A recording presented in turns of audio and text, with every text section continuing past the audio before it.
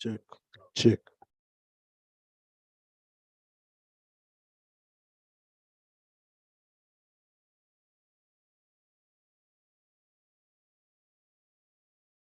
Check. Check.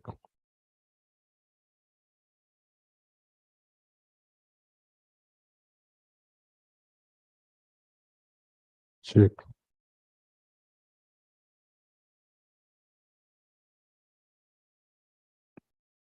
Check. Check.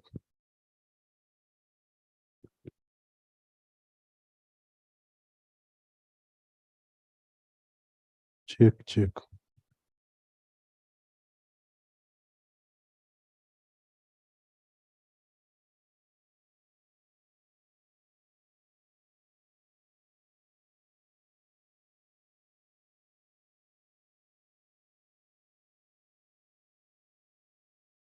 Check.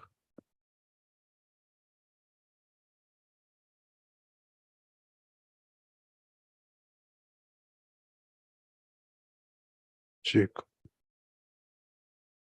Sergeant's mic. Check.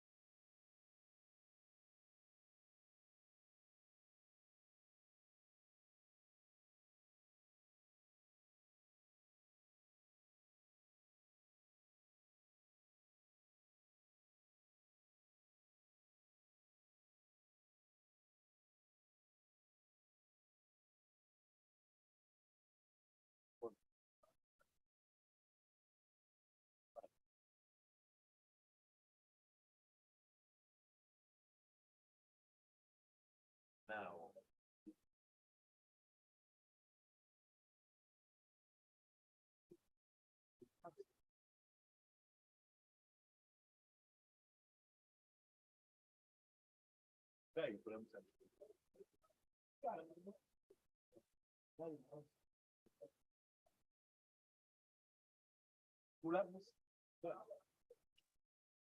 Give some money in my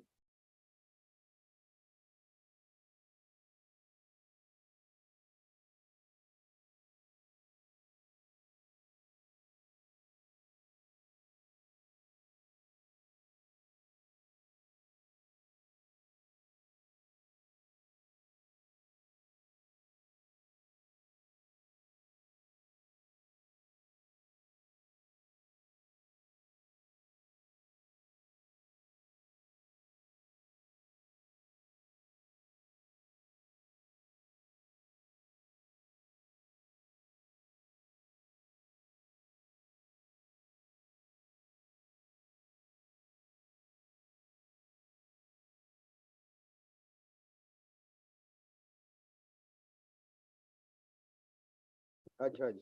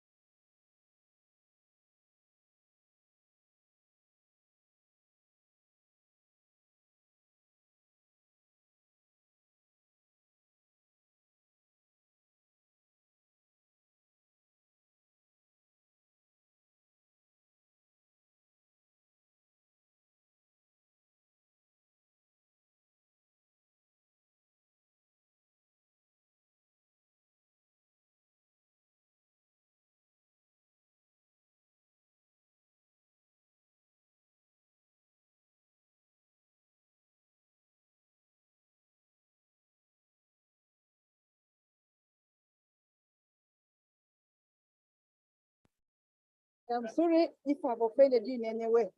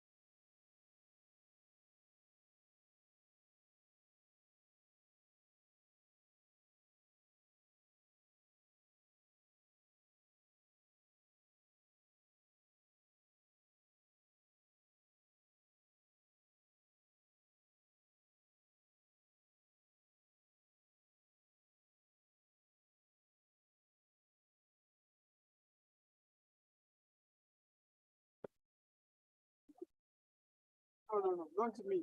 Maybe they are meaning someone else.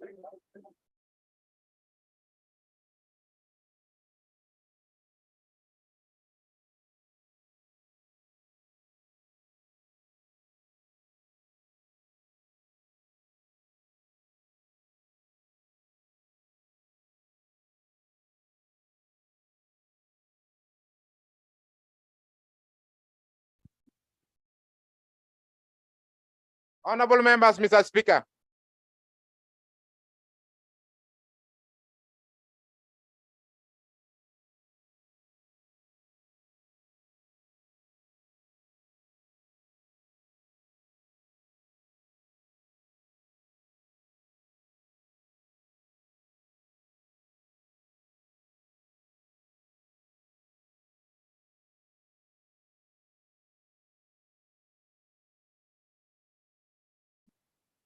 Prayers.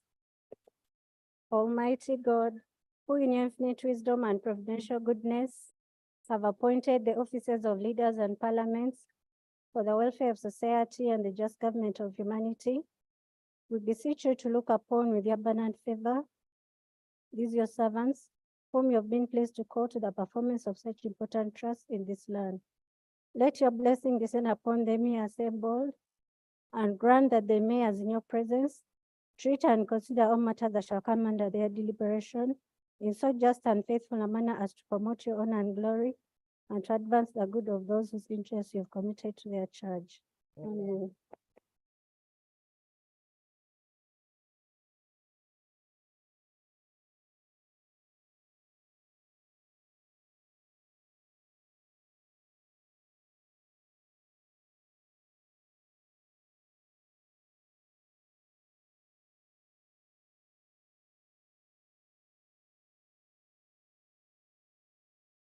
Item number Thank 2, you.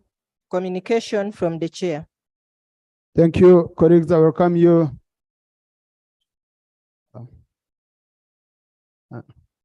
Are you now settled?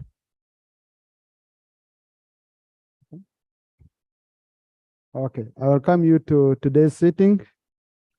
Remember yesterday, honorable colleagues, I told you that I have a list of colleagues who were ranked not to be participating in parliamentary activities. And the unfortunate bit is most of them were saying they don't catch our eye, we don't give them space, we struggle, but yet I know most of them don't attend. Today I've seen like 2, they've come, they are in. So if they stand up, I'll give them affirmative action. Now, instead of reading out the names, because some called me pleading, I'm going to write to them individually. Okay? Come and represent their people. Because you see, don't depict the presiding officers. Among all people, why wouldn't we pick you? And some, by the way, attend, but they just follow proceedings properly. So those ones at least are better than those who don't come. So I encourage all of you to participate in the proceedings of this house so that you represent your people. Your people, let me tell you, honorable colleagues, if you think being in a constituency working alone will bring you back here, I can tell you, you are mistaken. The way the day your opponent goes to the constituency and says, this one whom you voted to go and represent our issues has never spoken and has evidence, I'm telling you, you will start on a very, very wrong footing. Try to speak, at least greet the speaker on the floor. Because at least the people don't know about content. They know the times you've spoken, okay? Okay. And I would want to give you opportunities really to come up and express yourselves. So seniors, when you see standing up, and sometimes I jump you, and I'm picking those who have not been seen many times. It's the affirmative action we want to make. Yesterday, I agreed with the Minister for Kampala that she will update the House after meeting with colleagues who had raised the issue of FICO's law. So I hope the Minister for Kampala is around, because I'll be calling her, Government Chief Whip. I hope she's around. I'll be calling her to update the House. Then, when we were concluding yesterday,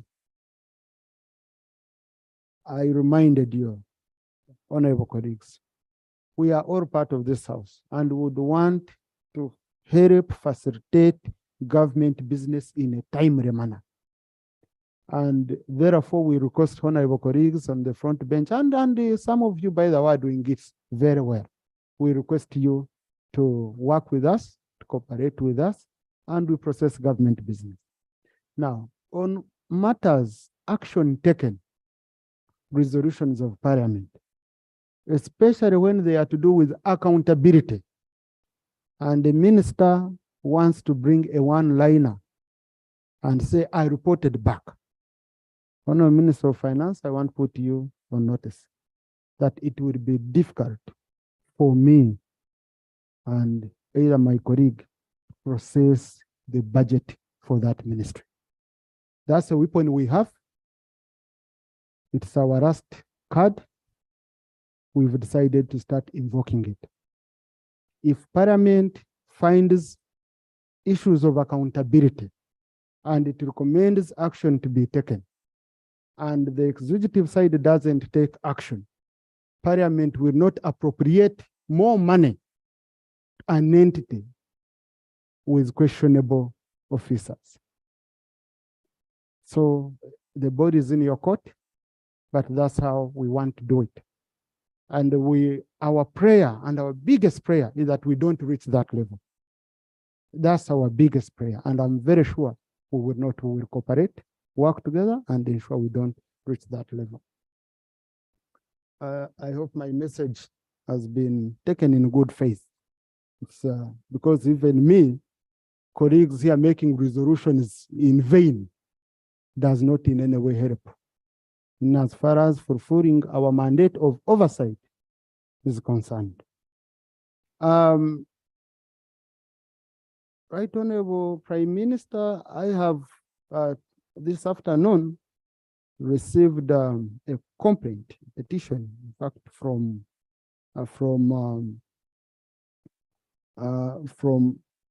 West Nile Cooperative Union Limited on the issue of payment for their tobacco, money for tobacco.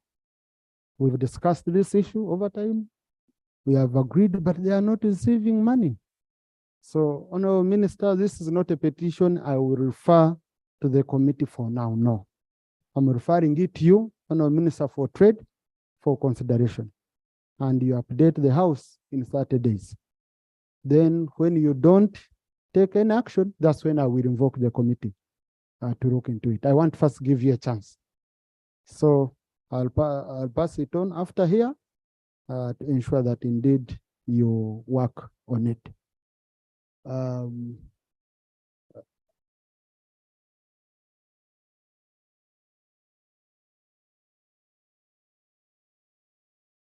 Yes, colleagues, I've also received a petition from our creative industry members, led by their chairman, Eddie Musuza, commonly known as Eddie Kenzo. Today they've met me this afternoon, but the petition I have assigned Honorable Nyamutoro to present it so that I can guide on how it is going to be handled thereafter by the House. So I will later on amend the order paper to allow Honorable Nyamutoro present the petition on behalf of our friends in the music industry. They are in the gallery, but we shall read their names after I've received the list so that we can recognize their presence. So for now, allow me to just pick 5 issues of national importance. I have very many issues I've seen here being presented, but I'll focus on emergencies. Like I guided every Thursday, I'll be giving 2.5 hours for members to raise issues to do with your constituents, to do what? And I've already informed the Prime Minister. She'll be here with the ministers. We shall give you enough time, colleagues. You raise your issues, and we ensure that they are responded to. So I'll start with Honorable Christine Kaya. I have not communicated things that need. My issues were very clear. The petition, I've given it to the minister. The other petition, Honorable Nyamutoro is going to present it. Now, what do you want to react on? These are, please, colleagues, I urged you not to put fuel. Let's keep using water. Those who are not here yesterday, they don't know. So, please, Honorable Christine. Thank you, Right Honorable Speaker. Dear Speaker and the House, I would like to remind you that tomorrow is the World Teachers Day. I'm a daughter to teachers. And based on the cries and challenges of the teaching profession in Uganda, I hereby report that it is urgently needed. It is of urgent importance that the minister at least shares with us a statement. First of all, to recognize this profession as an important profession, and to also show us the plan as a minister, as a ministry, concerning the teaching profession, because for a very long period of time, they have been sharing with us some of their challenges. So we would use this chance, probably today or tomorrow, to get a statement from the minister as far as the challenges made by this profession are concerned, but also to commemorate their day and to entice them and to also inform them that really Parliament thinks about this profession. Thank you, Honorable. I thank you, Right Honorable Speaker. Honorable Minister.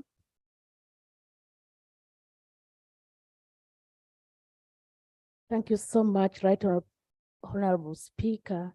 I want to thank my sister, Honorable Christine, for raising this very critical matter. Indeed, teaching profession is a noble profession. We love our teachers. Many of us here are teachers. And it is also true, Mr. Speaker, that tomorrow, the 5th of October, every year has been designated as International Teachers' Day that is being celebrated worldwide. And Uganda is also taking that day very seriously. Tomorrow we are having the national celebration. Honorable, don't make a statement in that form. Okay. We always receive statements, okay? So thank you, no, Mr. Speaker. Just first listen to me. Yeah. I would guide that if you have a statement, come, I give you space. Even today, I can amend the order paper and I accommodate you. Mr. Speaker, the statement is being worked on, and I want to pledge that tomorrow I will bring the statement right here and present on the floor. Thank you. Yeah, because that's what a member wanted. Colleagues, a member wanted a statement, then we would debate the statement. Yeah, but I would urge ministers, if you have any international day that is going to be celebrated, we give such a statements priority on the order paper. So they are part of government business. So always come in time. Okay. Honorable Biraro, procedure. Thank you, Honorable Speaker. Talking about special days that are internationally recognized. On Sunday, the 1st of October, was International Older Persons Day. And I was expecting the Minister of Gender to seek space from the order paper to debrief this House on the status of older persons. When we are processing the MPS for the Minister of Gender in this financial year, there were very curious issues in this entity, and the minister seemed clueless on how to progress. And when we offered the alternative, we thought we had enabled a very disabled entity to really pick up, and including failure to find resources to finance SAGE. Speaker, would you, now that he's sleeping on the job, to order the Minister of Gender to come and debrief the House on the status of older persons and how they have handled the issues that were raised at the consideration of the MPS for this financial year, that they seem to be clueless about, Right Honourable Speaker, now that the Minister and the entire entity seem to be sleeping on duty, with your indulgence, Right Honourable Speaker. Thank you, Rob. Yes, I also observed that and I was concerned. Now, I think as a practice, how we are going to move forward, okay? If the government in power is not able to give a statement, then I'll be allowing the opposition under Rule 53, where the leader of opposition is entitled to making statement, to give statement. Because, I mean, you make my, just, government chief whip. Even me, my hands get tied, okay? You have an international day, you spend government resources on it. This is parliament that appropriates, and you don't bring here a statement so that members debate and come on board. I don't know going forward what we do. What do you think we do, government chief whip?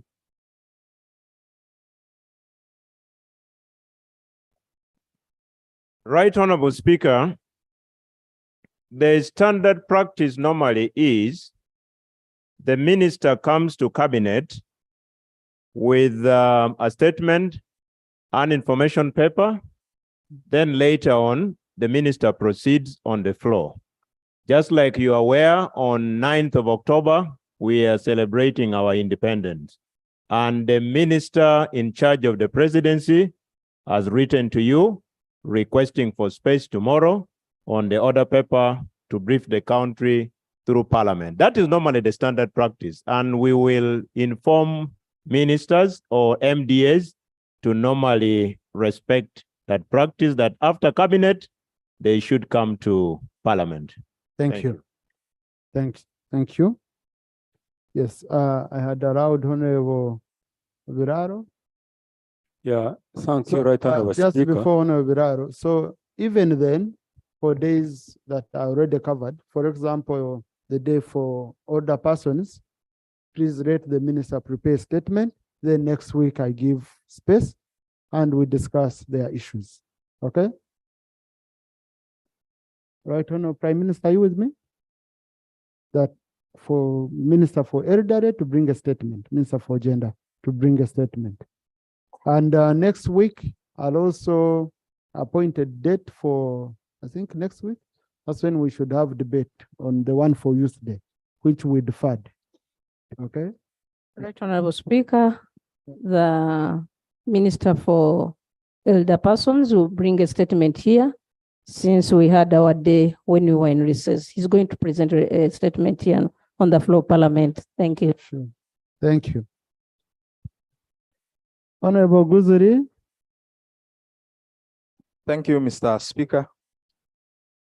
Right Honorable Speaker, you guided that the Minister for Lands and Urban Development should comply with the statutory requirement for them to bring a report to this House to highlight how all local governments are complying with the Physical Planning Act. To date, that report has not been submitted anywhere. I therefore seek your indulgence to invoke your powers so that the Prime Minister can liaise with the responsible minister so that we know to what extent these local governments are complying. Otherwise, we are destined to develop slums in this country, and I don't know who's going to pay the price. Thank you. Honorable Minister, you're here. An update for the House. And colleagues, on Tuesday, we are having a statement from the Minister of Energy on the status of the electricity sector. So issues to do with electricity, she promised me on Tuesday. I'll be here. Thank you. Thank you, Right Honorable Speaker. I want to thank Honorable Guzuli for the He's concern. Oguzu Lee, not Oguzuli. Oguzuri. Oguzuli. Right Honorable Speaker, I want to pledge to this House that next week we shall submit the report as required. Good. So, thank you. Now, colleagues, let me go back on track. Honorable procedure.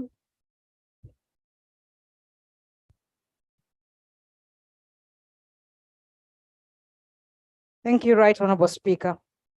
Right Honorable Speaker, yesterday I raised the issue of the challenge of sewage in Rubaga division. You sent us to the field, and the Minister of Education was there together with the team, the chair of the Education Committee, and you had asked them to come and report. So, Right Honorable Speaker, I'm just wondering whether it would not be procedural right to allow them report to the House and we find a way forward. But also the Minister of Lands, Right Honorable Speaker. Just Honorable Sarah, you can take a seat. Just let it not, let it pass. Honorable Sarah came just a minute after I had addressed that matter. So. Yeah, you sent us Honorable to the field. Ephraim My Mugraro. apology. My apology. Yeah. Thank you, Right Honorable Speaker. That's the point I started with, Honorable. They are going to report. Thank you, Right Honorable Speaker and honorable colleagues. Last year, 2022, August, September and October, there are a lot of rains that ravaged the country and most of the roads were destroyed and reports were brought here in the floor of Parliament. Buhweju West and the whole of Buhweju inclusive were reported to this House as a matter of national importance. Today, after September and in October, no action has been taken at all in Buhweju. Roads like Chirembe, Echiha, Nyamhira, and so many others, Right Honorable Speaker, were broken off and communities have never connected ever since. Right Honorable Speaker, we are again into the same season after a year. My prayers, Right Honorable Speaker, that this House now compels government to go to Buhweju and fix some roads so that communities can be reconnected. Two, that the Ministry of Works provides culverts and BRCs to replace those that were destroyed by the rains during that season. Right Honorable Speaker, I beg to pray. Thank you. Honorable Minister. Thank you very much, Right Honorable Speaker. I thank my honorable colleague for reminding us on the matter. And I'm going to get in touch with him to get further clarification and the information. Then we can sit with him to sort that problem and we get out of it. Thank you. But Honorable Minister, you have a station in Mbarara. Have your own station. So the member has just given information. What I expected was you to say you're going to direct the manager of your station in Mbarara to go and assess. And then you think that would be better, or you're working on it? Honorable Minister. Right Honorable Speaker, why I insisted I need to contact the honorable colleague to verify the claims. That problem was nationwide. And the majority of the problems of that category, we have worked on them. And I was also wondering why we have not tackled their part. That's why I said I will get in touch with him. We further verify, then we see where the problem was. If we see they were missed out, maybe because of any problem, we have the capacity, we have the regional mechanical workshop, we have even force account, even of recent, the 1 billion, half of it has already gone. We start to sit and harmonize that problem is solved. Thank you very much. Chairman Committee on Roads. Before Chairman Committee, Yes, you had the procedure matter, Honorable? Mr. Speaker, thank you very much. Mr. Speaker, as a matter of procedure, following what Honorable Mukama is saying, he's saying he wants to get in touch with Honorable Biraro. But the problem is the same. In Mbale, we had the same story for a year now. The Prime Minister have had meetings with her. She promised there were 220 billion shillings for roads. Nothing has happened. So for the minister to say to get in touch with only one person for one region, when other regions are suffering the same, it will not be good. We have submitted all these roads and bridges personally to Minister of Works. Nothing has happened. I've written to everyone, nothing has happened. So would it be a procedural matter to say he would it be a procedural right to say we only move with one person other than the entire nation? I beg to. All right. Honorable colleague,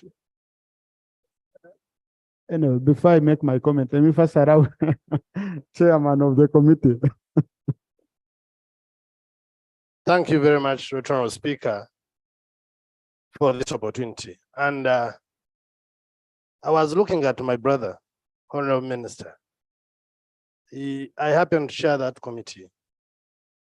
Every time we interact with the ministers and they take and quote him, they are very clear that they don't have money. In the Mbarara Mechanical Workshop, right, Honorable Speaker, there are 3 excavators. They are all down. They said it is only one that can be able to move, but also it would need 16 million, which the workshop does not have. Now, that applies to the other mechanical workshops in the country, Right Honorable Speaker. Right Honorable Speaker, those mechanical workshops, we're actually taking an effort to assess them. They are white elephants. Now, I am wondering why my senior here, I don't know whether it is a spirit of cadreship, why he cannot tell this parliament the truth. No, that's not a spirit of cadreship. No. Cadre has told the truth. Because really, Right Honorable Speaker, and I want to be on record on this, that as we head for these heavy rains, it is going to be worse and to everyone. So we should not cosmetic, Right Honorable Speaker, about this. The Honorable Minister should not give blanket statements. This is something that we should interrogate. If they need support, they should state it to the country and we support them. Thank you. Honorable Minister, on Wednesday next week, I need you to give a statement showing your capacity and preparedness to handle emergencies that are coming. Because I'm having very many issues. Honorable Nyachkongoro has a bridge, who has very many. So now we need to know how prepared are you, so that if you're not and you don't have resources, we stop wasting time about it, okay? Otherwise, the message you're giving us here shows you have money, but what the chairman of the committee is finding from his assessment with the committee seems you're not doing well. Rope, you wanted to say something? Thank you, Honorable Speaker. Of course, I submit with a lot of empathy to my honorable brother. I submitted to the House a catalog of issues for which members raised concern and they got no responses. And this issue was issue number 19. It was raised on the 25th of April, 2023 by the Honorable Francis Mwijuche. It's being brought back by the Honorable Biraro. There are over 50 issues here, and they're going to continue being recycled here because the front bench prefers that they fizzle out. I don't know, Speaker. But, Honorable Speaker, would it be procedure okay with your kind indulgence that in your time after this House, you kindly get hold of this document and call minister by minister, as a roll call of perpetual absentees to come here and answer to their duty. Because a sacred document of the House called the order paper is being congested because there are people sleeping on duty and we are circling business, right, Honourable Speaker. May I kindly ask of you that you indulge the order paper to call them, because in the matters you are calling on their responses may not answer to these questions. There are several issues on the environment, on corruption, on infrastructure, on what, and they're not answering them. And they believe they will fizzle out, right, Honourable Speaker. May you kindly guide on how we should deal with these issues now that this is a document, a property of the House, right, Honourable Speaker. Thank you. Thank you, Lop, for that information. Already CRAC is instructed to comb through the Hansard, pick all these issues. And I was told that I think they should be ready by tomorrow, okay? Then I wanted, after we've gotten all these issues, we have a meeting with the leader of government business, the government chief whip, the leader of opposition, and the CRAC, and we ensure that we create enough space on the order paper for ministers to respond to all these issues without going into too much. Or even the Prime Minister can take them on, you know, under Prime Minister's time, and we have them sorted. But what members need are answers. Of course, it's really absurd for a member to ask a question and he gets an answer after 6 months.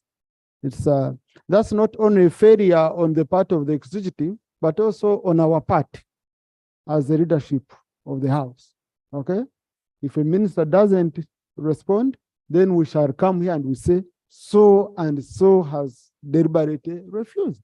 But they shouldn't fail because they've always responded. They've always responded to these issues. So clerk, ensure that indeed all these issues are finished so that maybe Friday I can have a meeting with you, with the leadership on both sides, and we see how ministers can quickly. Maybe some have forgotten about these issues. Yeah, okay. We do all this together, honorable colleagues. We handle it together. So, no, honorable colleagues, we are going to go on procedure and we reach 4 p.m.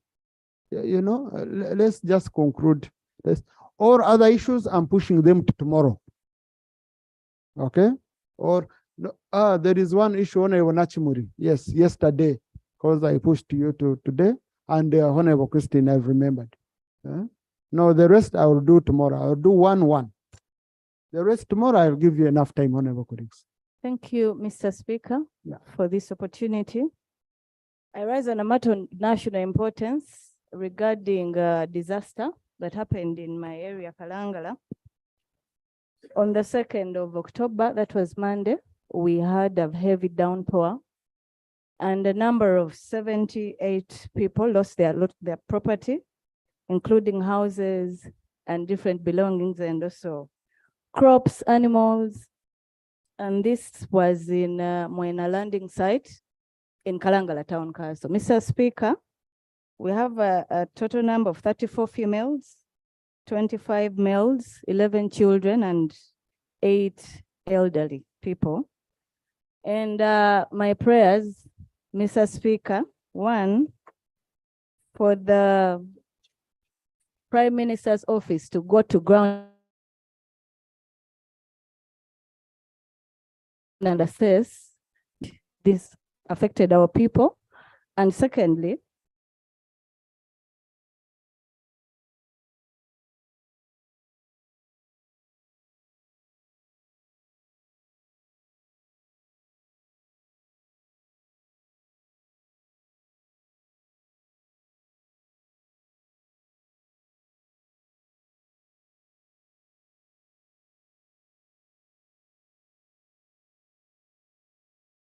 anyway, Honorable Prime Minister, is it true Karanga has never received any relief for help?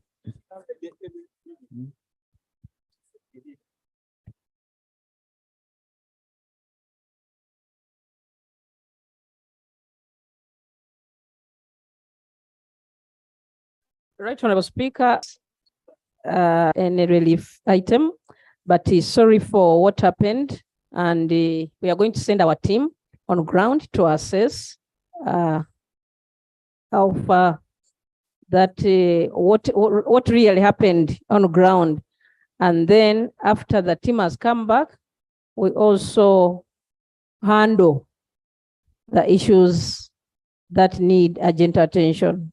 I thank you. Thank you. Now, honorable colleagues, I've received 4 cheats here. You're even bored. You tell me I give you an opportunity because tomorrow you're not going to be here. Can you imagine? This democracy has taken us far. You're giving me notes. You're even saying, allow me, I want to speak today because tomorrow I'm not here. No, I really understand the issues you might be having, but as long as Parliament has not assigned you anywhere, I expect you to be here when I'm here. Otherwise, whom am I going to address? Will I run business alone? Yeah, so, Honorable Christine, Martin Muzare procedure.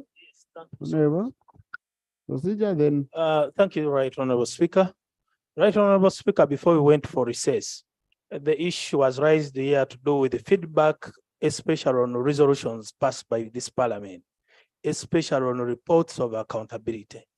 I had expected that the Prime Minister would have used this recess to organize for us that report so that we can know how far and what actions have been taken on these reports or resolutions. I thank you. Yes, Honorable, you are working on it. And this is related to what we just talked about a few minutes ago. Because you see, before I put anyone on task, I first put my officers to task to get for me information. Then when we go to a meeting, I say, I need ABCD. So we are working on it and we are going to work with the Prime Minister and they will come. Yes, Honorable Musasizi. Thank you, Right Honorable Speaker. Right Honorable Speaker, in respect of what Honorable Muzare has said, we have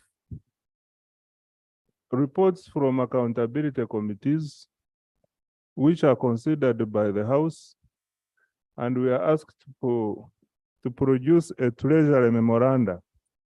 The period given to us normally by law is 6 months, within which we must report back to Parliament on the actions we have taken.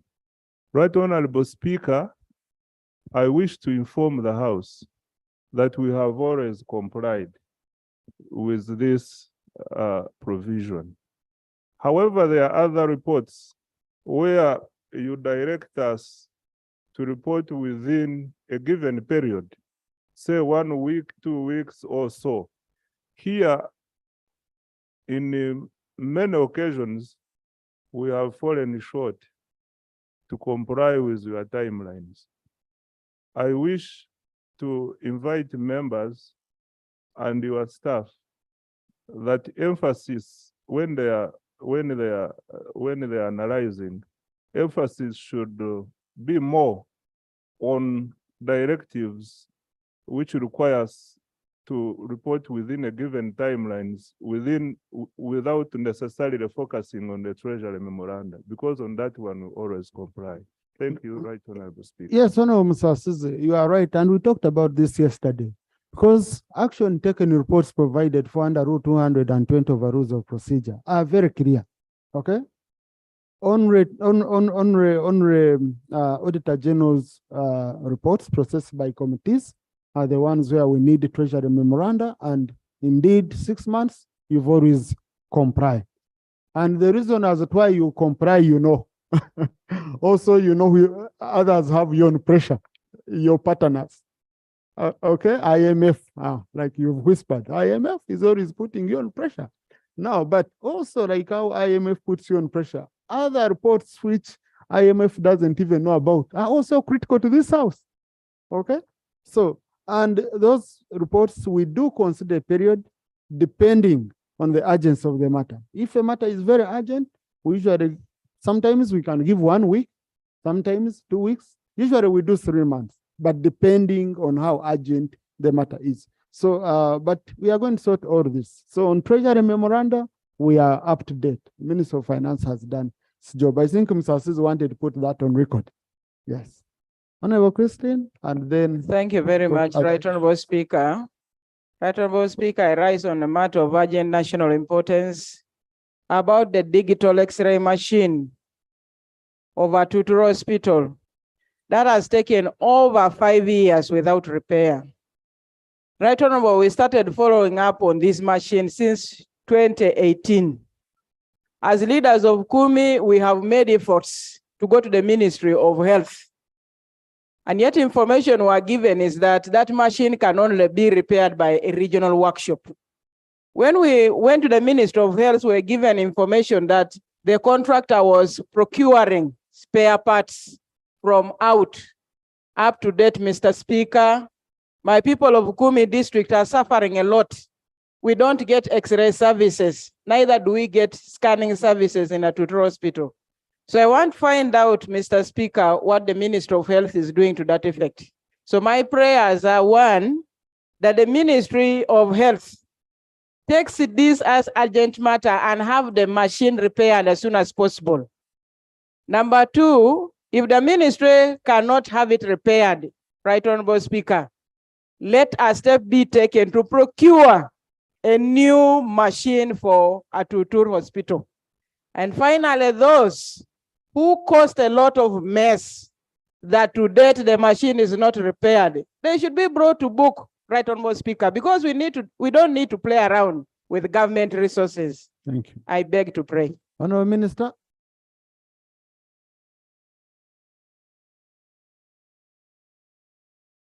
Thank you so much, Right Honorable Speaker.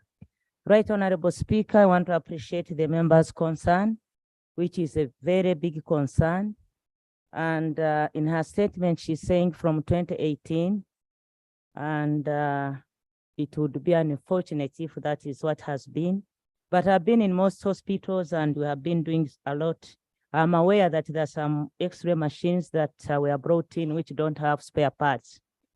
And if Auditor Hospital is one of them, I take it upon myself, Right Honorable Speaker, to follow up this matter and to have action on this matter. And we shall work with the honorable member to ensure that something is done with emergency.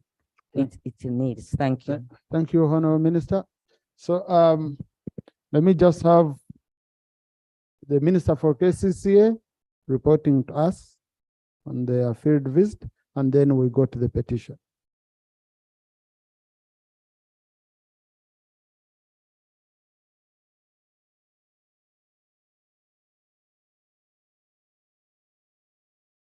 Thank you very much, Right Honorable Speaker. The question was raised yesterday about the concern about the schools. This morning, we have sent a team of technical people to those schools, but by the time I left office, they had not yet come back with a report. And I promised to report tomorrow when they have given me a written report about the schools. And public health has been there, and Minister for the Education Committee has been there. So they are not yet back from the field. But they are here. Chairman, Committee on Education. No, the KCCA group. Me, I sent the KCCA group. Chairman, Education.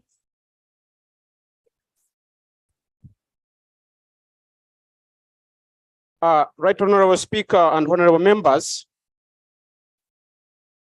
as the Minister of Cases has put it, and as you remember, honorable colleagues, yesterday, the matter concerning the contamination of water sources in Kampala following the release of sewage during heavy rains, reportedly by the two schools, that is St. Kizito, it's actually St. Kizito Secondary School and St. Anne's Primary School in Kabwa and Rubaga, and the need for the Ministry of Education and Sports and Kampala Capital State Authority to investigate the matter was raised and briefly discussed.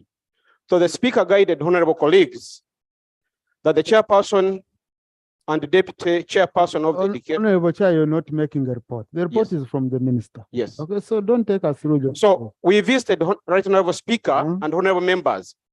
I went with a team of 3 members from the committee, and Honorable Cyril Penn, who raised the matter, were joined by a representative of the Kampala MP, that is Honorable Aloysius Mukasa.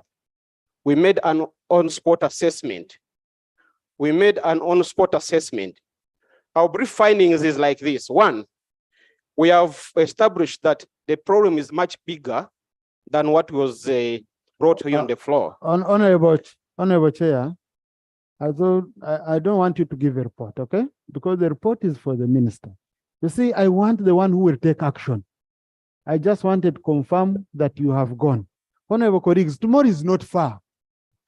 Uganda is not ending today. Kampala is, please. You know, Kampala is not closing today, okay? Honorable Minister, come tomorrow. Honorable Minister, are you listening to me? Yes, just come tomorrow, like you have requested, and you give the statement, the response. Thank you very much. Yeah. Just let's wait tomorrow. Please, the team, you should connect together. Let's wait tomorrow. Okay. Honorable colleagues, in the public gallery this afternoon, we have a delegation of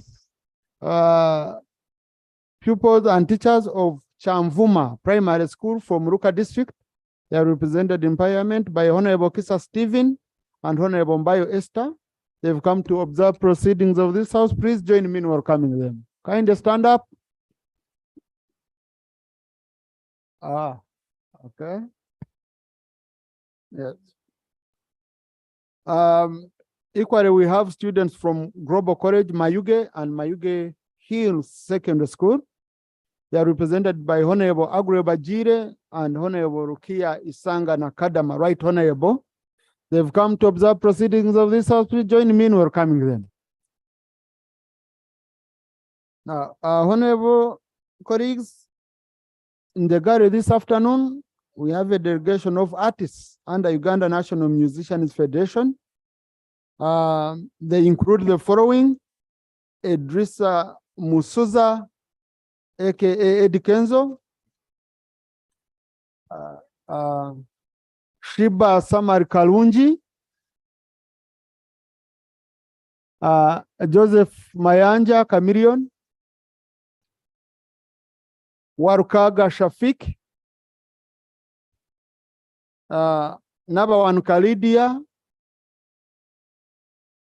commonly known as Jasmine. Yes, yeah, yes, Lydia Jasmine. Carol Nantongo, Hamson Bariruno,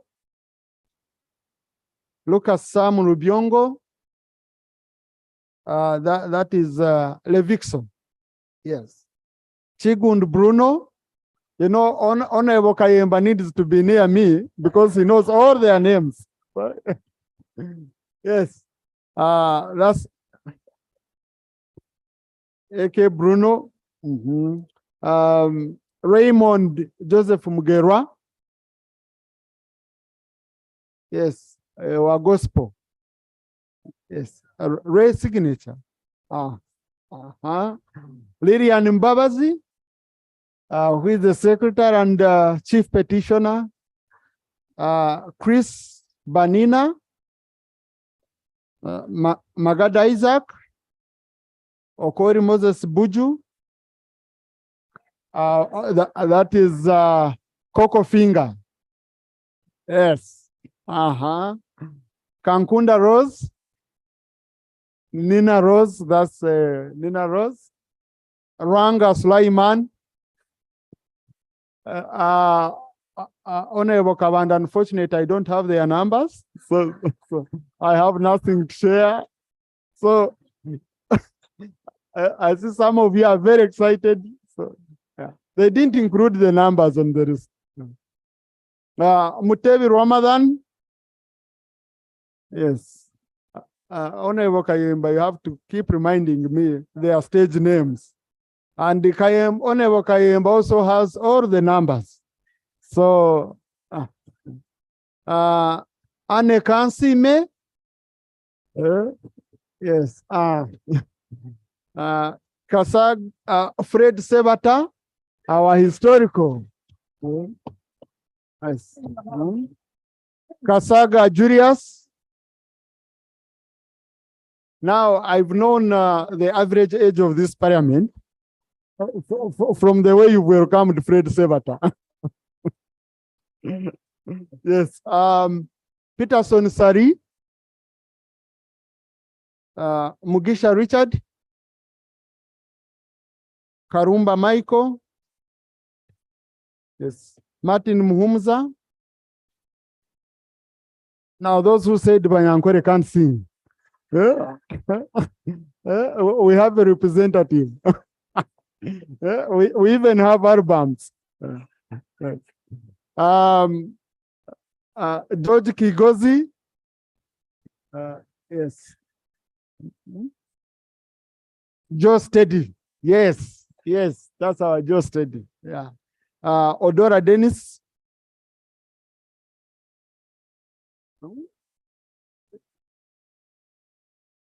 Okay. That's a clear confirmation that the Japadora can sing. Yes. We are yet to get Musoga. So, Ntege Emmanuel, Isaac.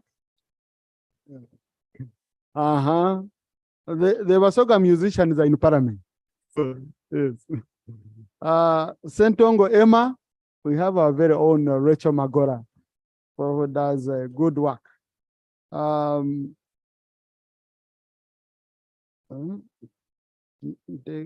Sewanyana Malcolm James. That's a Sewa Sewa. Yes. Arionga Uzea. Muhumza Anton.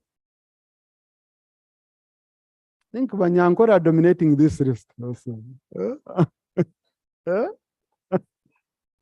Odiambo Geoffrey. So the Samia are well represented, Honorable Macho. Othieno Dedrick. Agaba Ezra. Layeng Fortunate Agre. Kayuza Solomon. Seguja Madil. Loktan Alex. Mandera Kenneth. Jurua Joseph. Chobtunji Charity. Amodoi John Bosco. Awol Zulaika. Babidie Harima. Atwine Amon. Mugwanya James Robinson. Mama Wenge Jennifer. Owere Philip. Kokiriza Drake James. Ongom Jimmy. And Mubiru Vincent. But we have also members in the chambers. Honorable Geoffrey Retire.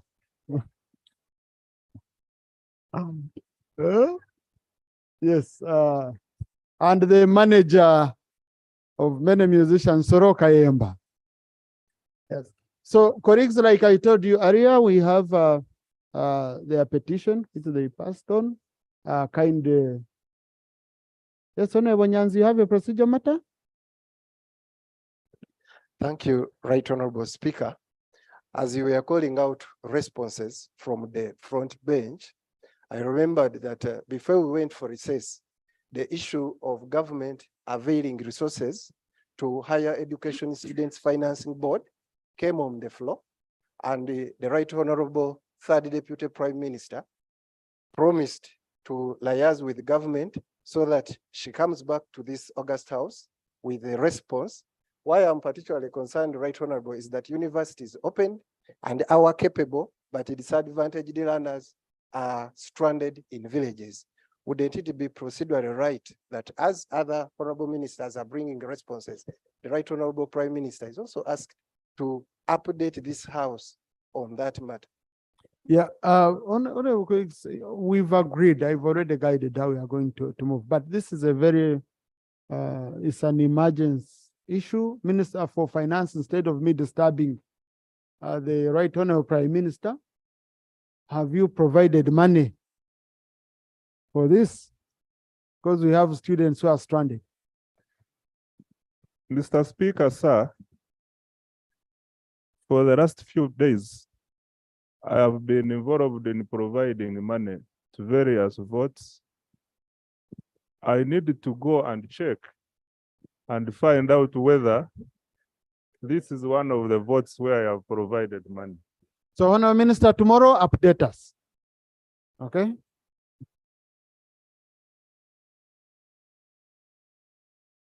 Tomorrow update us. Clerk, kindly call the next item, which is the petition.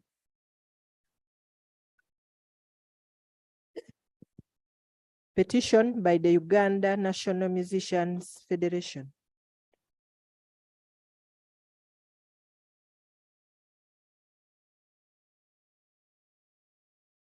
Honorable Nyamutoro.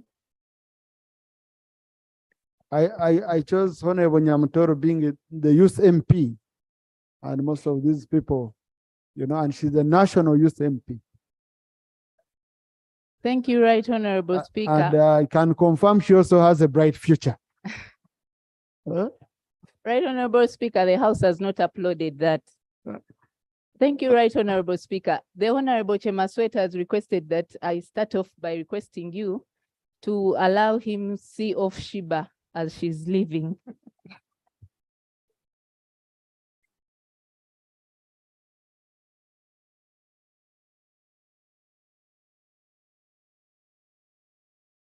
Yeah. Wow.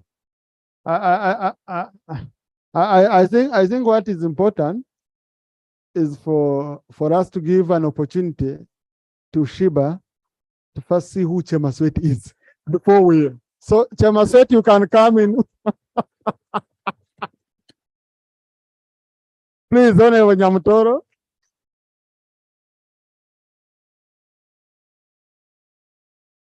Honorable Nyamutoro. Right Honorable Speaker, allow me start by laying on table. A procedure, Honorable. I'm sorry to disturb my young sister. The procedure that I'm raising is that history has had it about Honorable Chemaswet. There is one time we were someplace in Chankwanzi and he carried one of the female ministers, and I don't know where he was going to take that lady, Honorable Bigombe. Is this procedure right to allow Honorable Chemaswet with that history to follow Shiba?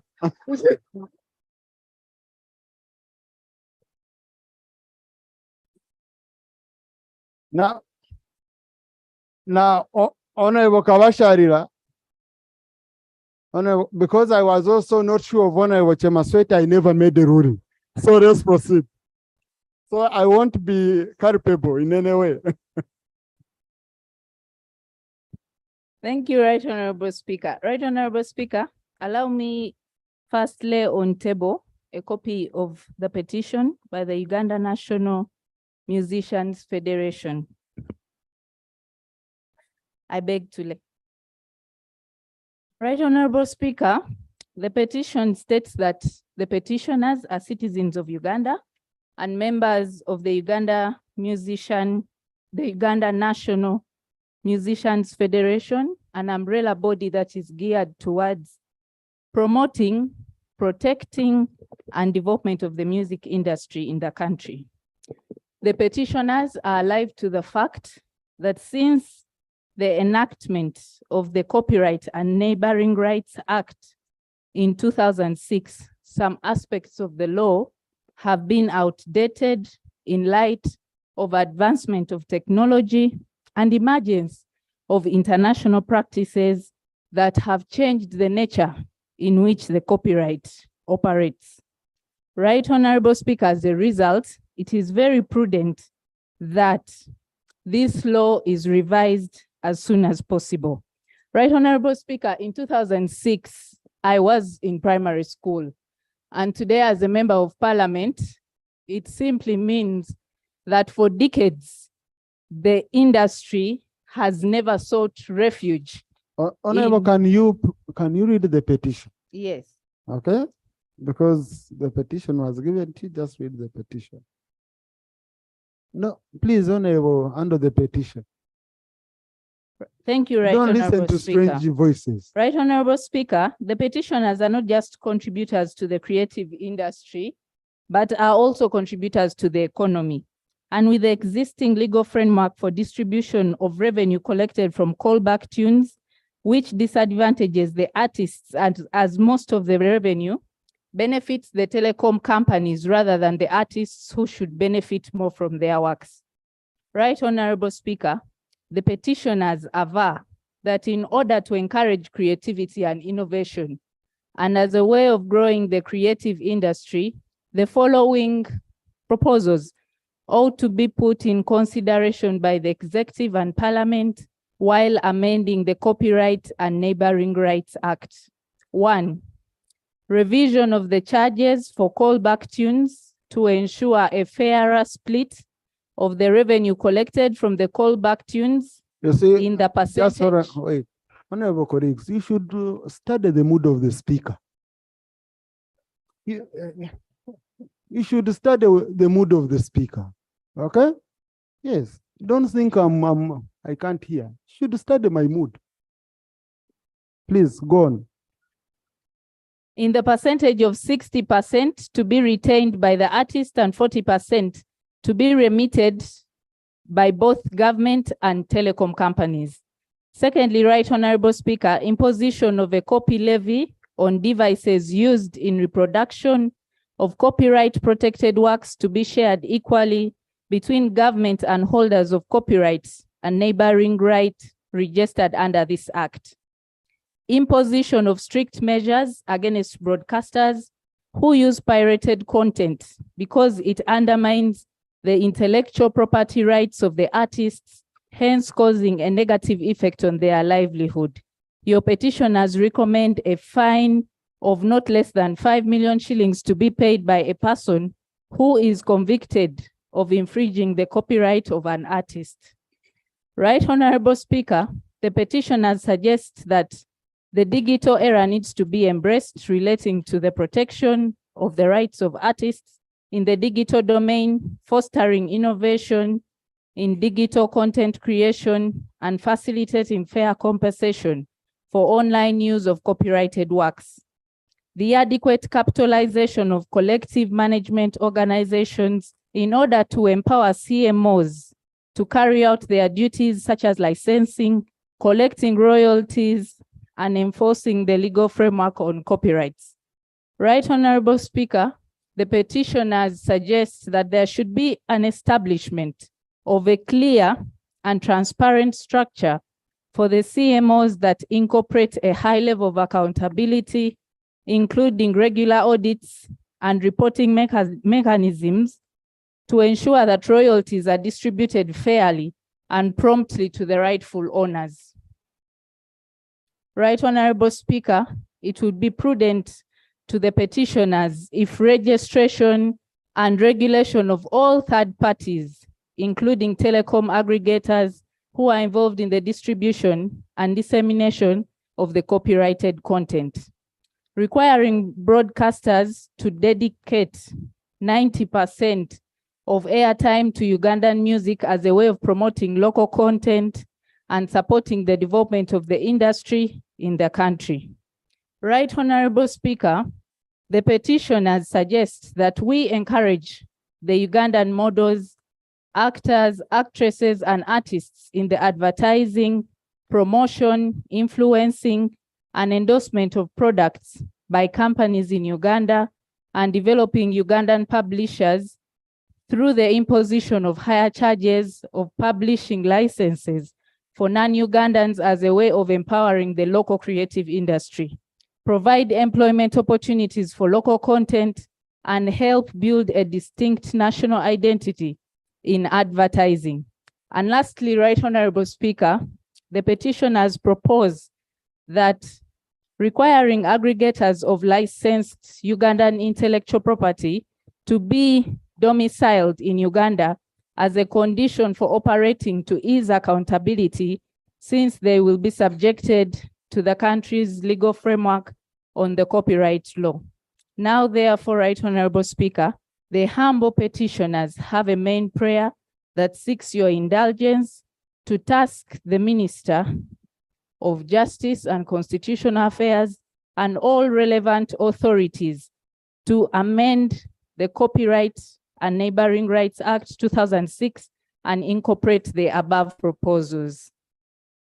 I beg to submit. Thank you. Thank you. Please.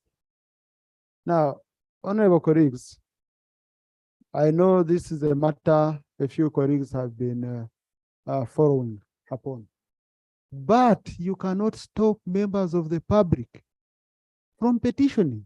Rule 30 is very clear. At any time, because for them, they don't know what you're doing inside here. They are not privy. Okay. Oh, now, maybe I needed to inform our visitors that for you, you're not supposed to clap or I think they were not briefed by our protocol team. Yeah. You appreciate at heart.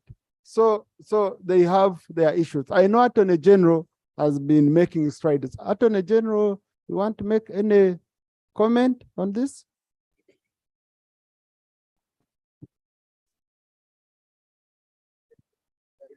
Thank you very much, Right Honorable Speaker. Indeed, after a given period, the laws require to be sieved and updated. I do understand our musicians' concerns. Our chambers have been working on this law, but we welcome the petition. We shall work with the committee and see how to improve it and accommodate their interests. Thank you very much. Yeah, thank you. Now, Attorney General, I want to refer the petition. I want to handle this petition in two ways. One, there are issues which are low-hanging fruits for our music industry. These people are losing a lot of money, especially to the telecoms. These ringtones you're seeing being used and all that, some people are benefiting and some of these musicians are earning zero. Now, if you're to wait around 6 months, how many months of processing a row, they are losing revenue. It's like you having your own business, just leaking. Someone is taking proceeds out of your business and you're not getting anything. They have aggregators, and I know that industry of aggregators very well. I know it very well. I've ever owned a business in that line, so I know it deeply. So they have aggregators who are, you know, you find a song which you pay 1,200 shilling, an artist gets like 70 shillings. Some of them get zero. Okay? So what I want to do is, on the issue of the law, Attorney General, I'm going to give you the petition. But on the issue of content of musicians, which is being used and they are not paying and yet they are earning, I want the committee on ICT, to handle and report back to this house within 30 days. Honorable Kayemba, you wanted to say something? Yeah. Thank you very much, Right Honorable Speaker, for the opportunity. On 21st July 2022, my comrade Honorable Hilary Chiaga was given leave by this Parliament to process the amendment of the 2006 Copyright and Neighboring Rights Bill. Uganda Law Reform Commission took it over. We are now approaching 1.5 years. We haven't got any feedback from them. So my prayer is the Attorney General's office handling this should speed up and expertise, because the thieves are stealing, yet the industry is suffering. Thank you very much, Right Honorable Speaker. Now, honorable colleagues, you can see why our friends are petitioning all this period. Attorney General, what is the problem? As Honorable Nwagaba and Honorable Mshemeza. Yeah, thank you, Right Honorable Speaker. I thought I would give this information. The enforcement body in respect of this particular law is the Uganda Registration Services Bureau. And referring this matter to the ICT committee, in my view, may not get the proper results. But however, there is also a wide literature in respect of case law and in respect of ringtones. As we wait for whichever committee or for the Attorney General to amend the act, I would invite their fellow artists to consider using the courts of judicature to get remedies. But the enforcement authority is the Uganda Registration Services Bureau. Thank you. You see, Honorable Nwagaba, what we are saying is simple. I've interacted with these people. Other artists in other countries are earning billions out of ringtones, but here they are not, okay? And the committee responsible is the committee on ICT. When people come here to petition and they need our urgent help, that's why I have said we handle it in a two-way approach, so that the committee for ICT interacts with these agencies that are utilizing the content but are not paying. Even URSB, I know it's under Committee on Legal, but it can also appear and show the challenges. But in the meantime, the biggest chore, Attorney General, is just having the role. Okay, is just having the role. Honorable Mshemeza. Right, Honorable Speaker. Sometime back, I raised a matter of national importance, and you are in the chair. And one of the issues I raised was that very issue on the callback tune expenditures and copyrights, and even the money for the deceased on the mobile money. Right, Honorable Speaker, you referred the matter to the Committee of ICT. I appeared to that committee as a first witness, and I'm aware the process is going on. Are we procedurally moving well to refer the same matter which was already ongoing to the ICT when the matter is being considered? Yes, Honorable, we are proceeding very well and extremely well, because there is no problem adding additional information, because you see they might be handling, but none of these artists has appeared. Now it is one group appeared, another one didn't. Okay, or you can even appear, and I feel me as an individual, because you see, colleagues, I have a petition and it is signed by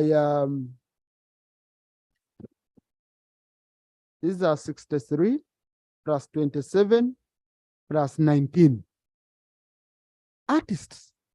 You can't ignore their voice to say internally you're handling the matter.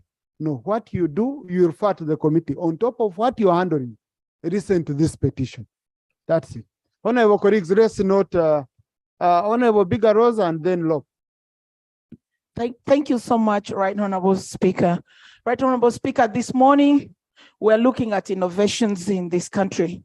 And honestly, we could not proceed because of the lacuna, the gaps in the Copyright and Neighbors Act. I honestly want to agree with you that this should have been done yesterday. And I promise you my back, I'll be able to go to ICT to listen. Why give me the back? Huh? Why? Yeah? It's a Terego way of saying I'll give you my support. Okay. Because in Terego we carry babies on our back. Okay. There's nothing big about that. Thank you. You know, we have one national leader who said, I'll put my behind.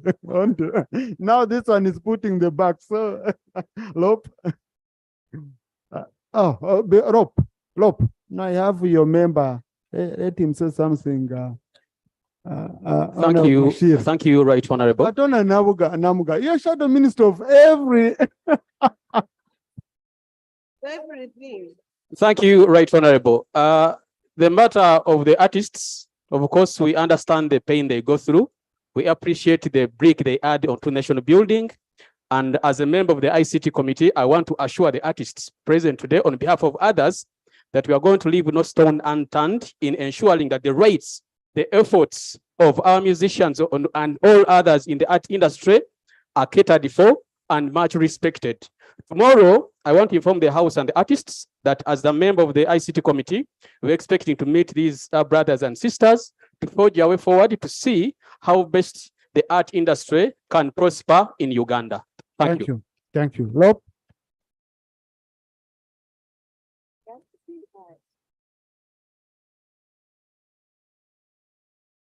Much obliged, Right Honourable Speaker.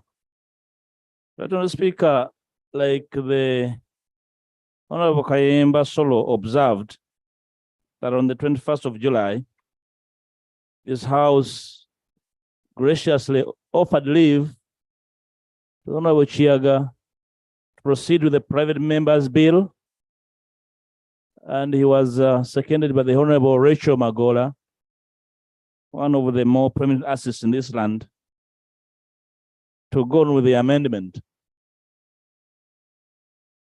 Of course, the process, right, like you're aware of the private members bill, has very serious inordinate challenges that we encountered. However, we were able to have meetings with the Law Reform Commission, which under the law is supposed to move these amendments in earnest, but they were sleeping on duty.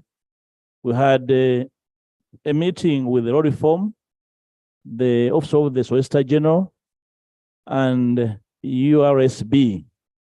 And the issues we had with the URSB was that even before you amend the law, like you observed, Honourable Speaker, there are low-hanging fruits. And the issue of enforcement came to bear, that the URSB is sleeping on duty in as far as enforcing the basics is concerned. So enforcement is a challenge and a problem. However, Honourable Speaker, this is not the challenge. 2 weeks ago, I received a copy of a notice from the Solicitor General inviting for another stakeholders meeting of the same law. Will it please you, Honourable Speaker, to give the Office of the Attorney General timelines to clear all pending consultations so that the member can finally move the bill, including the Ministry of Finance, which was consulted to notify Parliament if they have any reservations regarding to granting a certificate with financial implication, Honourable Speaker. What is so strange is that I see government looking for revenue, chasing hawkers, street vendors, looking for small revenues. This industry is 100 times bigger than the so many small things that are really occupying government or get revenue. I wish you have an idea. So what happened to imagination from government? They are looking for small trinkets for revenue. When you have an obvious industry that can support government, Honourable Speaker, I beseech you to give these government entities timelines. That's the best answer for the industry. Timelines. We cannot legislate endlessly when we have people losing time, momentum, and motivation to create. It's not about artists alone, it's about writers, it's about poets, about comedians and everyone. Right, Honourable Speaker, this House needs to give timelines, which we are going to monitor religiously to ensure that they deliver upon on this bill, right, Honourable Speaker. I so pray. Thank you. I totally agree with you. Attorney General, where is the problem? Before,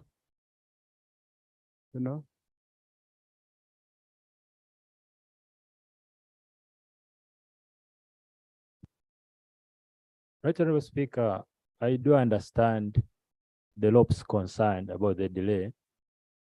But if we are to make a law that satisfies the interests of everyone, we have to do the requisite research.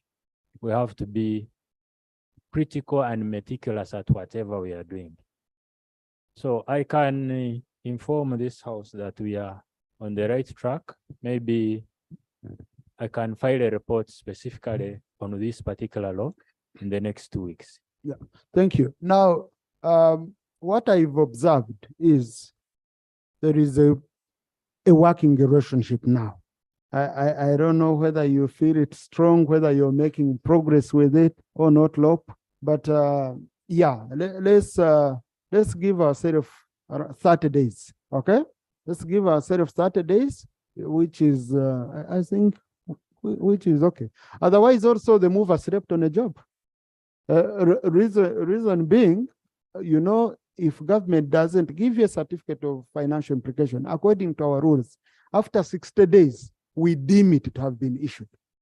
Otherwise, government should come out and say, we are giving you the law you're bringing is in contravention of Article 93 of the Constitution. It has a charge on the consolidated fund or not. If you don't, once you've gotten leave of parliament, then you come here for first reading. And then sometimes they wake up. We've used it, but I'm appreciating the fact that the Attorney General's office and the move and LOP are coordinating. And I hope in 30 days we should get a very clear update. Yeah, I can see everyone is anxious. We are waiting for that law so that we unlock the potential of this very, very critical sector. No, Nyamtoro, you had anything to add? Right, Honorable Speaker, the law elaborately spoke my mind on the issue of time frame, but allow me to appreciate you, Right Honorable Speaker, for taking pertinent concern in this issue.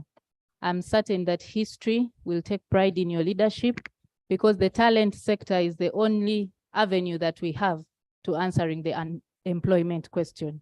Thank you, Right Honorable. When I retire, that's where I'm going. So I need fight for the sector. And many of you colleagues will join me. But Honorable Guzuri had suggested to me something. He said when they're appearing before the committee, they should appear in a region so that it's not just a Kampala affair. That one I will detail it in the terms of reference when I'm forwarding the petition. Thank you.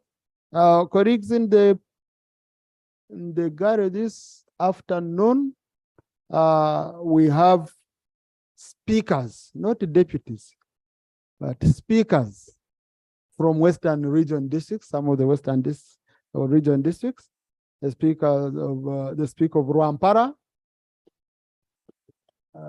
yes, Chiruhura, Kazo, Ntungamo, Shema, Ibanda, Hoima, Bundubujo, Buhwenju, Kagadi, Kakumiro, Ruchiga, Shema, Mbarara, Chikube, Kasese, Kagadi.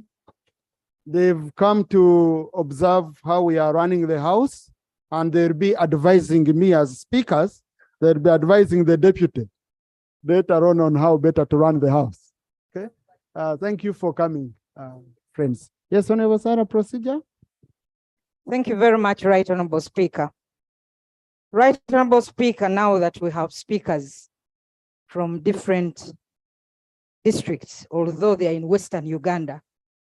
Some time back, Right Honorable Speaker, I think it was in August, I raised the issue of the Ministry of Local Government failing to give stamps to the LC1 chairpersons, and this problem is still prevalent.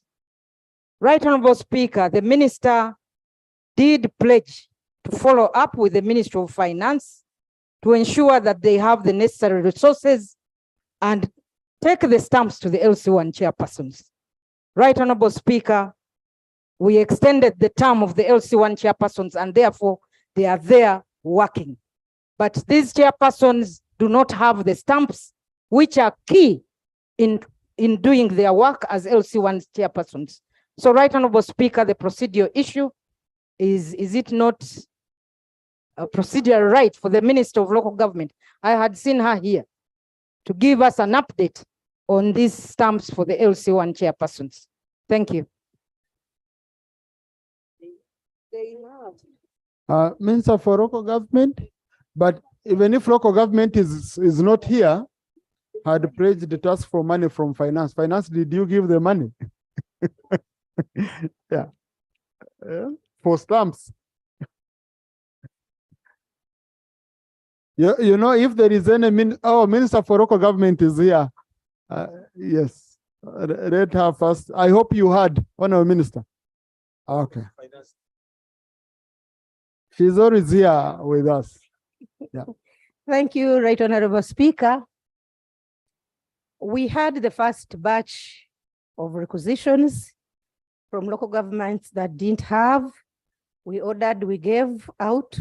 There is a second batch, and I do promise that we shall assemble those requests to the printing press and distribute them accordingly. I'll take it seriously, sir. But Honorable Minister, these people are working. When?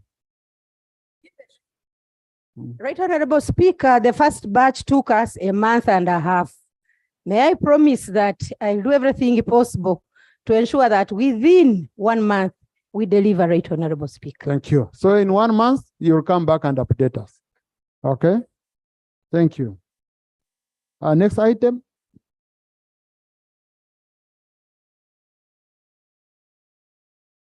Item number 3, laying of papers. 3.1, report of the Committee of Tourism, Trade and Industry on the due diligence oversight visits on the Committee Chair. Civic. Now, Honorable colleagues, you can see Honorable Chemaswet left a long time ago to lay a trap.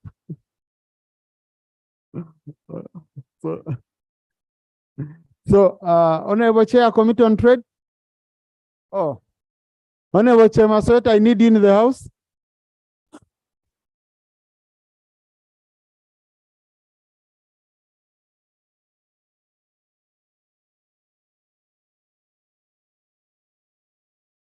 At least if anything happens to Shiba, we are sure it's not Chemaswet.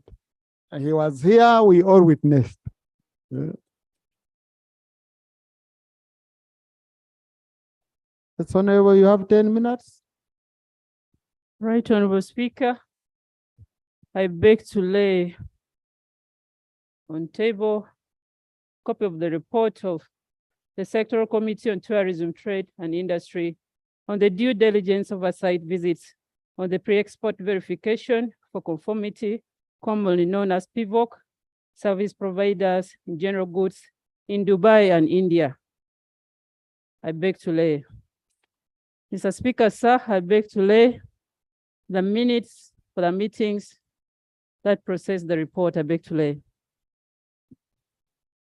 Right Honorable Speaker and honorable colleagues, I'm aware I have very little time. The report has been uploaded, so I want to believe that members will be able to read through. Honorable Speaker, sir,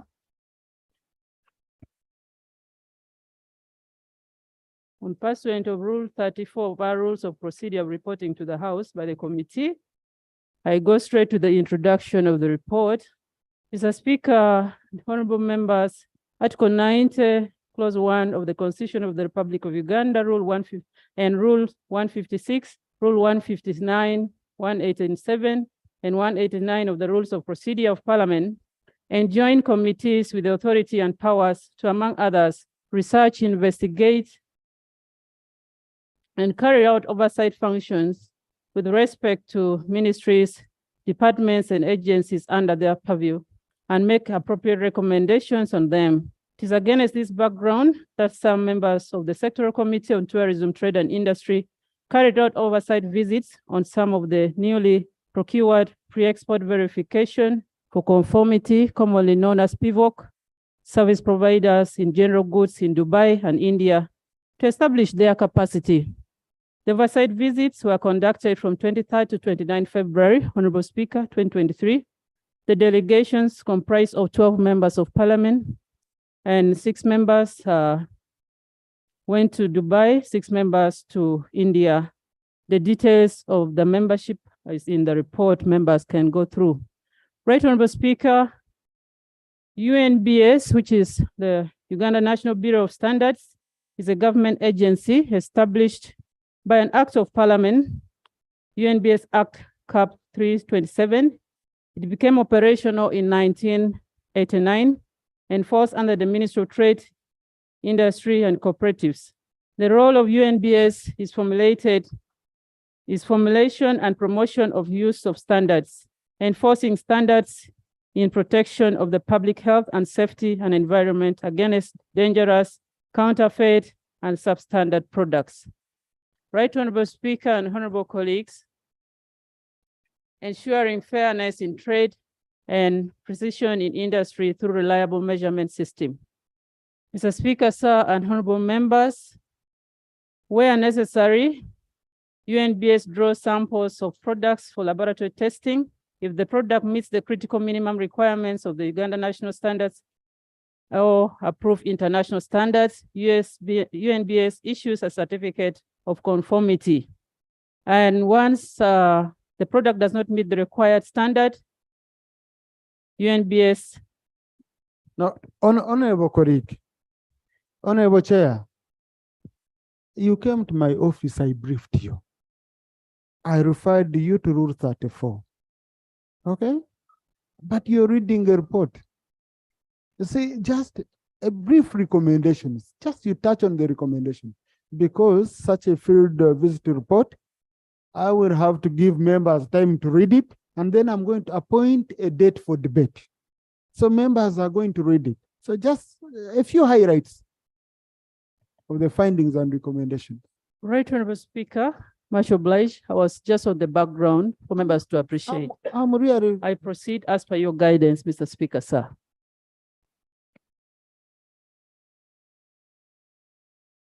I want to encourage members to read the details of the report as I proceed to the committee findings and recommendations. The findings are quite elaborate. Still, I want to inform members because in the report, the committee was able to look through the capacity of all the service providers contracted. And I want to inform the House, Honorable Speaker, that the service providers procured by UNBS are 6 in number: HQTS, Bureau Veritas, Intertech, SGS Gulf Limited, Quality Inspection Service Inc., Japan, TAF, Rainland. Mr. Speaker, the committee was able to assess the capacity of all these 6 companies. And in our report, we were able to elaborate case by case on the capacity of each company, Right Honorable Speaker. I want to proceed to general findings. However, Mr. Speaker, if you may allow me, just give details on only one company which had serious issues, Mr. Speaker, sir. That is HQTS. Right Honorable Speaker, based on the findings of the committee, both in Dubai and India, on HQTS, in terms of their capacity to measure to the task that was assigned to them. And of course, also their physical presence in the countries where they are supposed to work in ensuring that they inspect the goods and services coming to Uganda. Mr. Speaker, sir, the committee observed that there was a lot lacking as far as their capacity is concerned. And there was specific recommendation that the committee came out with. On return, the committee invited UNBS to respond to those issues, and therefore the committee, after that, came up with a specific recommendation, case by case, on all these 6 companies that were contracted. Right Honorable Speaker, specifically on HQTS, the committee observed that the eligibility criteria required for a successful company to be contracted was not followed in the pre-qualification process by the technical committee, evaluation committee, while giving this contract. The committee also observed that HQTS didn't have office in India, both India and Dubai, even in Uganda, which are all mandatory requirements, Mr. Speaker, sir. And Right Honorable Speaker, specifically for HQTS, the committee submitted this recommendation that UNBS should terminate the contract with HQTS. The second recommendation, Honorable Speaker and colleagues, the committee recommended that DPP should investigate the circumstances under which HQTS was awarded this contract, because it was awarded fraudulently, Mr. Speaker, sir. I want to request members to look through the report in details as I move now to summarize with the general findings and general recommendations. Honorable, that's enough. On the recommendation. That's enough. That's enough, don't mind. Members are going to read. Okay, members are going to read. So, honorable colleagues, I'm Right, going Honorable to. Speaker, I have laid the report and copies of the documents. I beg to report to this August House that the report be received for onward procedures of adoption. Thank you, Mr. Speaker. Thank you, Chair, for the good work. I know, colleagues, the difference between other reports and field reports. The rules treat them differently when you're presenting, okay? So I know, Chair, it might have, she was prepared to present the full report, and then I made her present just a few highlights. But Chair, well done. Well done. So let members read, and then after reading, I'll appoint in 2 weeks' time, please, clerk, in 2 weeks' time, let us have a debate on this matter. We also deferred the debate on sericulture, the report from the Committee on Science and Technology. I'm still proceeding, so so also ensure that is captured. I don't want us to lose focus. A report comes, and I promise we are going to have a debate, and then we don't have it. That means that report is not adopted by the House. So the one for sericulture and this one, in 2 weeks' time, I want us to have a debate and we conclude them. No, Macho, you had a procedure matter? Mr. Speaker, I want to appreciate the way you are guiding the House. Mr. Speaker, I rose on a procedure matter that the report that has been read by the chair, as we talk now, it is under the mandate of the Ministry of Trade to regulate the service providers that do pre-inspection export of vehicles that are coming in the country. But due to the infighting that is in the National Bureau of Standards, as we talk now, Mr. Speaker, we don't have a service provider. Vehicles are stuck in Dubai, vehicles are stuck in India, vehicles are stuck in Japan, and even on borders. And as a result, I suspect vehicles with health hazards must be entering the country. Mr. Speaker, I believe Honorable Minister Ntabazi, she's here. They declared through National Bureau of Standards and handpicked the company that the chairperson has just talked about. And yesterday we hear the same company was given a monopoly. Moreover, we have very good companies, the two that we are working, a very good job, like EAA, and we are really satisfied don't take that the market. I therefore, Mr. Speaker, pray and request that the minister who is here, who has slept on the job as per the word of today from the law, and you, Mr. Speaker, should give a statement. Why do we have a monopoly? And why do we have vehicles filed in Dubai, in India, in Japan, when AEE and the other company was doing a good job? And why have you got a company that the chairperson has just talked about that failed? And again, yesterday was given a monopoly to work as a service provider. But Honorable Macho, you seem to be very updated on these matters. What is it? No, you see, honorable colleagues, I want us when we are debating, okay, we don't leave room for blackmailers to go out and blackmail us that so and so is pushing for this company, so and so. That's why for us, we are very cautious. We leave the procurement is done. In case there are problems, we come in, okay? Now, there is a statement used that the minister is sleeping on the job. That's a heavy-loaded statement. So when a minister prove that you're not sleeping on the job, so that Macho can withdraw that statement. Thank you so much, Right Honorable Speaker. And I want to thank the House for giving me this opportunity. My friend Macho knows that I'm one of the people who have been pursuing him because he's a cross-border trader. And we have our own issues at the border. So he's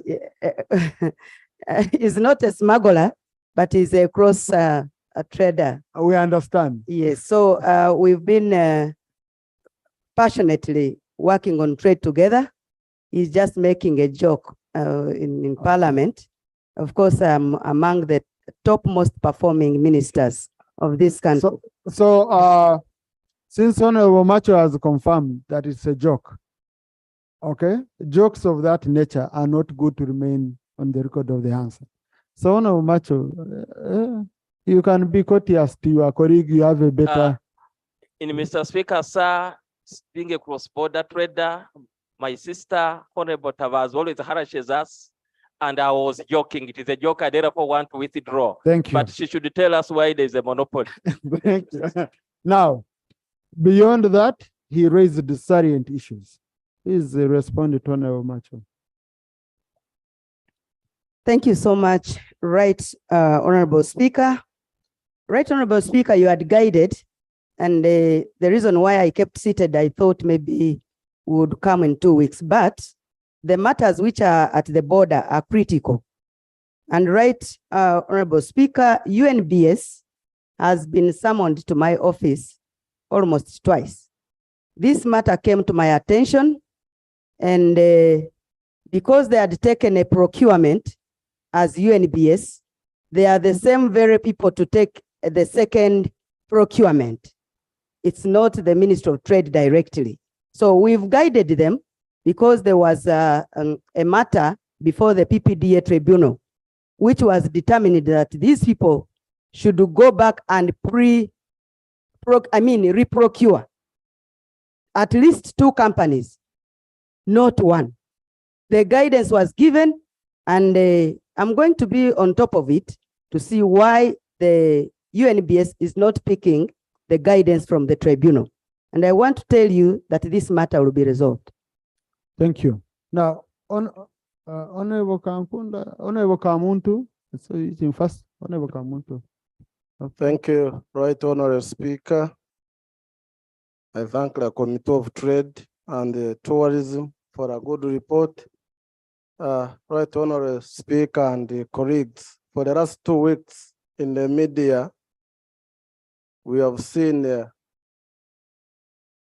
UWA, the department under tourism, a lot of money have disappeared for gorilla tracking and chimpanzee tracking to the tune of 60 billions. And the Right Honorable Speaker, you are aware all the tourism roads are in the bad shape, and here money is disappearing. And the Committee of Trade and Tourism, it seems they are not aware of that irregularity and fraud. Even the Prime Minister, she has not even mentioned about the same. And to me, who comes from Rwanda, where 90% of gain is found, where we have no single road. Every day we push trucks carrying. What is the issue, Honorable? The issue is this committee should investigate the fraud that is happening under UWA, and they come with a report because it is a serious issue. But now, colleagues, sometimes you're unfair to us. We were on the issue of motor vehicle tracking, okay, and UNBS, and now, Honorable colleague, because there are clear ways. Honorable Kamuntu, you didn't come to my office to raise that matter, and I denied you. No, so this one, Honorable Minister, please, there is a procedure how we handle these matters. I know I've been following up on that matter personally, I've been reading, and it's a very salient issue, but the way you've brought it, because there is a way we bring business in the house, so we need. But since it's a matter to do with public funds, Honorable Minister, I saw you on top of your game. Would you mind updating us if it does not jeopardize investigations?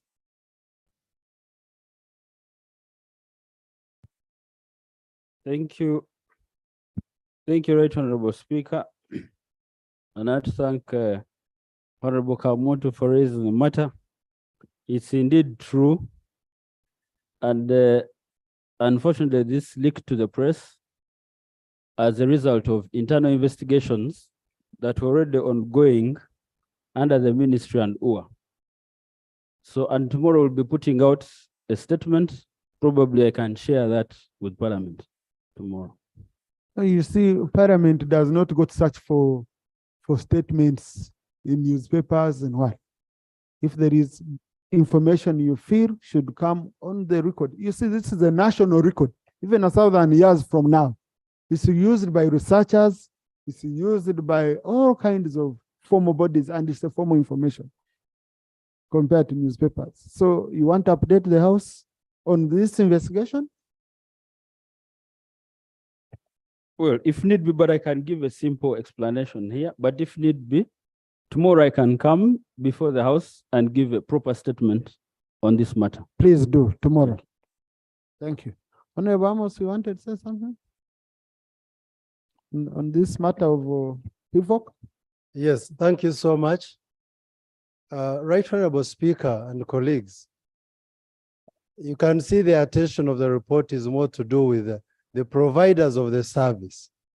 And as a reminder, as a backdrop of the reason why these providers were chosen is the inability or undercapacity of UNBS. And when we decided as government or as a country to pick on these providers, the purpose was to build capacity of UNBS. Through you, Right Honorable Speaker, I would like to request that the committee goes further to investigate the capacity of UNBS and whether we should continue to have this capital flight to people who are not even helping us, since we see other substandard products entering the country. Thank you, Right Honorable Speaker. That will come in the debate when we are concluding. We need it first to debate. And yes, we read the report, we debate, and then you can propose an amendment, and I will give further assignment. But, Honorable Minister, you see, this issue of motor vehicle tracking, it seems you're having a lot of issues with these issues which generate money on your side. Not you as an individual, Honorable Minister, meaning generally UNBS. Because I even saw the letter of your minister asking, you know, you had stopped the process, then UNBS goes ahead and extends for one farm and reads out another farm. Now you ask yourself, so if they said the procurement process has a problem, and these two farms are all part of the problem you have identified, where are you basing it? Choose one company, say for you continue, and this company wait. I thought if they are all affected, they should be all affected. Either you stop all of them, or you say no, we've extended for both of you as we conclude on the process, because that is deemed to look like you have already concluded on this company. For it, it's okay. Okay. So, Minister, you need to take further attention on this matter. And on Tuesday, please update us on Tuesday on this issue of UNBS. UNBS is having many issues. There are issues, Honorable Minister. You see, a good example, Honorable colleagues. UNBS, a company, for example, says, I'm producing this product, and UNBS says, no, you can't call it this name, it's misleading. Okay? You can't use it. Then they allow foreign products of that same name to come into the country. Now, in the process, what happens? You find that what happens? Customers come looking for a specific product, let's say medicated hand wash. You allow foreigners to bring in a product called medicated hand wash. When Ugandans try to do it, you say, no, that is misleading. You can't produce medicated hand wash. And then you leave the market foreigners. Most of these products, Ugandans are producing all of them, most of them. Okay? But UNBS is not supporting. It's a very, very big problem. This one, when I read the minister's letter, where they were allowing, where the minister even pleads with UNBS. I don't know which power they have. By the way, they make a minister plead. You find the minister's political head. I fire you. Yes, if I'm a political head, and your executive director of UNBS and you don't listen to me, I fire you. If the president decides to fire me, well and good, but I fire you. Otherwise, why are you a political head? A political head is about to run at parliament for help. Over supervising your own agency. Rob. Can't be. Thank you, Right Honourable Speaker. I would like to appreciate the chairperson for the report. And I hope and pray that once the debate is concluded, Parliament will supervise action taken. Yeah. Why I'm raising the issue of action taken, Right Honourable Speaker, because we have handled the other issues that are pending, parliamentary decision, yet the actors still go on. We have not left the controversy around the digital number plate issue.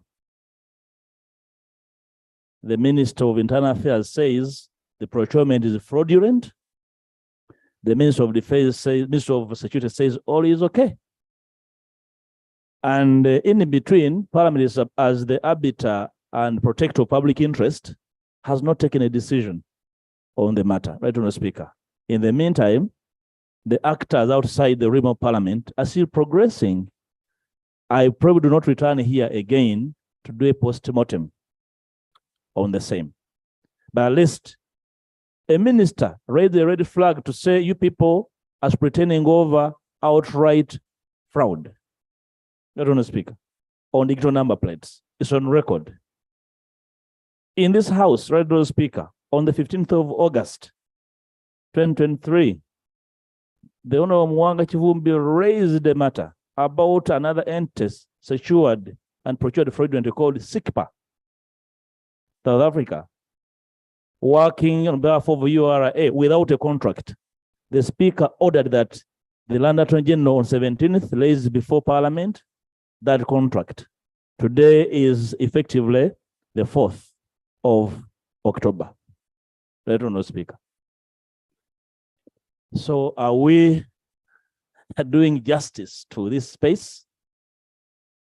Right Honourable Speaker, I think these are the kind of happenings that give actors with intention to defraud the motivation to go on.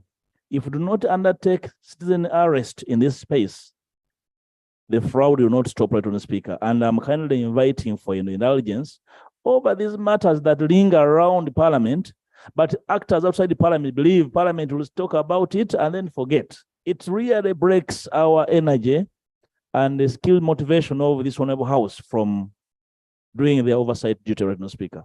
I so pray. Thank you. Yes, honorable colleagues, for example, on the issue of motor vehicle, we gave the minister 30 days when I received that petition. In fact, there is a petition which came to the committee, and the petition had been given to around 10 agencies. The 30 days have elapsed, okay? So the Minister for Security should report back to the House on how he has handled the petition.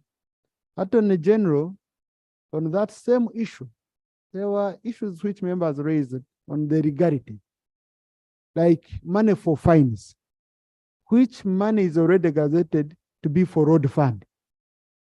Now you go, you sign with someone that he will take it away. Then you ask yourself, is a signature, a contractual signature, above the law? If it's not confirming with the law, how is it going to be implemented? Money for finance should be going to consolidated fund, and then it goes to the road fund, should be going to the road fund. So what was the basis of saying someone can use it to pay for digital number plates? So these are issues. I need the Minister for Security next week to come and give an action taken report in terms of the petition which he received, because I stopped the committee on physical infrastructure. I said until further guidance after the minister has.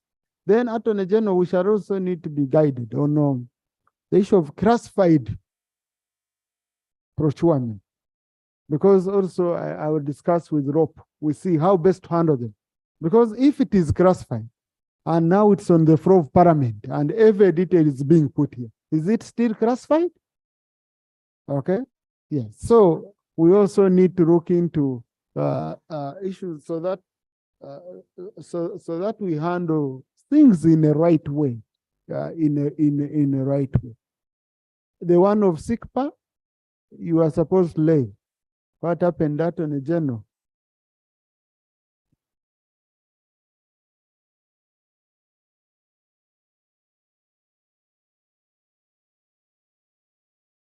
Thank you very much, Right Honorable Speaker. I do remember that we committed to lay, and probably we may have delayed for one reason or another. Allow me time, and I pledge to do it on Tuesday next week. Okay. Thank you. Thank you. Yeah, thank you. Next. Laying of papers, item 3.2, report of the Auditor General. Sorry, Minister, you had wanted to say something, Minister for Trade? Or you had finished?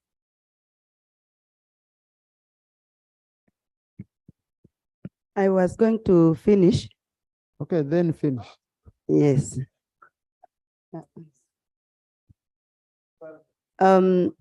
Right Honorable Speaker, the ministry is not going to deny that there are no challenges in UNBS.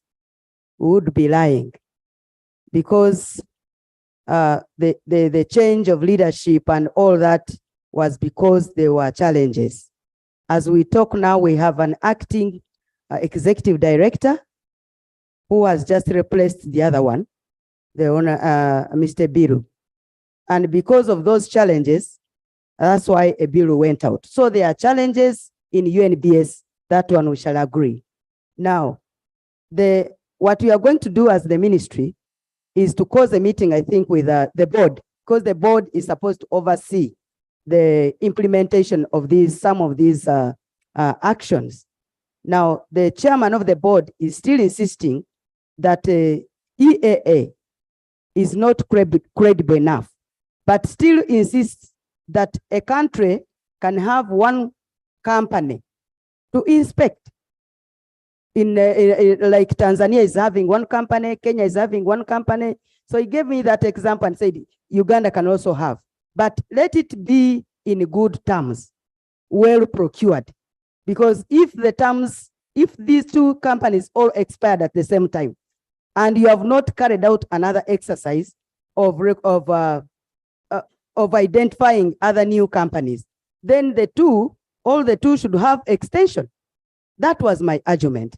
And I'm saying if that one is done, then there would be no case for us to argue here. The procurement would have taken place, and then they say you are not qualifying and you are qualifying in a free and fair manner.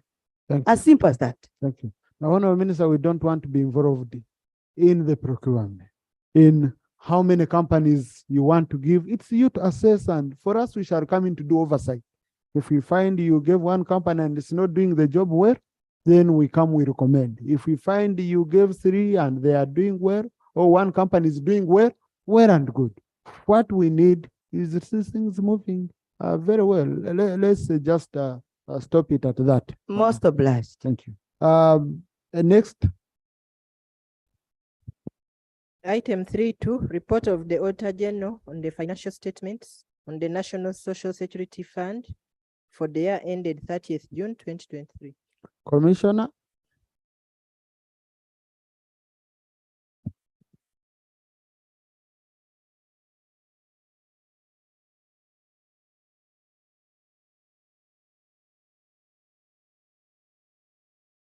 Right Honorable Speaker, I beg to lay the report of the Auditor General for the National Social Security Fund annual report and financial statements for the year that ended 30th June 2023.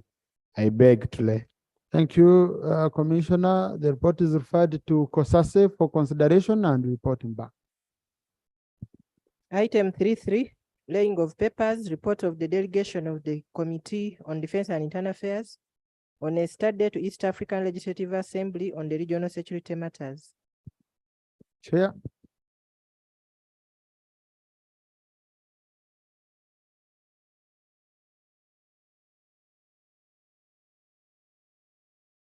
Right Honorable Speaker,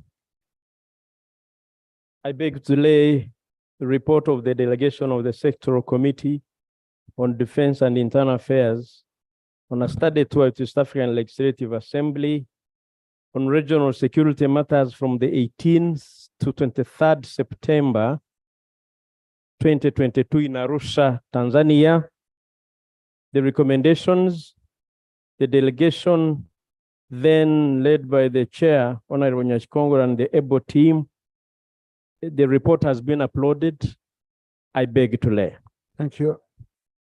Colleagues, please read the report. I'll also appoint the date. Clerk, you will guide me when we shall be ready for debate after looking at the business that we do have.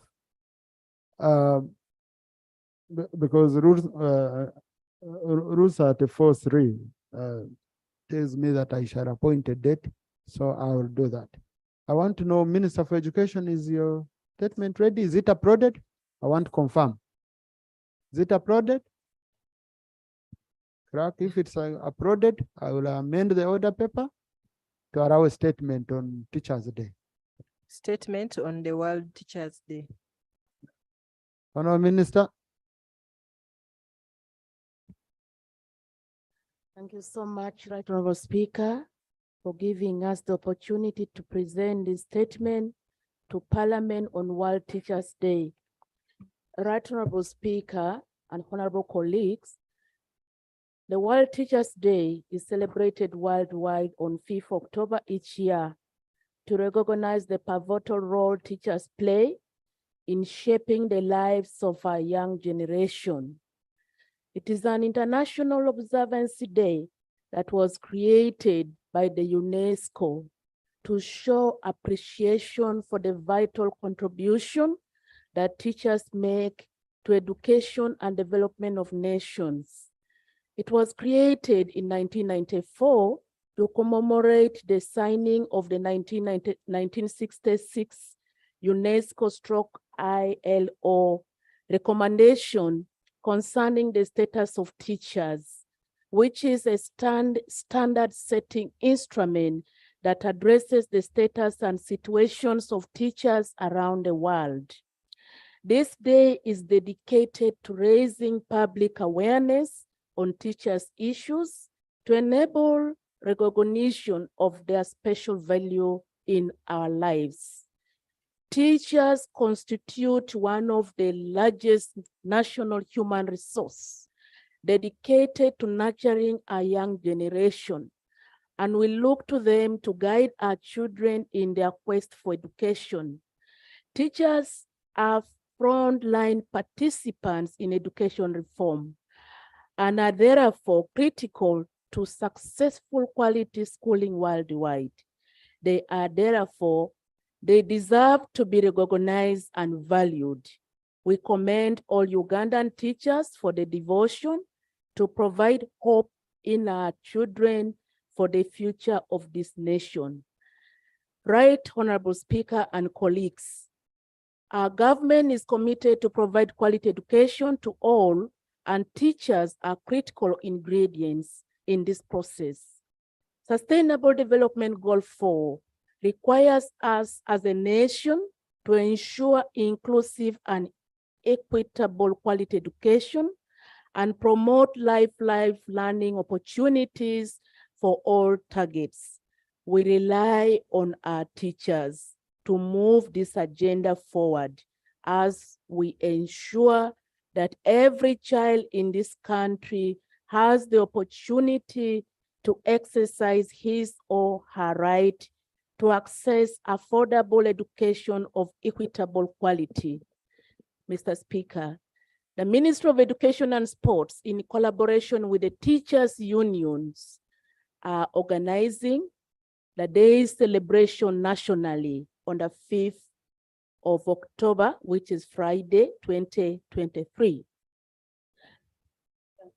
On Thursday, 5th October, I beg your pardon, Right Honorable Speaker and colleagues. It's Thursday, 5th October, 2023. The theme for this year's Teachers' Day is The teacher we need for the education we want, a global imperative to reverse teachers' shortage. Celebrations will be held at 2 levels as follows, Right Honorable Speaker and colleagues. Number 1, the national celebrations will be held at Kololo Independence Grounds, and this will be presided over by His Excellency, the President of the Republic of Uganda, as the chief guest. Number 2, district celebrations will be held in every district and municipality in this country, as has always been in the case each year on the 5th October. It should be noted that all teachers, both in public and private, will be celebrating. The general public, Right Honorable Speaker and colleagues, is therefore informed that teachers countrywide will be celebrating their day on Thursday, 5th October 2023. And for that matter, they will not be expected at the schools. A circular has already been sent to all chief administrative officers and all schools. As I conclude, Right Honorable Speaker, the purpose of this brief is to inform you and honorable colleagues about the day and the public, and to invite you to join our teachers in this celebration. Before I sit down, Right Honorable Speaker, I beg to lay on table a circular for the World Teachers' Day that was sent to the Chief Administrative Officer and all district leadership on 28th September 2023 to allow our teachers to celebrate this day. I beg to lay and I beg to move, and I thank you, Right Honorable Speaker. Thank you. Thank you, Honorable Minister. I'll allow a debate of 30 minutes on this, each one of us, 2 minutes. Yes. Wow. There are known teachers. Now everyone is claiming to be a teacher. I wish you could be honest, like Honorable Pendwa said, and mothers. Yes, so let me start. Honorable Nyachkongoro, I pick, this is Kamwenge. Yes. Colleagues, I want to do affirmative action first, and around me first do it. So, Kamwenge, I will do Mamawi. I will do Bungoko. Yes, Bungoko, yes. Then I will do the honorable colleague. Yes, that Masaka. That's Masaka. And then Otuke. Now, if you've spoken today, please, you know, your chances are very limited. I'm going to allow you colleagues 2 minutes each. I'm going to pick. If you've spoken today, whether it was a greeting or order, Honorable, I'm going to allow you. Yeah, please, 2 minutes each. Thank you so much, Right Honorable Speaker, for giving me the opportunity and for the Minister to bring this statement, which we've been yearning for. We want to congratulate the teachers for the good job that they are doing, and we are all products of teachers.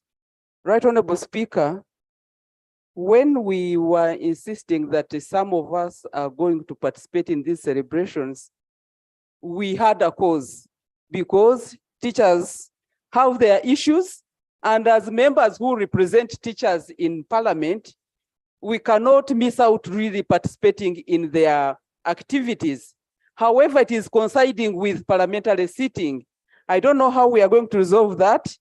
We don't want to be caught up by saying that we are dodging Parliament, yet we want to go and participate with teachers. Right, Honorable Speaker, when we were doing PDM rounds, we identified that there are some teachers who had applied to be part of the beneficiaries, but however, they are stopped because they are earning from government.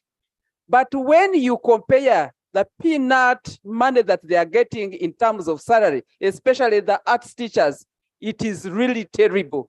And they cannot do any other business.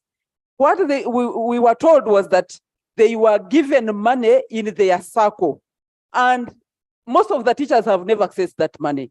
What I wanted to know from the minister was that money released to their circles, and are those circles existing such that those teachers can go to their circles to get money rather than being tossed between PDM and other facilities that government has put in place? Thank you. Kabenge. Thank you, Right Honorable Speaker, for the opportunity. And I would like to thank the minister for her paper that really treasures teachers as she was reading.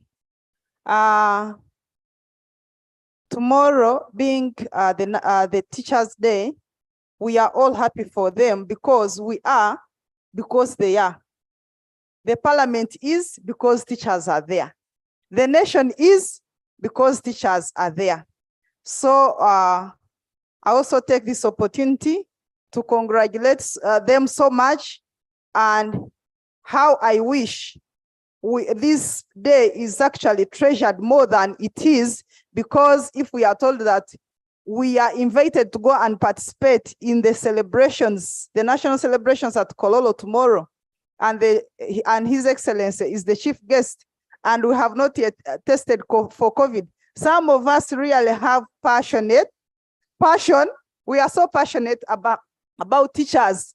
If we were invited on time, we would have taken COVID test and we would be there physically, because we are what we are because of teachers. I thank you.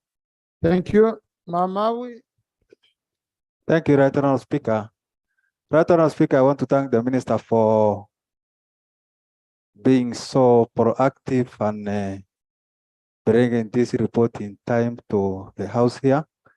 Right Honorable Speaker, we are all teachers in one way or the other, but teaching being a profession, I want to thank all the teachers and congratulate them upon the work they are doing in this country. Right Honorable Speaker, as we commemorate the day, we must not forget about the welfare of the teachers. In most times, when I talk about this, I know it's going to raise a lot of issues, and this is issue which you have been talking about in this house here, but it still remains a challenge.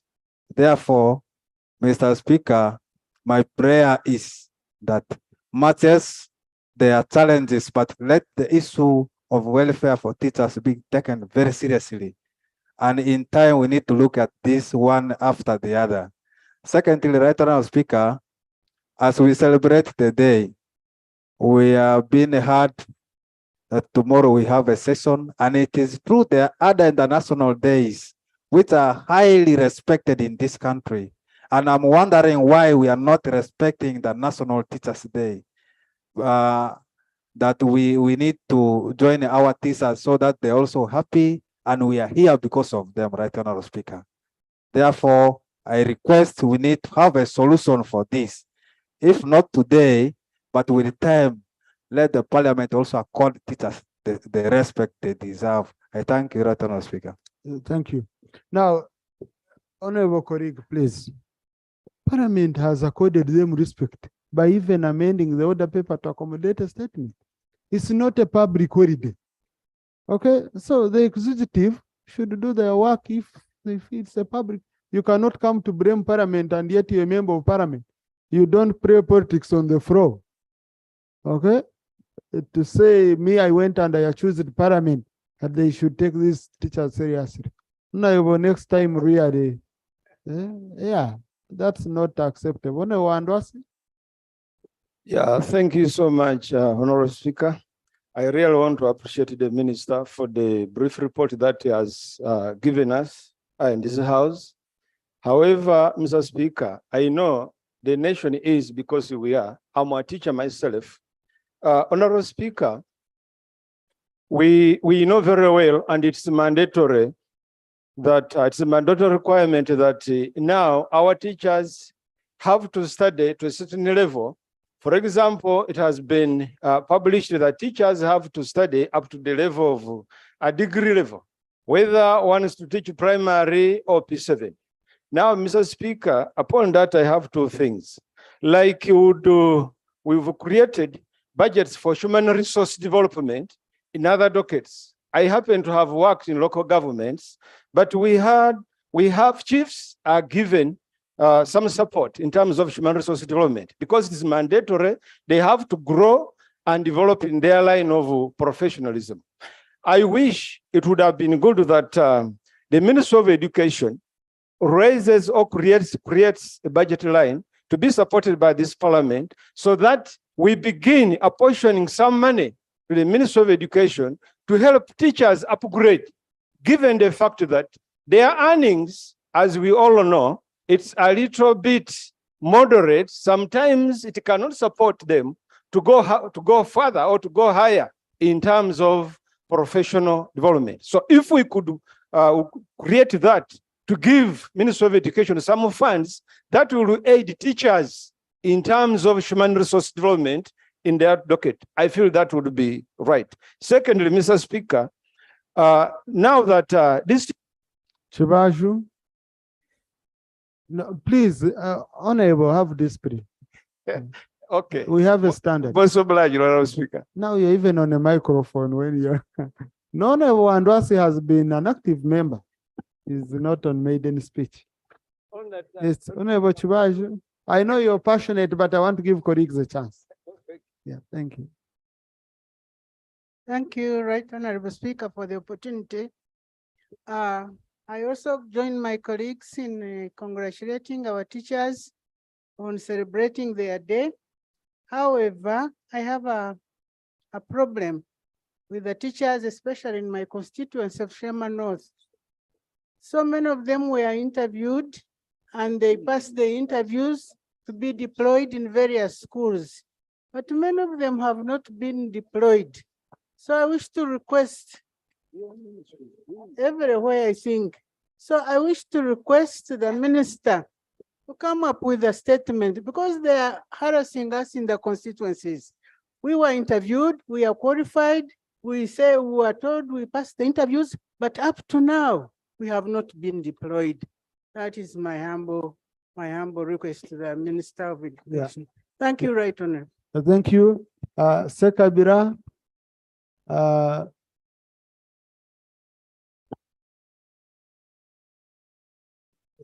No, Minister, I hope you're taking note of the issues. No, colleagues will come back here. Oh, well, no, before Sekabira, Honorable Davis come. Then I come to Sekabira. Thank you, Right Honorable Speaker. I join hands in thanking the government. It's a maiden speech, isn't it? No. Oh, if it's not maiden, then you recognize don't have the teachers time for their hard work. Me as Kamkama, I grew with a single parent who's a primary teacher, and I'm here because of her effort. So as we celebrate tomorrow, the National Teachers Day, I want to put alongside this or request, my prayer is the government should consider on the incentives of the acting primary teachers on duty and those who are retired. Above all that, alongside that, I pray for the government on their salary increment because their salary has been so low, and when they increase just a peanut. So I pray to the government, or maybe they bring a motion, we shall support it on their salary increment. I beg to submit. Thank you. Karamoja, let me first speak Karamoja, then I go to Sekabira. Yeah. Thank you, Right Honorable Speaker. I also want to thank the Minister for the elaborate and precise statement on the teachers' celebration tomorrow. However, Right Honorable Minister, Right Honorable Speaker, there is a question of hard-to-reach areas, and I want to urge the government to really consider allowances for the hard-to-reach areas. I happen to be from Karamoja, and there are schools which are in difficult areas, and government had introduced at to reach allowance for this particular hardworking Ugandans who are helping us to be who we are in this house. Nobody has not passed through a teacher. All of us here are proud because of the teachers. And so we want to thank the teachers of this country, and I want to wish them a fruitful celebration. Thank you very much. Thank you. Yes, Honorable Sekabira.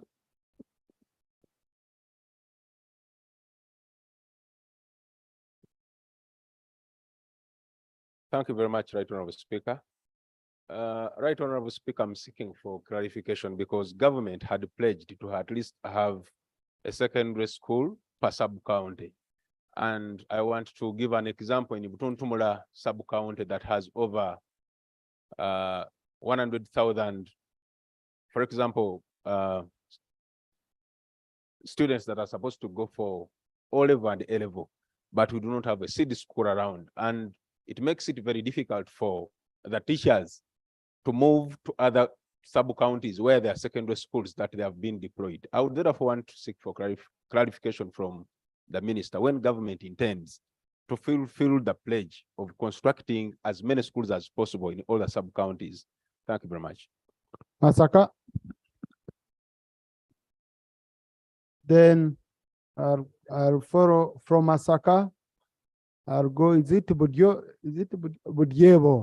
Yes, a chance. Then I go to Veronica. I go to Otuke. I go to Masindi. Masindi. I'm coming like this. Now, colleagues, if you've seen that I'm trying to dodge your face, you know, like yesterday I picked you, okay? So I'm trying to, yeah. No, if given chance, I'll pick you, but I'm trying to see other colleagues so that they can also speak.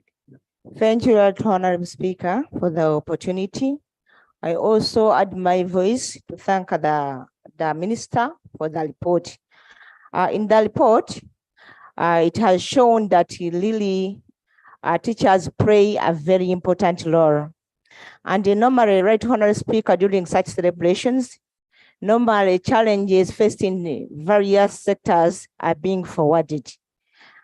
In this, I would call upon the Honorable Minister that many challenges faced by teachers are always being forwarded, much as we normally talk of being paid less, but there are also other challenges like being overworked.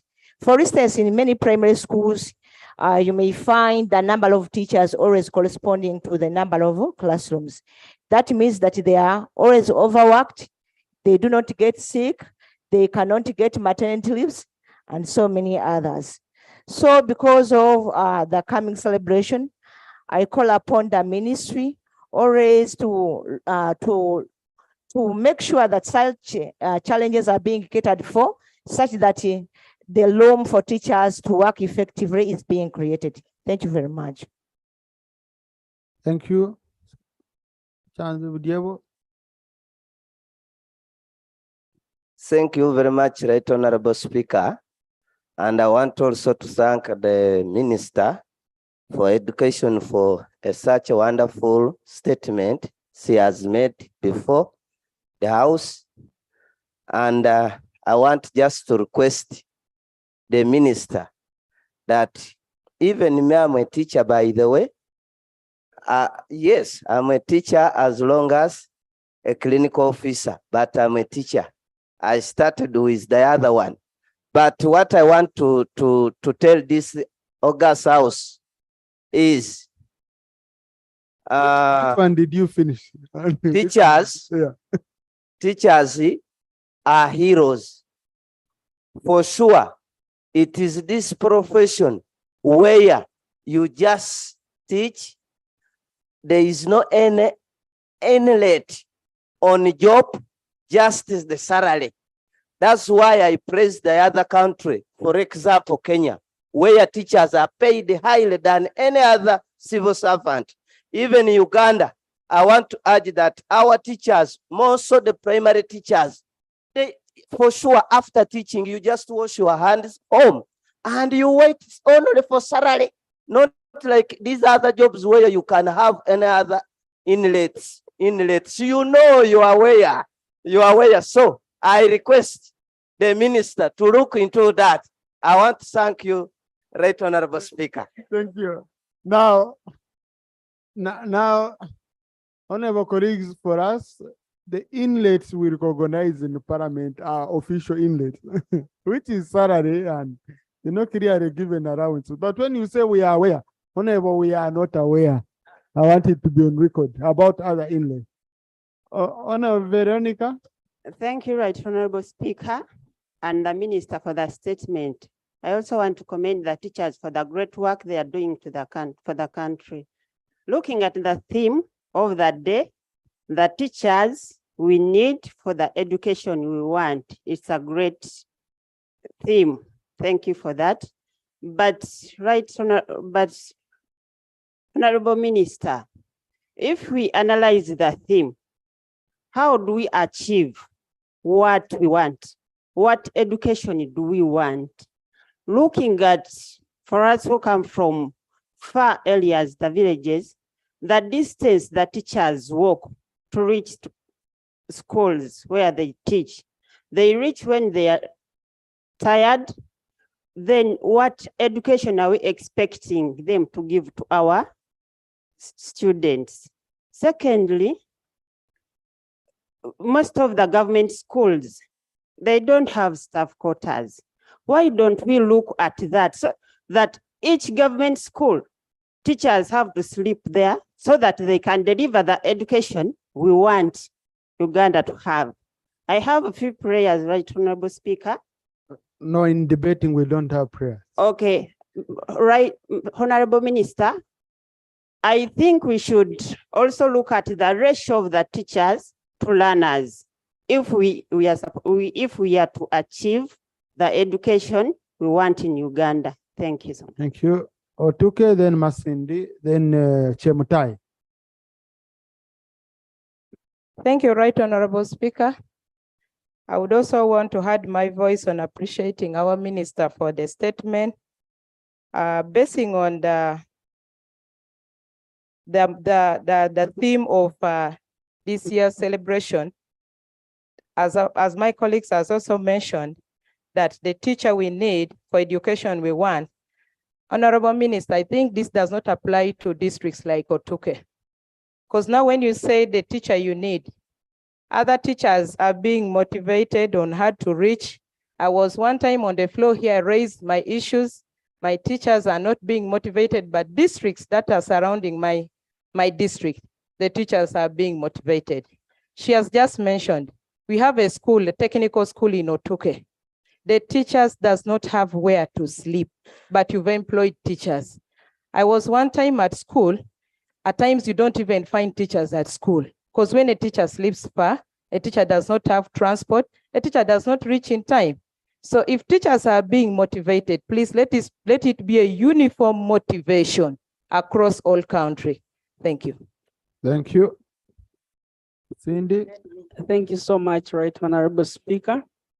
I want to appreciate the minister for the statement and appreciate my colleague teachers, because I'm a teacher by profession and I practiced.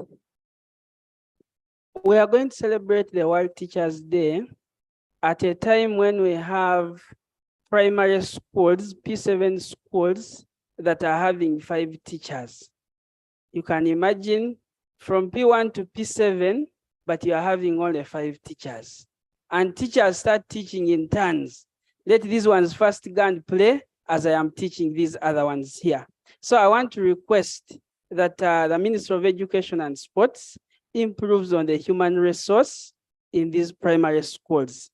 Then there is also a policy of having a primary school in every parish.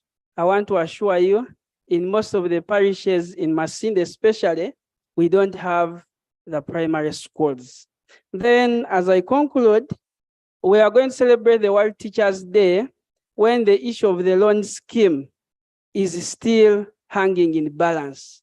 Most of our students who are not able to make it on government scholarship and could not, the parents didn't have the money at home. The issue was brought here before the house. Some orders were given, but nothing materialized. I want to pray that the ministry equally works on the issue of the loan scheme. I thank you. But Honorable, if you are listening, we agreed the minister tomorrow will update the house. Yeah, so, okay. Honorable Phyllis Chematai, and then Honorable Komakech. I'll pick Chotera. I pick Mayanja. It's historical. Thank And you, then right. Mapinduzi and Moroto. Thank you. Honorable Mapinduzi, yesterday, hijacked, no, he got it from a member. They shared the 2 minutes. So I've given him so that he can share the 2 minutes with Muuma. Thank you, Right Honorable Speaker. I'd like to take this opportunity to thank the minister for the report she has given us. And I would also like to thank the teachers. The teachers are doing tremendous work for this country. I am a teacher by profession, and I know what it means to be a teacher. Some of the concerns that I have is about delayed promotions for teachers. Some teachers have acted for so long, for more than 10 years, and yet when new schools are opened, they always give chances for those ones who are sitting teachers. They give opportunity to the sitting teachers, while the old teachers in old schools have been left on acting for very, very long. The other one is I want to thank the government for this for the science teachers' salary, which has been increased. They are earning 4 million, but taxation is so high. That is the complaint they are giving. They are taxing them 1.2 million. Thank you. Yes, Honorable Komakech. Thank you, right, Honorable Speaker. I want to thank the minister for the wonderful statement, but I also want to thank you for amending the order paper so that the minister can present the statement. Right, Honorable Speaker, it's so painful to bury a teacher. A teacher who has not died of an ailment, but died because of an accident. In Aro County, have been able to bury in the last 6 months, 10 teachers who have died because of attaining casualties on their way to work. Right, Honorable Speaker, I think it's high time government reinstates the norm of constructing houses next to schools so that teachers don't have to move that long distance to reach school. But also, Right Honorable Speaker, the theme for tomorrow's celebration speaks of the teachers we need. Right Honorable Speaker, there is a science that was published and it states that for anyone who wants to learn, the ages that are crucial are from 1 to 9 years. It's so unfortunate that currently our country does not look at the teachers in pre-kindergarten schools. And that's the early age stages of learning. If we do not invest more money, more energy on the teachers who train our children at the learning stage, and we invest more money on teachers who are going to impact cramming, yet that the time of learning is usually from 1 to 9 years, we are still going to lack. Thank you so much, Right Honorable Speaker, for that time. Thank you. Chotera. Thank you, Right Honorable Speaker. I too wish to thank the minister for coming up with this report. I wanted us as Parliament and as Ugandans to draw a deeper reflection on the theme for tomorrow's Teachers Day. I'm a little confused. This teacher we need, maybe it would have been better if the minister actually highlighted to us as Parliament the kind of teacher this country, Uganda, needs. In Chotera, I do have teachers that first make chapatis and run to classes. I have teachers riding borders. So this kind of teacher the country needs, really, yeah, maybe it would have been better in the minister's statement to paint us a picture of that teacher. Otherwise, I congratulate the teachers for, reaching this day. And as a country, we are here to witness what government has to offer and show the appreciation that teachers really are part of us and we can't do well with them. Thank you. Thank you, Honorable.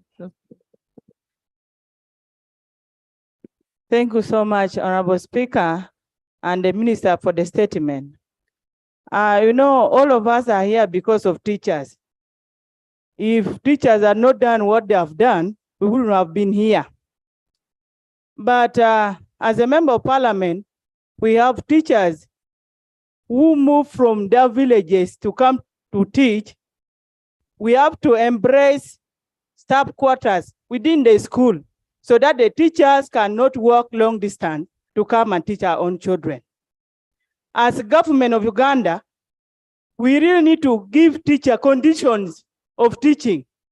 When you go to schools, you not even get a teacher because they do not have a staff houses within the premises of the school. So this is one thing that government of Uganda has to work so hard so that we have teachers who are staying within the premises of the school for the better Uganda that we want. Thank you so much. Thank you. Ayanja. Thank you so much, Honorable Speaker, for the opportunity. Right Honorable Speaker, when you read Article 40 in our Constitution, talks about economic rights, and Article 40 sub-rule 1, sub-clause 1 talks about Parliament shall enact laws be to ensure equal payment for equal work without discrimination. Right Honorable Speaker, recently I visited Wachato City School in my constituency. I found out that the head teacher is earning 1.6 million. But the teacher, just a junior teacher, is earning 2.8 million. So you see the discrimination in salaries. Madam Minister, we need to ensure that discrimination is settled. And Madam Speaker, this parliament is on test because clause 1 says Parliament shall enact laws so that these issues are settled. The teacher is earning 1.6 million and the junior teacher is earning 2.8 million. Seriously. Because the junior teacher is a science teacher. So some schools, they are separating staffs. That for you, the science teacher have your staff room, and then the art teacher you also have another staff room. So you see the quagmire in our schools. We need to settle this. Second, it's about infrastructure. In Nakaseke, you found Kanyale, you find Wachato, you find Chirinda schools. They have almost 600 students without enough desks, without. Thank you. Thank you, Right Honorable Speaker.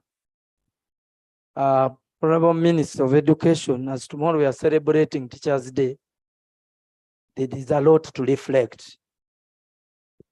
As you here seated, tomorrow you are going to spend either on drinks or eats, while in Korolo or wherever we shall be. But there is a teacher who is waiting to take even he or her kid to the school. They have not yet paid fees, and yet they are teaching our kids. They are working under pain because you find a teacher on pension who has moved to district headquarters for 5 years after serving as a classroom teacher, looking for pension, is not getting it. As we are here, we need also to flash back. The teachers, through their system of operation, they are having now a new curriculum, which has its own accompanying challenges. We need also to focus on that. Tomorrow, I would even wish we could not even say we are celebrating. Just go to Kololo, we pray to teachers, and we brainstorm how we can just make better education, better in Uganda compared to what we have. Because the situation where we are going, it's not that best to teachers, kids who are not eating, parents who are there sending kids when they don't have pens and books. I just need to focus on that. Thank you. Engineer Chove, then Amorata, then Mapenduzi, Frank. Then I come here. Thank you, Right Honorable Speaker. We need to know that teachers are main determinants for our next generation, including the next leaders. And in most cases, they spend more time with these youngsters and they believe in them compared even how they believe in us, the parents. We need to make sure as the current leaders that we motivate teachers in order to shape the next generation, including the leaders. Not teachers take that profession as a last resort, but to love it because they are holding our next generation and leaders. I thank you, Honorable Speaker. Thank you.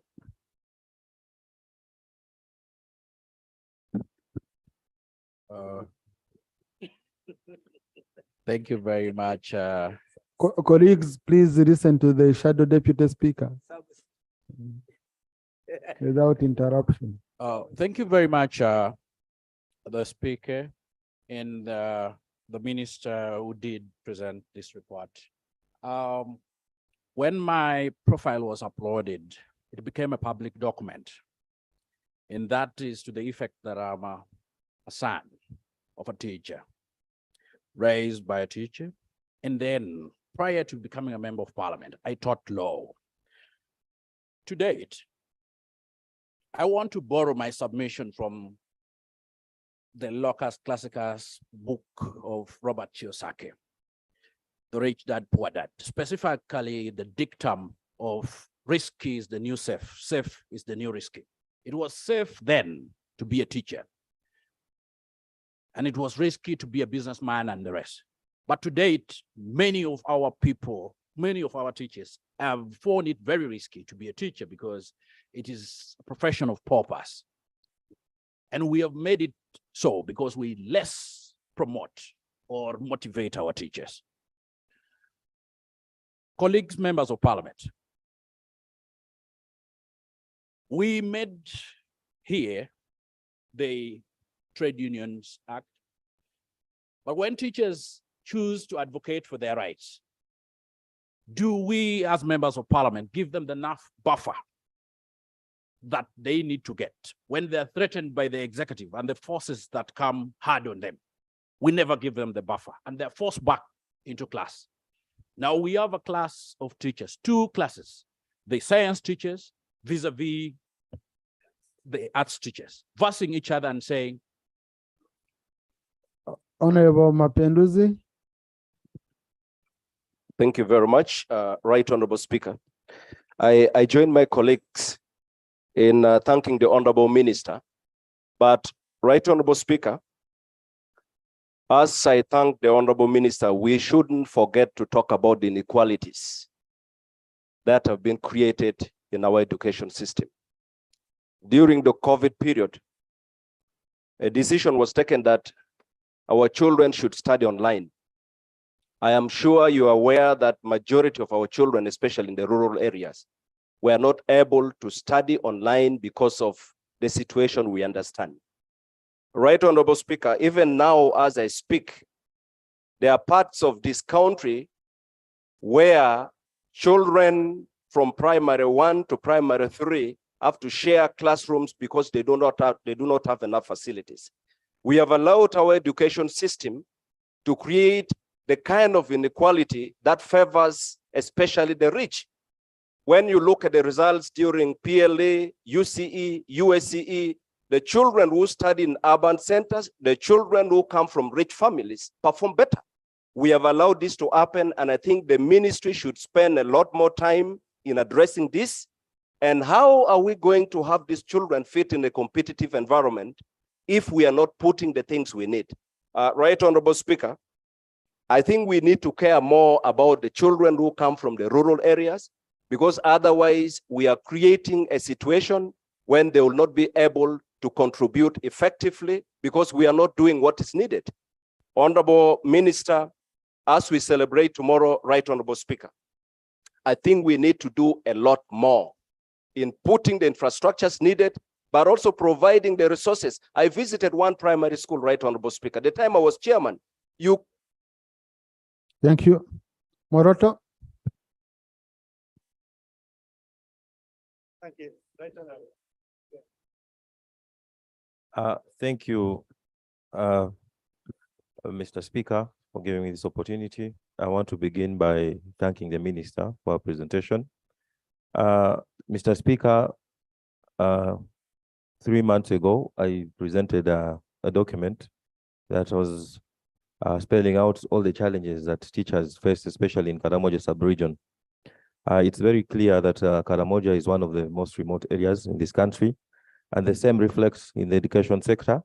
If you look at the schools, especially government-aided schools, we still have a very big challenge. We have teachers that have nowhere to sleep, so they walk distances, almost 10, 15 kilometers. So this has highly affected. And then secondly, most of them are not even in the payroll.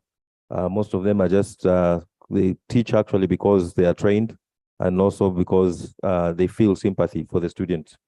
So it is very important for us to focus on such areas to see how we can be able to maybe give more support in terms of providing facilities or amenities that can support. Because now, if you look at where the country is heading, where we're always talking about sciences. If you look at even the scholarships, some of the scholarships given by government, they target mainly students that have studied sciences. And now, how do we get this kind of students if we don't even have facilities? If you look at Moroto, we don't have laboratories, we don't have anything. So these students actually face a lot of problems. But mainly, we'll have to look at the facilities for the teachers in terms of infrastructure. If you go to like a school called Moroto High School, which has produced so many leaders in this government, but you find almost 3,000 students sharing one pit latrine. So they line up. So what time do they actually have? So it's a bit difficult. Even water, they. Thank you. Bataringaya, Yeri, Kediandongo. Then Museveni. Thank you, Right Honorable Speaker, for the opportunity. I also want to thank the Minister for the report she has presented. Right Honorable Speaker, we have problem with capitation grant. A hungry teacher cannot teach a hungry child. So I want to pray to the ministry to look into the increment in the capitation grant, because I was a councillor at the district. When you calculate, a child gets about 300 shillings per day. 300 shillings cannot buy even a banana. So this one, I would like them to consider the capitation grant. Secondly, the facilities like accommodation for the teachers. And then lastly, Right Honorable Speaker, the private teachers. Our universities output very many teachers. So in this, I've seen that we should fight shortage of teachers, but in Uganda, we are not short of teachers. We are short of recruiting those teachers and paying them handsomely. So let's think on how to deal with this situation. Thank you very much. Thank you, Yeri. Thank you very much, the Right Honorable Speaker. Thank you, the Minister, for the report. Mine is on the qualified teachers. We have very many qualified teachers, but they are jobless. They are really jobless. What can we do about this situation? And every year, more and more are qualified.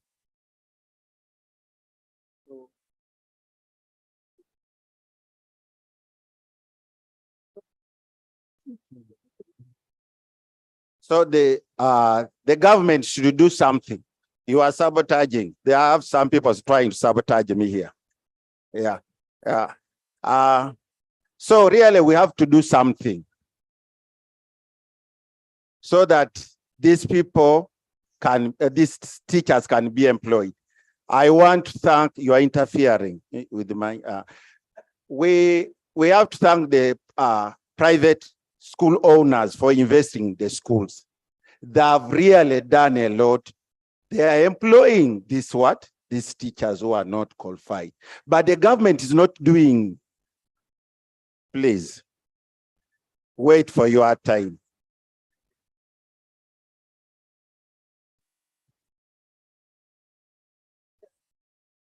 I've said I'm not employed.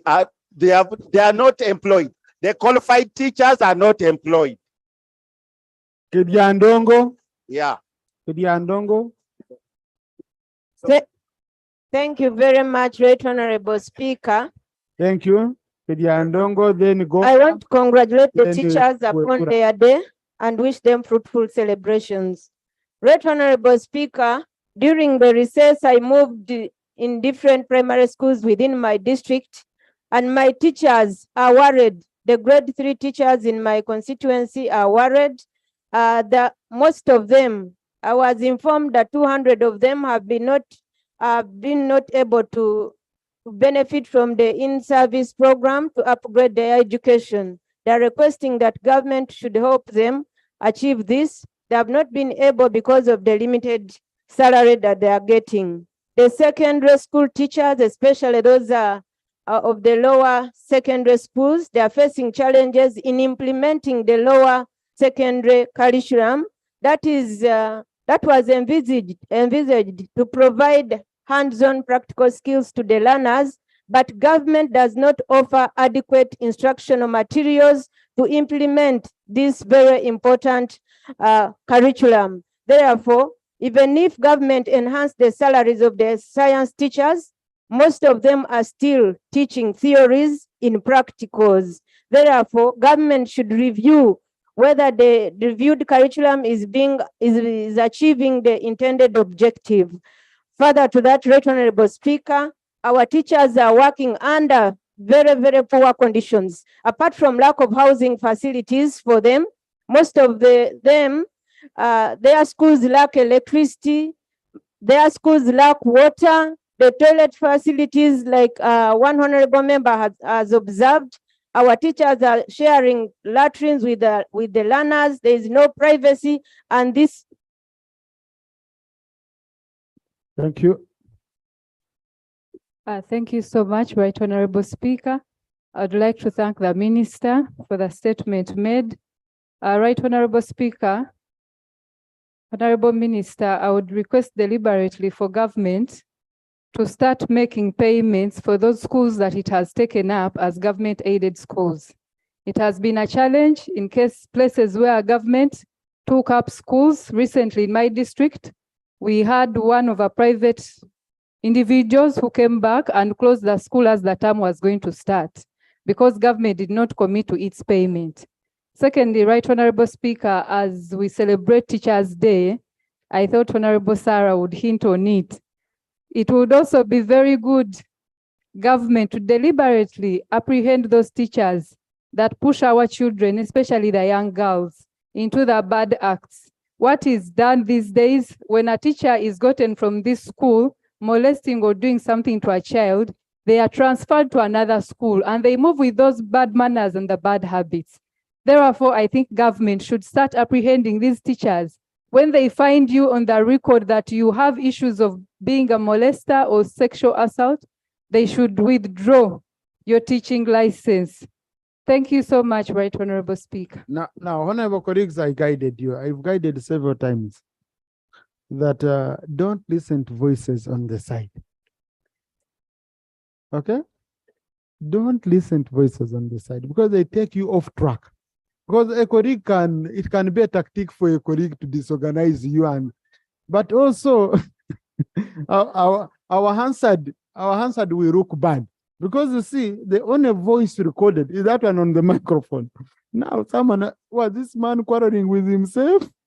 Because on the record, they are not recording submissions of the colleague but also when a colleague is submitting, let us not interrupt.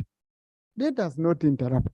Because at least if any one of us is interrupted, we can go off track. Thank you, Right Honorable Speaker. Right Honorable Speaker, my issue is on salary disparities, especially between the science teachers and arts. The teachers are bothered. You can see the ministry is quiet, but the issue is very serious in the community, among teachers. They are complaining bitterly So tomorrow, as we are celebrating their day, the main celebrant is the president who did it, who increased the salary for science teachers. Let him also solve the issue for arts teachers. They are doing the same job. They are doing a road to destination. They are going through the same situation. Let them at least, their salary also be increased. And we have this, and also the sector moves well. Protect me, Right Honorable Speaker. Protect me, because I'm becoming another victim. Right Honorable Speaker, that's my major issue I submit. Thank you, Honorable Wako. Oh, my woman MP is a teacher. Mitoma, yes. So Honorable Wako first, then Honorable Bashisha. Thank you. Thank you, Right Honorable Speaker, for giving me this opportunity. I also join my colleagues in thanking the Minister for the statement she has just presented to us. Actually, I'm what I am because my mother was a teacher. Otherwise, I wouldn't have studied. So I respect teachers so much.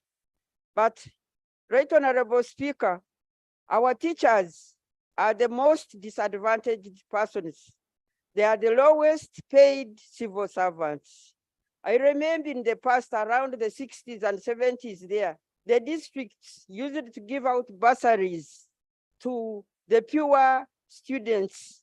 And those pure students who got bursaries then are now the professors, are now the big people in the country. How I wish our government also, we could start a scheme for these teachers, for their children to get bursaries. Because they earn so little. If their children were to get bursaries, really it would assist them much as they educate for other people, also their children benefit. I wish to submit. Thank you. Thank you, Honorable Bashisha. Thank you so much, Right Honorable Speaker. I'm also congratulating teachers, especially the primary school teachers.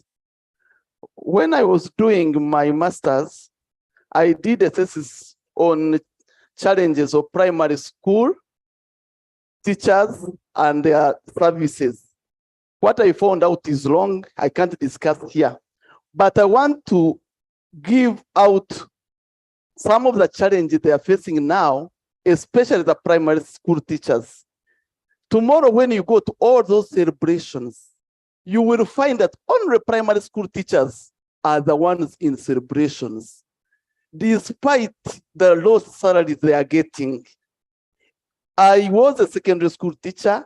I know the privileges. I'm not saying that secondary school teachers are happy, but they are better.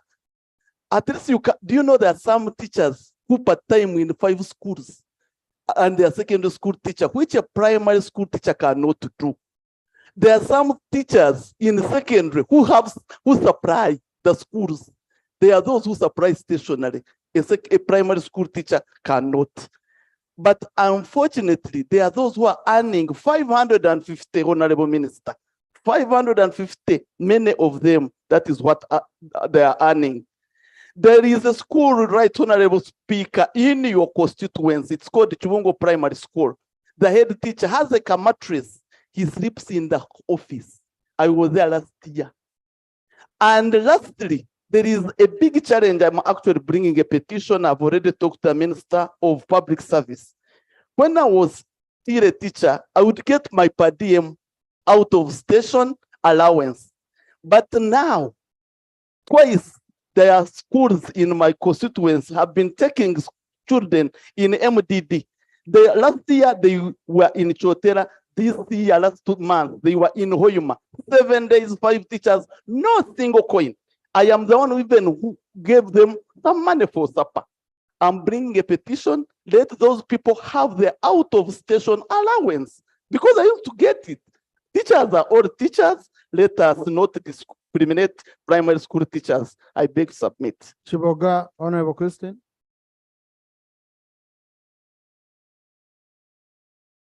Thank you, Right Honorable Speaker. And thank you for giving the matter that urgency it needed. Thank you, Right Honorable Minister, for the urgent statement. All of us here in our respective professions, we are looking on the teachers to instill practices, look at environment. We are looking at the teachers to instill environmental management practices to our children. And all of you in your respective professions, you are praying that teachers instill these practices. But Right Honorable Speaker, would like to get this day an appreciation to the teachers. Would like to see the ministry appreciating teachers and at different levels. Different teachers at different levels face different challenges. If you interface with the teachers in the technical institutes, you'll wonder. They have a lot of challenges. And we commemorate the day, but we also welcome lamentations. But I remember there is a year when teachers tried to lament on the challenges they face, and the president was not happy with their lamentations. Because yet I feel this is a day for bringing out these issues such that they give you work and decisions on the plans ahead. And then, Right Honorable Speaker, I am also calling on all of us here. Many of us are parents, but when we go to schools, we mind about the advocacy of children, welfare of children, and little is checked as far as teachers' welfare are concerned. Upgrading, very many teachers have upgraded, but the salaries are not upgraded.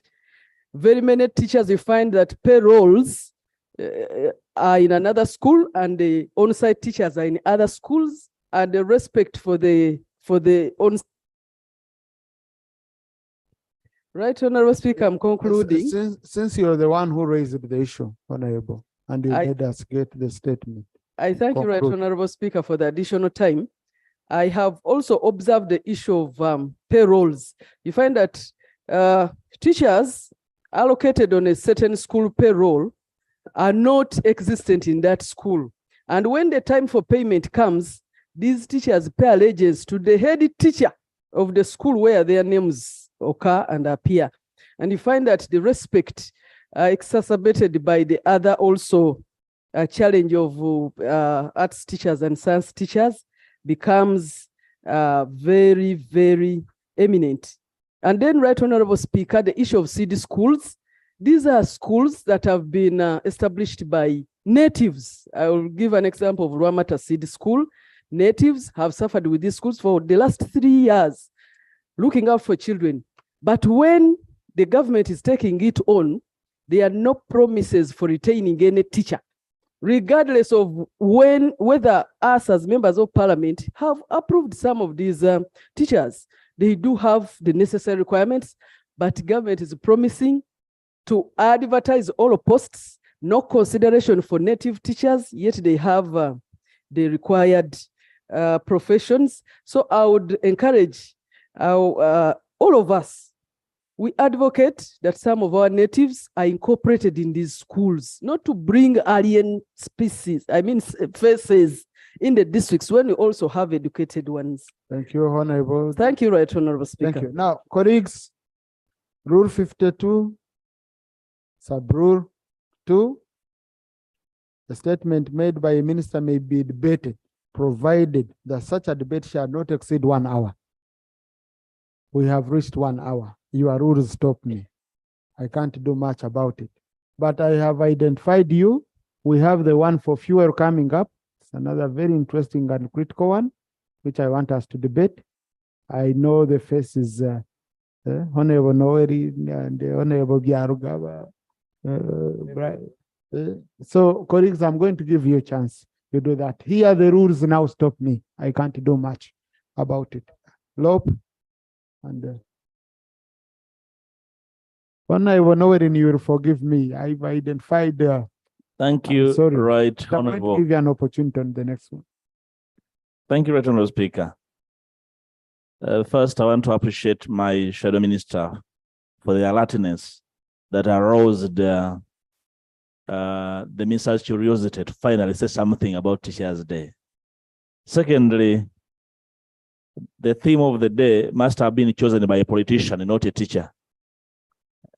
The theme that says the teachers we need and the education we want, that must have been a choice of a politician. If you had asked the teachers to choose the theme, Politician, who is a teacher? well, I'm not so sure. Probably some politicians prompting her for the theme. The teachers could have chosen differently. Maybe something like the government we need and the appreciation we deserve, something like that. But right, Honourable Speaker, I spent 3 years in the School of Education, 2 years in postgraduate School of Economics, and 4 years in law school. So education was my first love. And I am a son of a teacher, a noble teacher. This is a no thank you profession to which all of us must feel a huge duty to promote and protect. In the yesteryears, to be able to speak to the people and they listen, you were either a teacher, a lawyer, or a religious leader. By these days, teachers have been relegated to the backyard. And it comes from how politicians that treat them. With the indulgence, I challenge the minister, before we consider her next policy statement, to come out and clearly articulate to the House the plight of teachers. Because discrimination is affecting the quality of education, and we know it. No education system is better than the quality of its teachers. Take an example. Right, Honourable Speaker, when somebody works in the ministry and enters the diploma and upgrades to a degree, they get a promotion. So you are either a head teacher or a deputy or a classroom teacher. Why haven't you thought outside the box about the teaching profession, like other careers, Honourable Speaker? So I want to challenge the minister to go and read our alternative policy statement on education. Before we become a government, you can pick some ideas that can really keep this country going, so that we don't inherit really a dead, disintegrated, sector. Look at it. We are offering very good counseling for you. Please pick the counsel. It's good, and you structure this sector properly. Honourable Speaker, I congratulate teachers for their day, and I hope all of us in our communities will speak well about them, protect them from attack from all manner of people, RDCs who have baked attacking teachers. You really wonder, and it's our duty to really protect teachers in our work here in the Parliament, in our legislation, for the good of this country, because the nation is because of the teachers. I thank you. I congratulate the teachers for their work. Thank you, Rob. Honourable Minister, 2 minutes, you don't need to go through each and every issue. Thank you so much, Right Honourable Speaker. Allow me first and foremost really to appreciate you for the great respect you have accorded our teachers by amending the order papers, allowing the members to contribute all this time. This is a really sign that the members of Parliament, they cherish our teachers, they love our teachers, and indeed, our teachers are heroes. Thank you, members, for your contribution. Number 2, Mr. Speaker, I may not be able to respond to all this issue as you said, but I request that we receive this contribution. These have been very constructive contributions that are useful really to shape the teaching profession and also to help us in the ministry as far as issues of teaching profession is concerned. So we will receive this abstract, and at appropriate time, some of them we can respond where need be. But having said that, allow me just to highlight 2 issues. One, the teaching profession, as Ministry of Education has indicated several times, is under reform, because this is a noble profession. We want this profession to be standardized, the profession to be valued, and indeed, as many have said, this is a profession that has shaped the nation. So we have got a reform. One of them is the national teacher policy, of which will come here right on the floor of Parliament at appropriate time. But one of the critical issues which have been talked about, the salary, I may not say much, but concerning the SACCO, the Minister of Finance will have given us a better position. Otherwise, we are aware 20 billion was a Kind of switch on.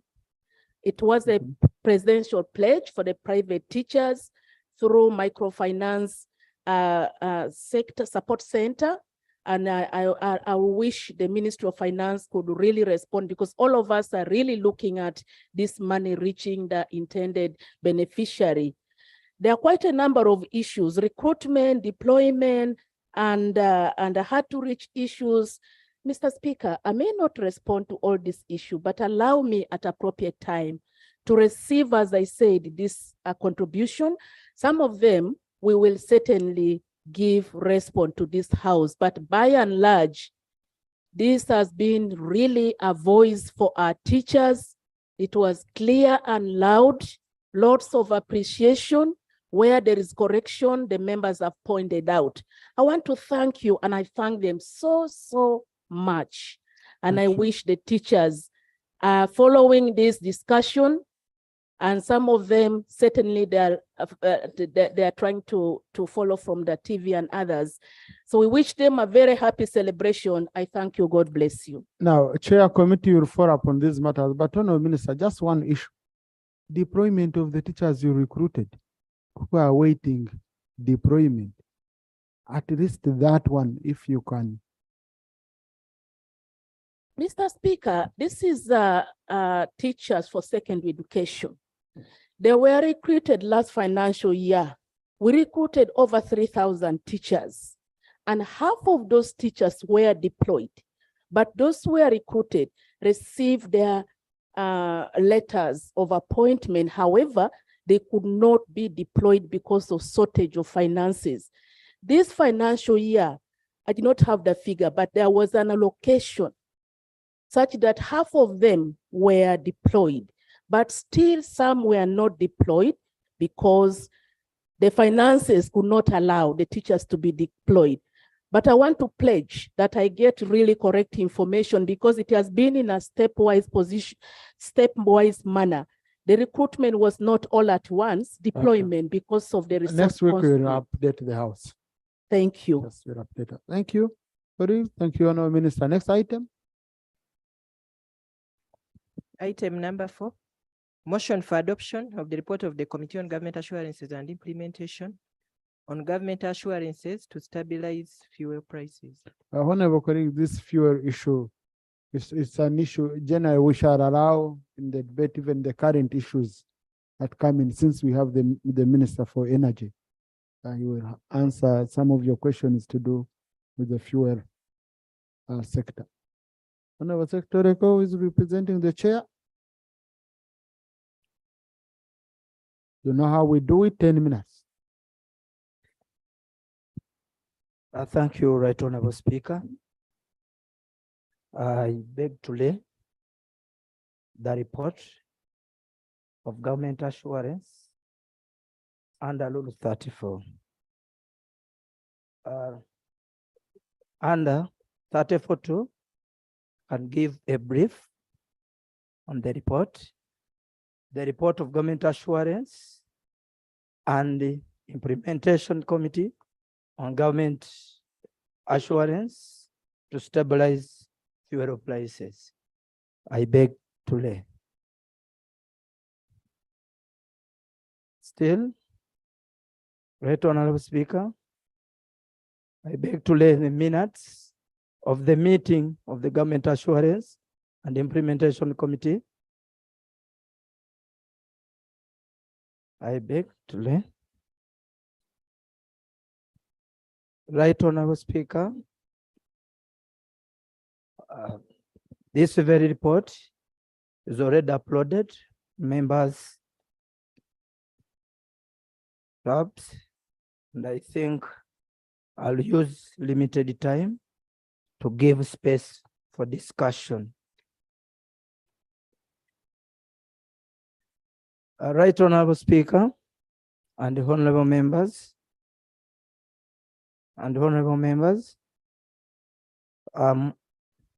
representing this committee while chairperson is on other duties, and under Rule 179, this committee is entitled to serve in its own capacity, whereby it's record and it can. Please switch on. It can record and scrutinize the assurance, promises, and undertakings given by Minister, Prime Minister, President, and Vice President in the House from time to time.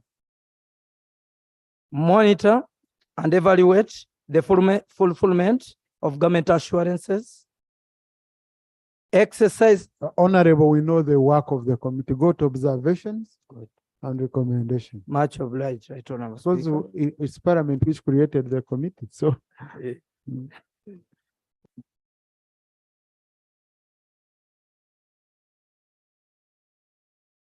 your findings. Right Honorable Speaker, our findings were as follows.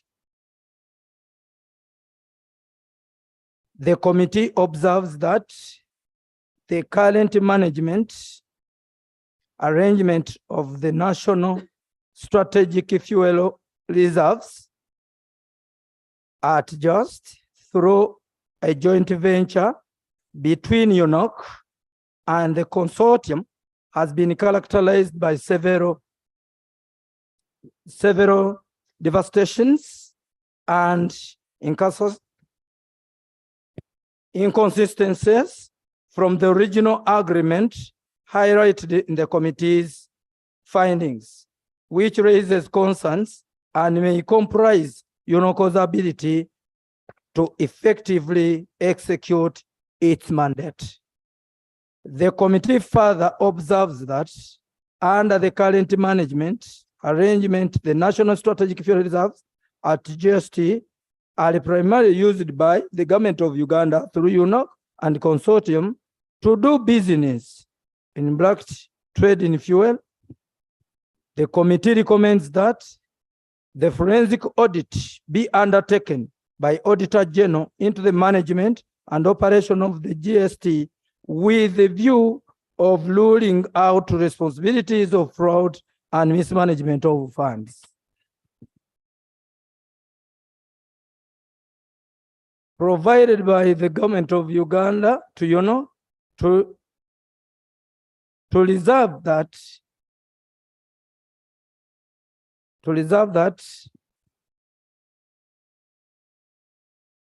no, it's okay.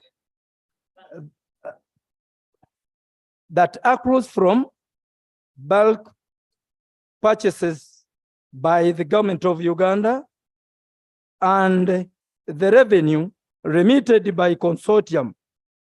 A report in respect to this should be submitted to Parliament within 3 months from time the committee report is adopted by Parliament.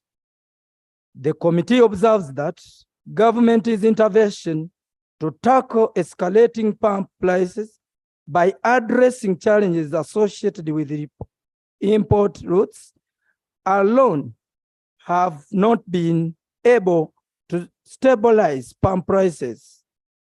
Also, whereas the government of Uganda recognizes the national strategic fuel reserves as being vital to the stability and normalization of the retailing prices through cushionizing the market from sudden price, that is, no funds have been allocated towards stocking of the strategic fuel reserves at the GST.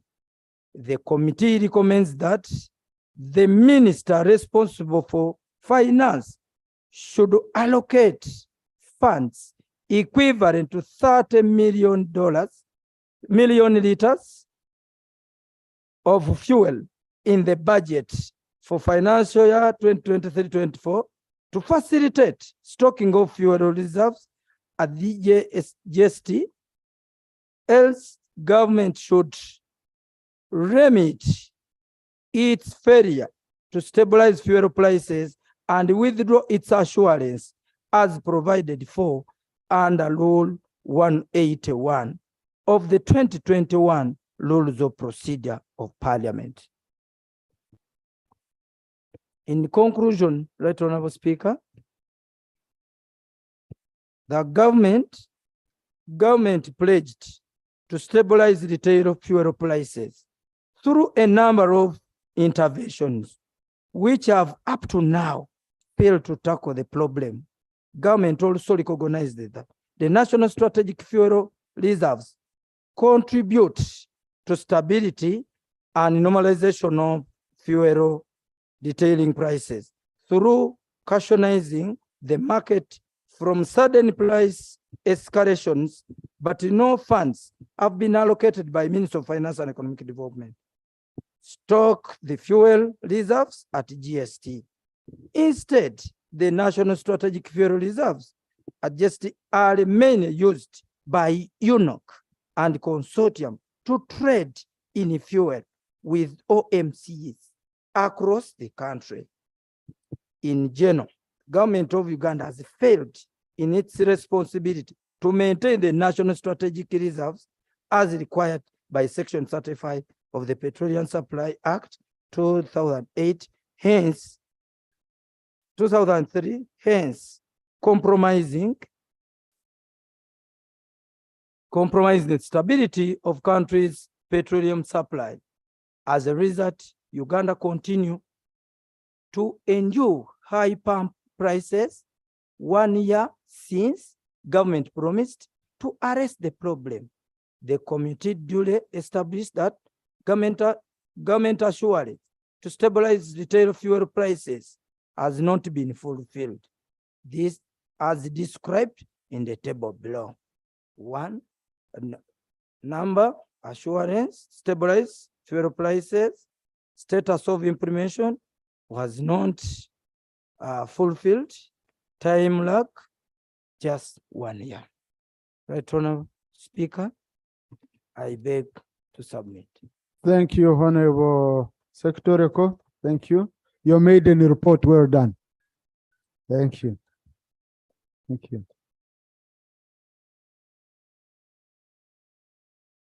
Yes, Honorable, when you are presenting the report for the record, I just wanted it to be cleared.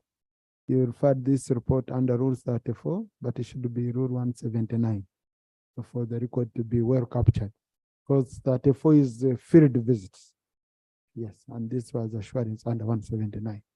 So, Honorable Minister, I wanted to make a clarification on a simple matter before we can open the debate, so that we are well guided in our debate. So, Honorable Minister.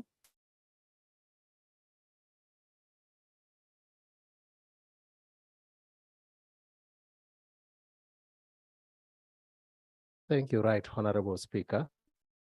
First of all, I would wish to appreciate the report as presented by the committee. However, I want to point out a few things and clarify to inform the debate such that we talk at an informed viewpoint. Number one, Uganda operates a liberalized downstream petroleum market where pump prices are determined by the forces of demand and supply, as guided by the Petroleum Supply Act of 2003. This by law, and Petroleum Supply General Regulations of 2009, with amendments of 2012 and 2018. Being a net importer, Uganda petroleum product prices are subject to global market prices. And these are fundamental issues. As a country, we are receivers. We are not producers. We are not suppliers either. So we're actually price takers.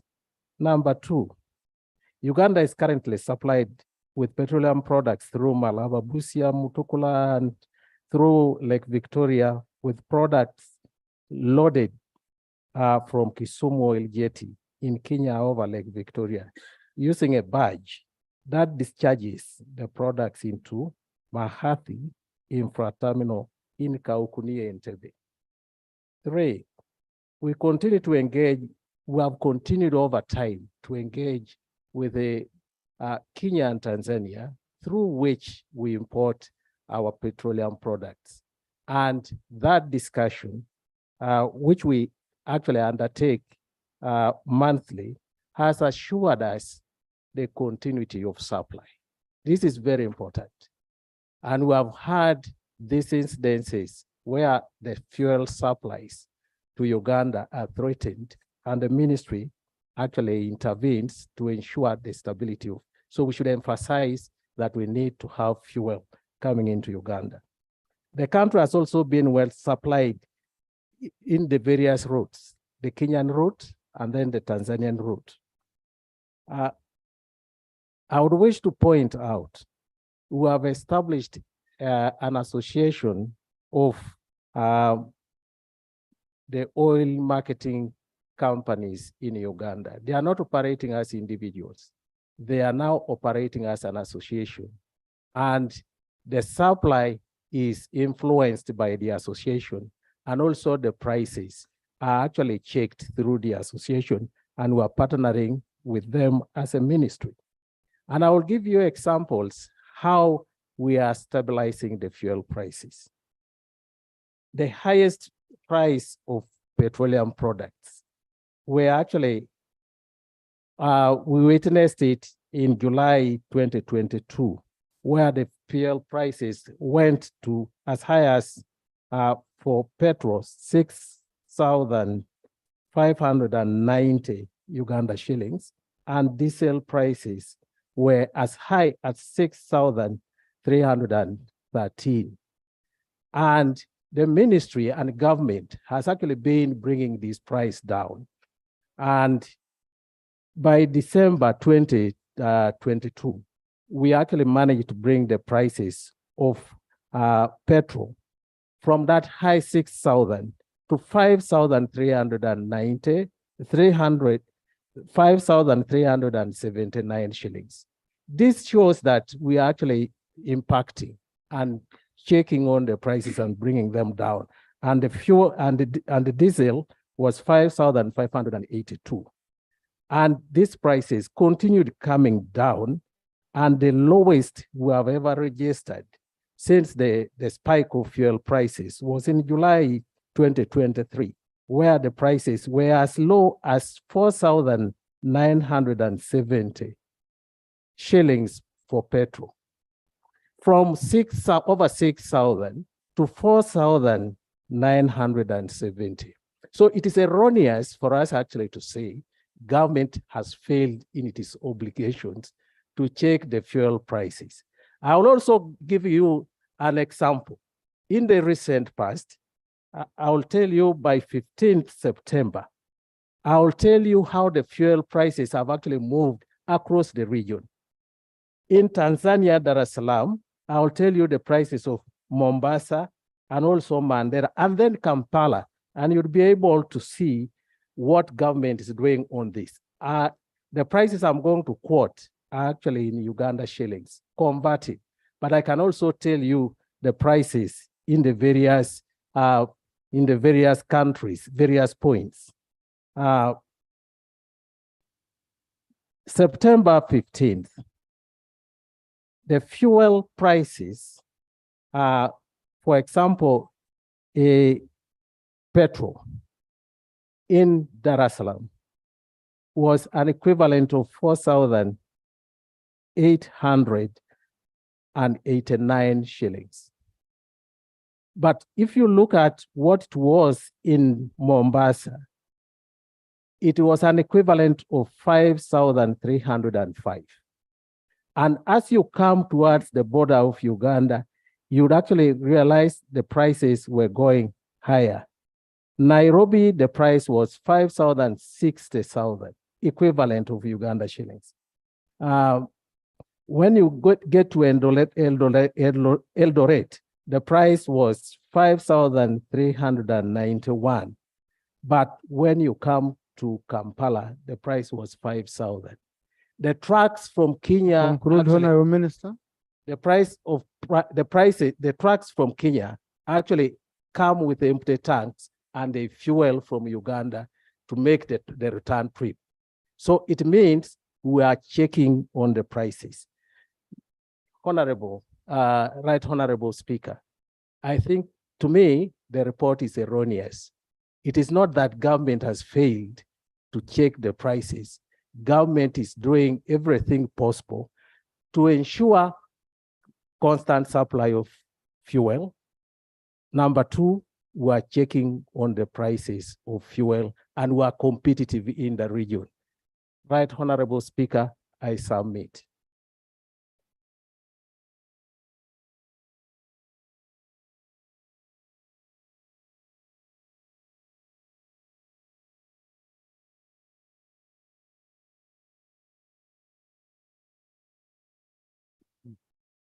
Yeah, thank you. Now, Honorable Minister, the tricky part of it is how you start and then how you conclude. Okay, you first showed that these are global issues, you're not in control. Then after you are showing you're the one who has brought the prices down. I think in between, that's what causes confusion. But thank you. This is a very, very good update. Now, honorable colleagues, such a report, it is for information purposes.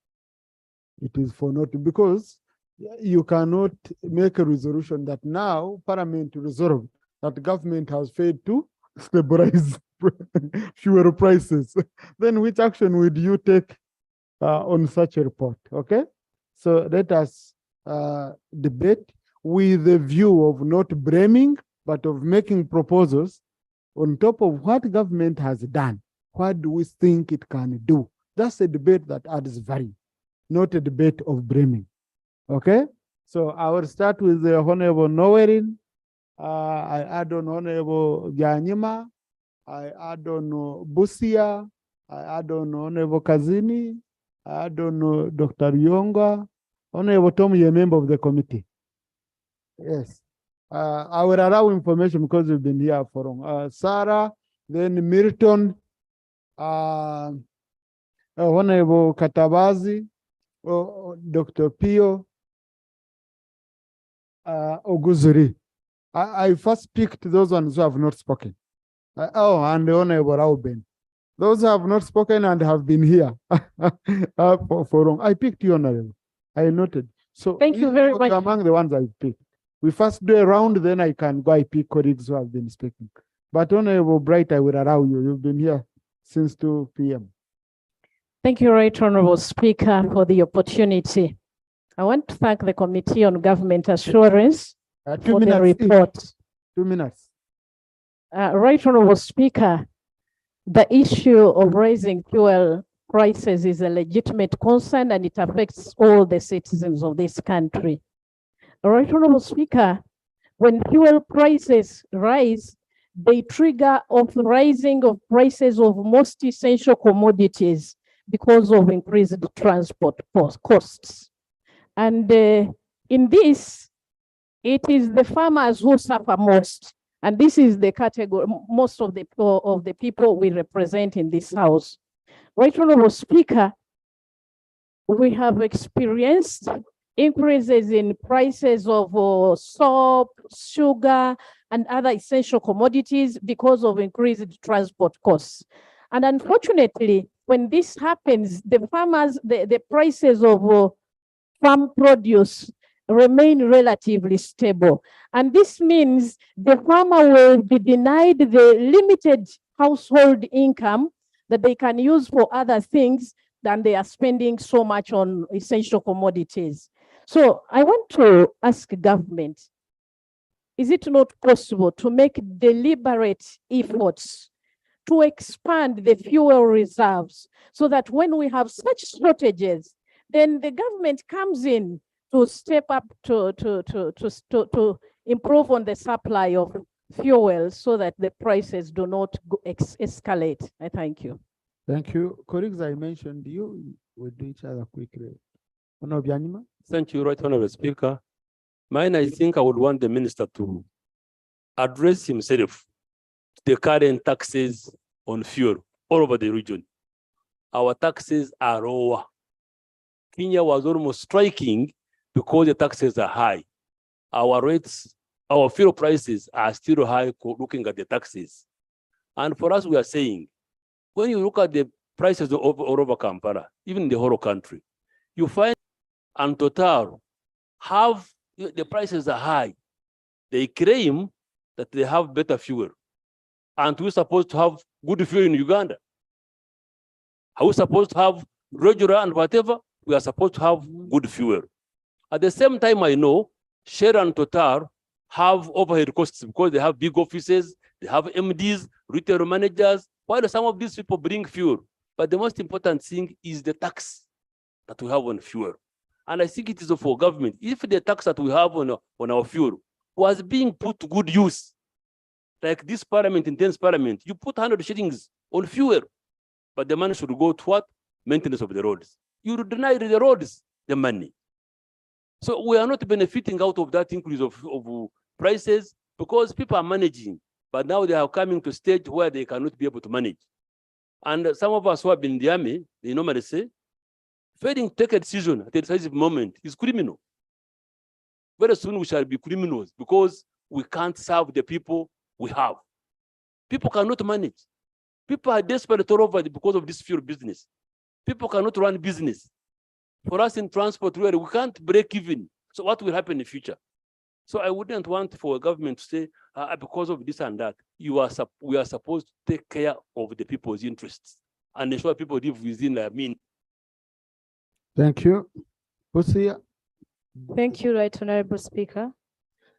Mine is on supply and demand. I think why the prices are escalating, there's a high demand compared to supply. Second, I'm going to talk about competition.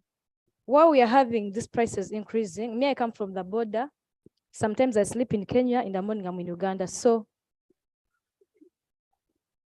I know the prices in Kenya and Uganda. So I think the problem is also competition, since these are private-owned fuel stations. Just the way my brother said, also we have a problem of consumer perceptions. Some people prefer other fuels like Total and Shell. I myself, if I don't fuel my car from Total, I either do Total or Shell. So you find at a time that they're so high, but we prefer that they have better fuel compared to other fuel stations. Then finally, I would argue that we should have laws and regulations governing the fuel prices in Uganda. Thank you. Thank you. Honorable Kazin. Thank you, Mr. Speaker, for the opportunity. Thank you, Honorable Secretary, for the statement. And thank you, Honorable Minister, for the updates. I think fuel prices are affecting every Ugandan, including with the leaders.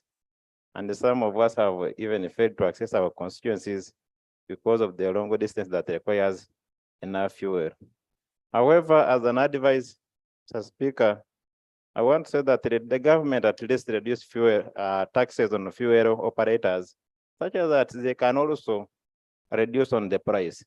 Then secondly, in Uganda, and actually it is only in Uganda, every fuel station are selling at a different price.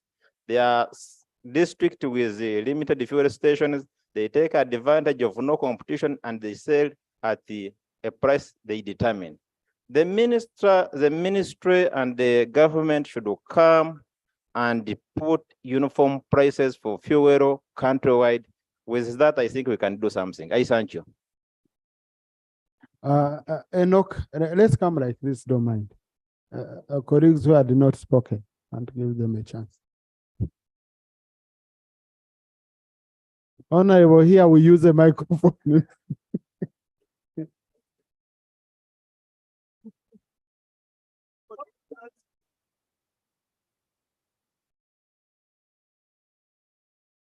Thank you, Right Honorable Speaker, and I want to appreciate the report. Mine is a question. Much as we appreciate that some of these factors that are raising fuel prices in Uganda would be foreign or global factors. But in this particular case, I want also to understand if it was a global one, they would get us statistics from other countries. But if it is not, then also other factors for either refining and profits, distribution, marketing, or taxes. I would like the minister to actually attribute it, the increase on the listed factors, so that we can also get the knowledge about this hike in the fuel pricing. Thank you so much. Thank you. Yes. Me go no. Okay, Max, you've already come up. Yeah, thank you very much, Right Honorable Speaker, for this opportunity. And I want to thank the committee for the report presented and the minister for the statement in response. Mr. Speaker, my point is on the impact of fuel price on inflation. You said, Mr. Speaker, that this report is for information. And when I look at it, I do not see the extent to which it is informative. How I wish this report delved into economic analysis of inflation, because we all know that low and stable inflation is good for growth and therefore income and poverty reduction, and high and escalating prices, that is inflation, is bad for growth. Could the minister therefore give us additional information to show us that what he says, that our fuel prices are stable, so that we are able to know whether we have any economic gain after these managed fuel prices? I thank you. Thank you. In fact, I saw the PSST giving the economic outlook and the latest inflation figures, showing Uganda has been the best in the region, that we are the best. So now what we are left with is translating that into maybe I would say direct impact on the people. Because if inflation in Kenya, for example, is at around 9%, but their lending rates at 12%, and the inflation in Uganda is at 3%, our lending rates are 20%, okay? You find a huge mismatch. I think these are the issues we shall need to be looking into. Honorable Timozigu, who is ready? But all of you colleagues, I'm going to give Thank you. No need to. Thank you, Mr. Speaker. I take this opportunity to thank the chair who presented the report and the minister who indicated that Uganda is doing well. However, Mr. Speaker, I would like to mention that fuel is a strategic resource. With lower prices of fuel, business people make profit. And that profit inspires them to remain in business and even start more business. So I would like to say on that matter that, Honorable Minister, we need to do more than that so that we can have a better environment for business, knowing that our country is landlocked. So we need to know that. And lastly, Right Honorable Speaker, I see this recommendation on page 15 that government should give money 30 million for 30 million liters. It is a good recommendation, But I would like to add that government should consider fuel to be a strategic resource for Uganda, because we are a landlocked country and we use a lot of fuel to transport our commodities from Mombasa to come to Uganda, then again in the whole country. So I want to submit, Mr. Speaker. Thank you. Thank you. Honorable Rauben, then Dr. Isma. Thank you, Right Honorable Speaker. I would also want to thank the chair of the committee for your report, also for the statement from the minister. Mine is on quality, because I always think all our petroleum products, we get them from one source. But when you go to different stations, you find them having varying prices. So I wonder whether the quality is different or the quality is the same. The second one, I wanted to the minister, it goes the minister. I want to know, we have our reserves in Ginger. Is it Ginger storage terminal? Why don't we stock them so that when the prices of fuel is high, even the what, so that we can bring ours, stabilize our own prices? Lastly, I want to talk on also electricity and solar. Very few people, when you compare the whole population, they use them for the household. There is kerosene.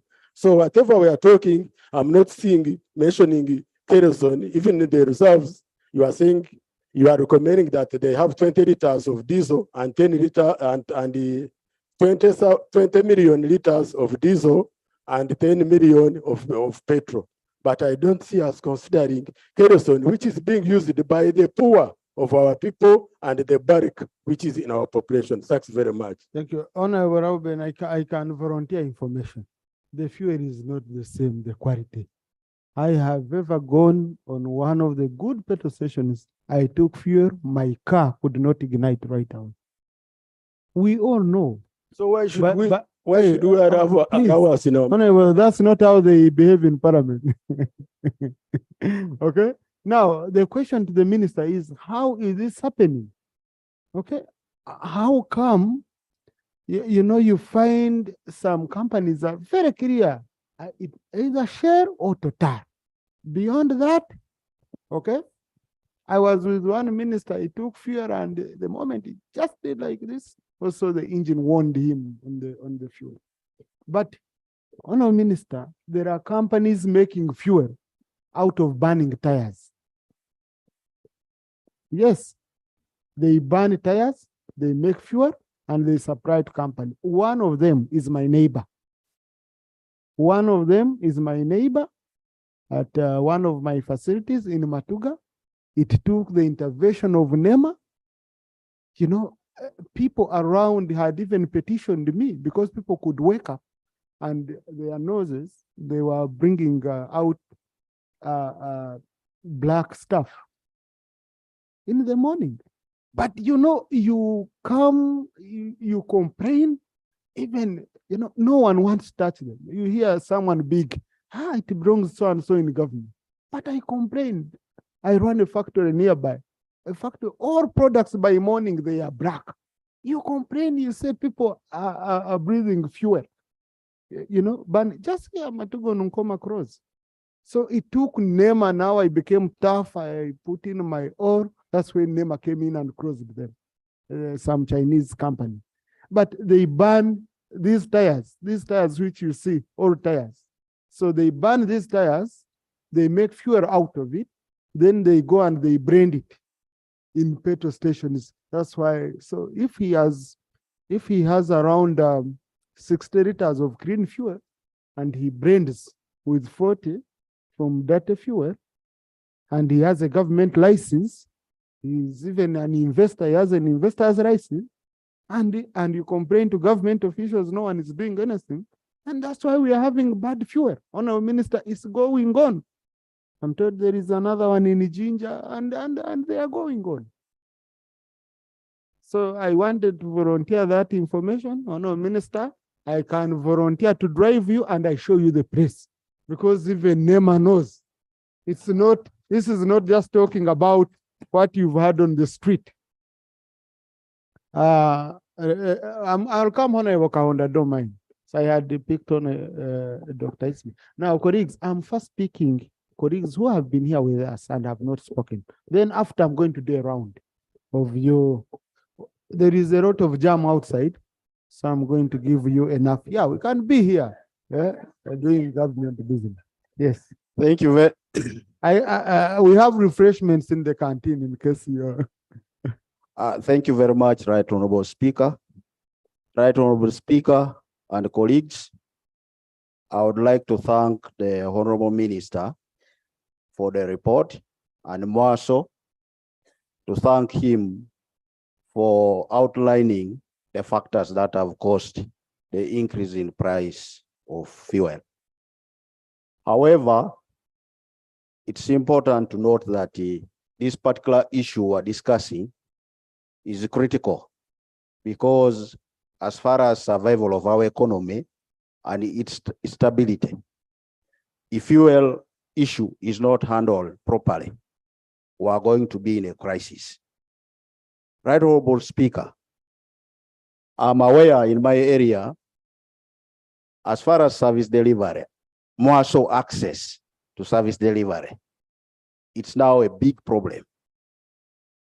I would like to appreciate MPs who have so far, out of their own good hearts, who have given the ambulances and so forth.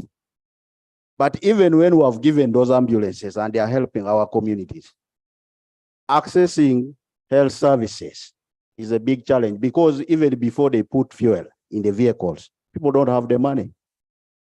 And then also movement of goods, it has become very expensive. So all these issues actually impact on our lives. Thank you. Honorable Dr. Yonga. Thank you very much, Right Honorable Speaker. Also, I would like to appreciate the Committee on Government Assurance and the Minister for trying to explain what's happening about the fuel prices in this country. And we are in this parliament, we are complaining about the raising of school fees in private and of course in public schools. But we didn't try to analyze what could be the causes. Now it's coming up here that the prices are still very high, so there's no way the private schools can be able to reduce the school fees. But also I'm asking myself, we have the fuel reserves, but there's no stock.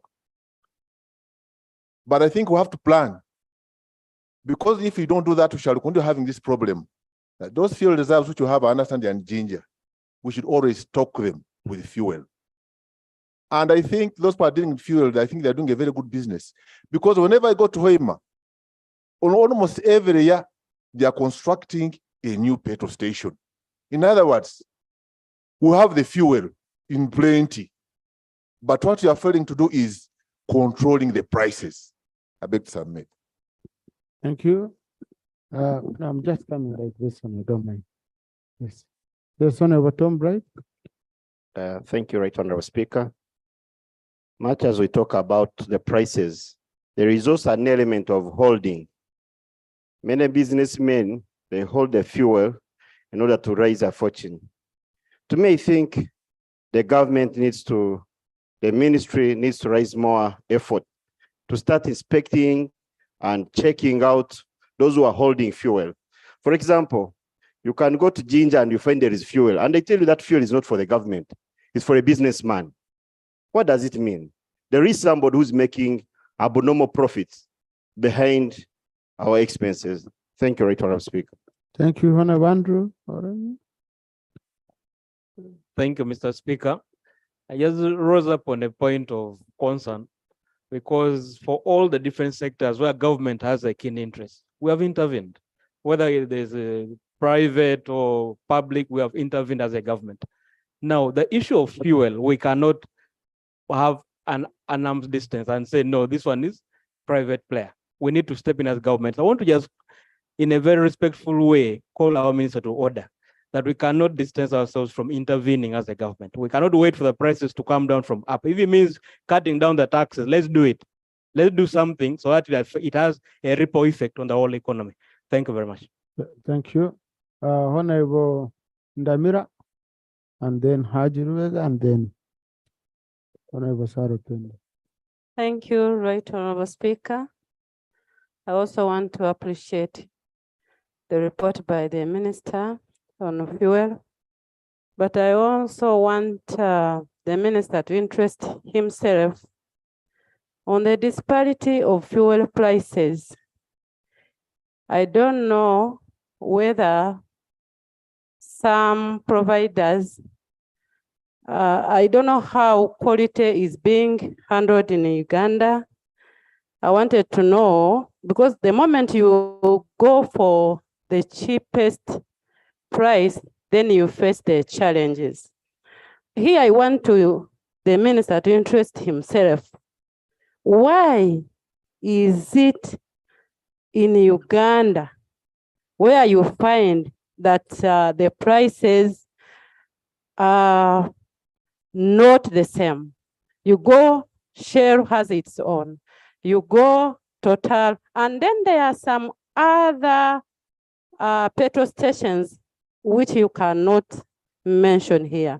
I want to know, do we have a regulatory body that is regulating the prices of our country? To me, I think that we are being suffocated, and especially Masaka, Tumbalala, I think these people are targeting Western.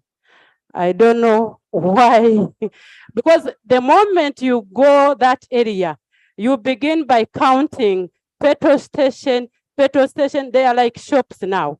I want to know, do you have a regulatory body to regulate these business people on prices and on quality of what we are supposed to be taking in as a country? Thank you.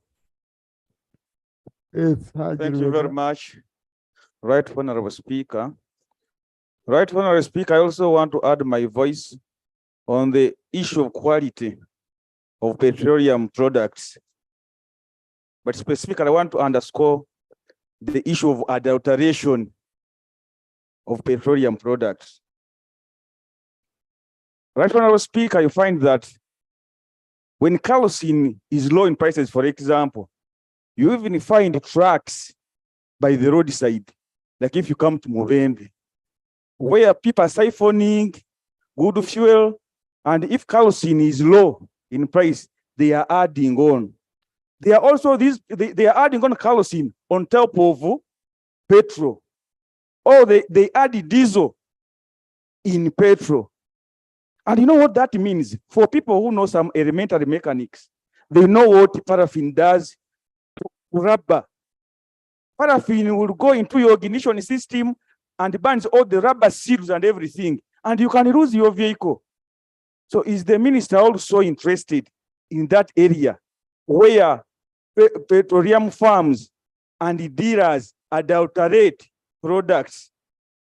Thank you very much. Thank you. Yes, Honorable Pendi. Thank you, Right Honorable Speaker. Right Honorable Speaker, I want to appreciate the committee and to note that this report arose from the government assurances, statements made by minister on the floor, assuring us of the commitment in handling the challenge. But Right Honorable Speaker, I note from the report in the minister that in response, the minister's statement does not give us what efforts government has done in dealing with the challenge, but rather I'm looking at the statement which was signed for the minister, the Honorable Nankabira, which is uploaded. What the minister focused on was telling us about the stable supply. Yes, the supply has been stable, but you are not giving us the means of what government is doing in resolving the issue of the price, the increase in price. I note, Right Honorable Speaker, that the minister attempted to indicate that the pump price or the prices per ton at the international level increased from 4% for petrol to 8% per ton. That is the only statement. That is at the international level.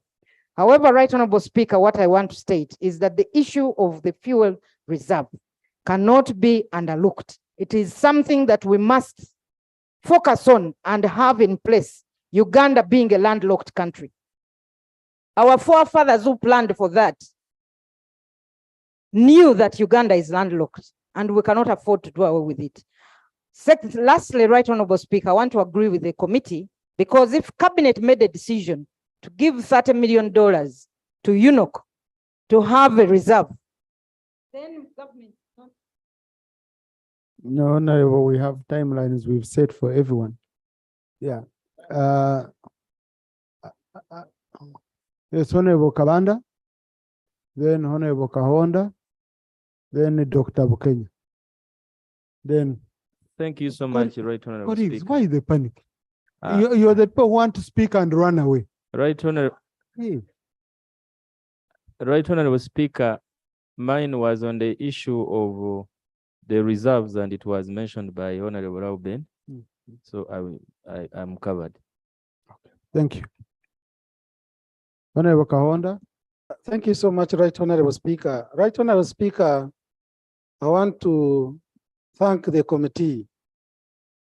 However, Right Honorable Speaker and colleagues, I find the minister's statement wanting. Other than the reasons he has given of the general increase internationally, he has not given us other factors that are associated to the increase of fuel locally here in Uganda. Honorable Minister, I expected you to clarify on that. Honorable Bright has talked of hoarding. We have had this experience even in other commodities. And at the end of the day, the prices are increased day by day because the government, you tend not to have control over this. Right, Honorable Speaker, there is a need. If there is a lacuna in the law, we need to ensure this. We have got the Petroleum Authority.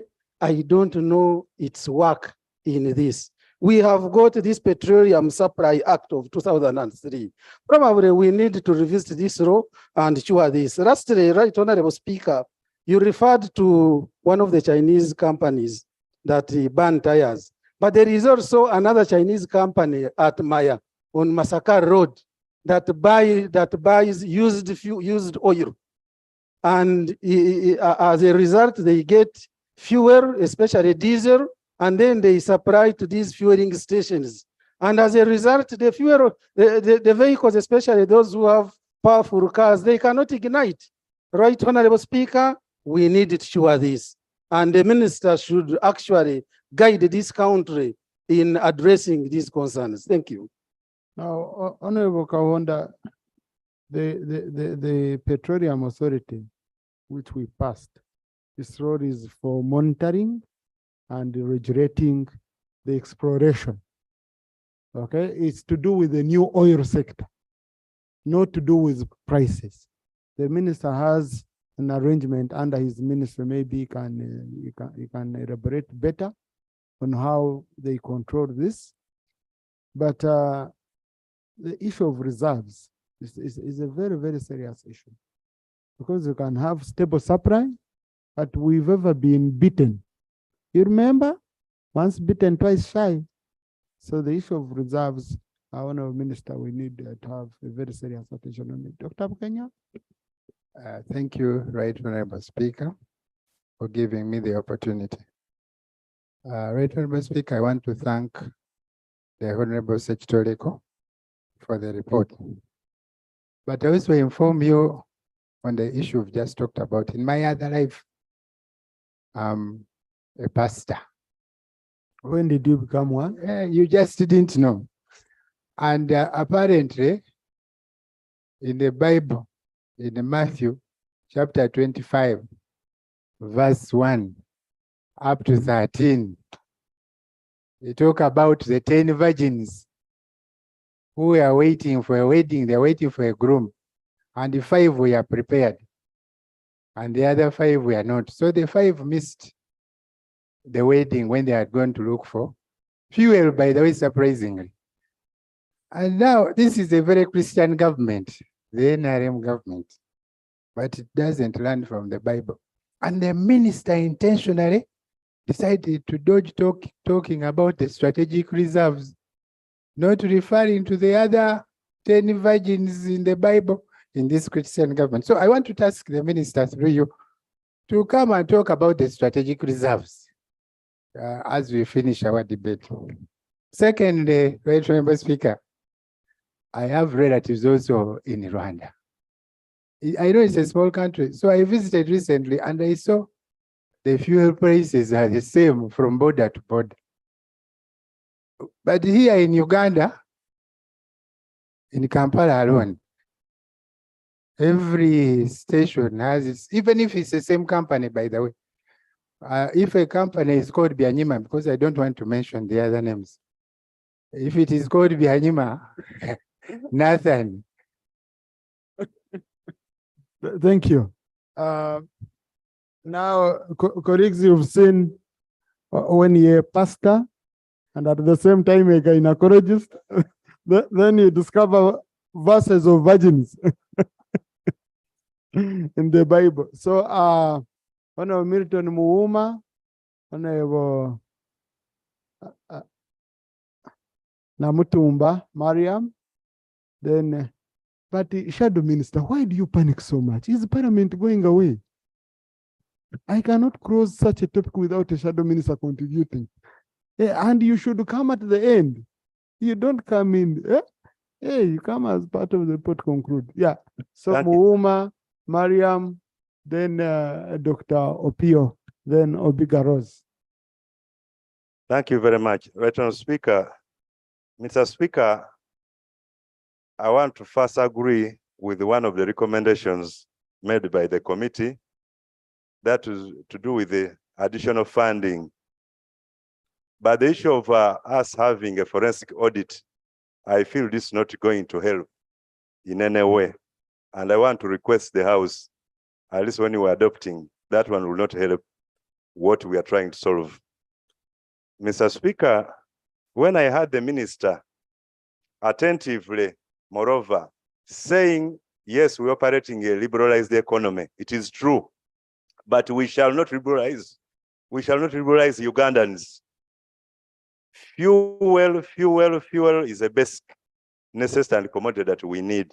So when you say we can't do much as government, then somewhere you say government has done a lot in this and that, Honourable Minister, you are hitting yourself in one way or another. But help the Ugandans, help us by addressing the issue of monitoring what is happening in the fuel sector. You are doing a lot in energy, but the issue of petrol, diesel, you've totally left Ugandans in the hands of crooks or sharks. Because this morning I was moving from Mukono, but I passed over 12 different polling petrol stations. Mr. Speaker, the prices at these petrol stations were so differing from one petrol station to another, implying the ministry has totally left Ugandans to whom it may concern as far as fuel prices are concerned. I thank you, Mr. Speaker. Thank you, Honorable Naigaga. Now, on just a small thing on the issue of forensic audits, colleagues, I had warned earlier on because I had a meeting with the Auditor General. A forensic audit costs more than 1 billion for each forensic audit we order. And what is so funny, the Auditor General doesn't have that budget. So he goes to that same agency, OMDA, to raise the money to be investigated. And then they say, I don't have it in the budget.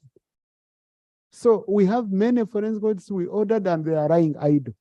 So for it to be a forensic audit, we should have first done an extremely thorough job. And we find, no, these issues are beyond our reach, but not a forensic audit on the way we are doing it on very, very many issues. We should only make decisions here and resolutions which are implementable, not those to go and lie idle. And then, of course, during appropriation, we shall need to be appropriating to the Auditor General money for forensic audits in case we have some, because we can't avoid them. But on such a matter, really, no way. Thank you very much, Right Honorable Speaker. Right Honorable Speaker, I'm a member of the committee and I wanted to give information like you guided. Right Honorable Speaker, on the 5th of September this year, the same minister, my brother, Honorable Kasai, did present a report on fuel crisis in this country, which we debated, and the issue of fuel reserve was the main action point. And the Right Honorable Speaker did guide that you come up with an action plan on how to put regional fuel reserves in this country. Right Honorable Speaker, as we moved around as a committee, even the ginger fuel reserve that we have as a country is being rented out. A fuel and ginger fuel reserve is owned by private people. The government is not in charge. Like the Prime Minister has always assured Ugandans that they are in charge. So Right Honorable Speaker, that's the information I wanted to give, that even the fuel reserve that we have in Ginger is being rented out to the private operators. I beg to submit. Thank you. Thank you, Honorable. Yes, Dr. Pia. Thank you, Right Honorable Speaker, and I thank the committee for the report. Our fuel reserves were constructed in the 70s with a capacity of 30 million liters when the daily consumption of fuel was very, very low. Today, as we speak, our daily consumption is 6.5 million liters of fuel per day, meaning the reserves can only last 5 days. That is just about a week.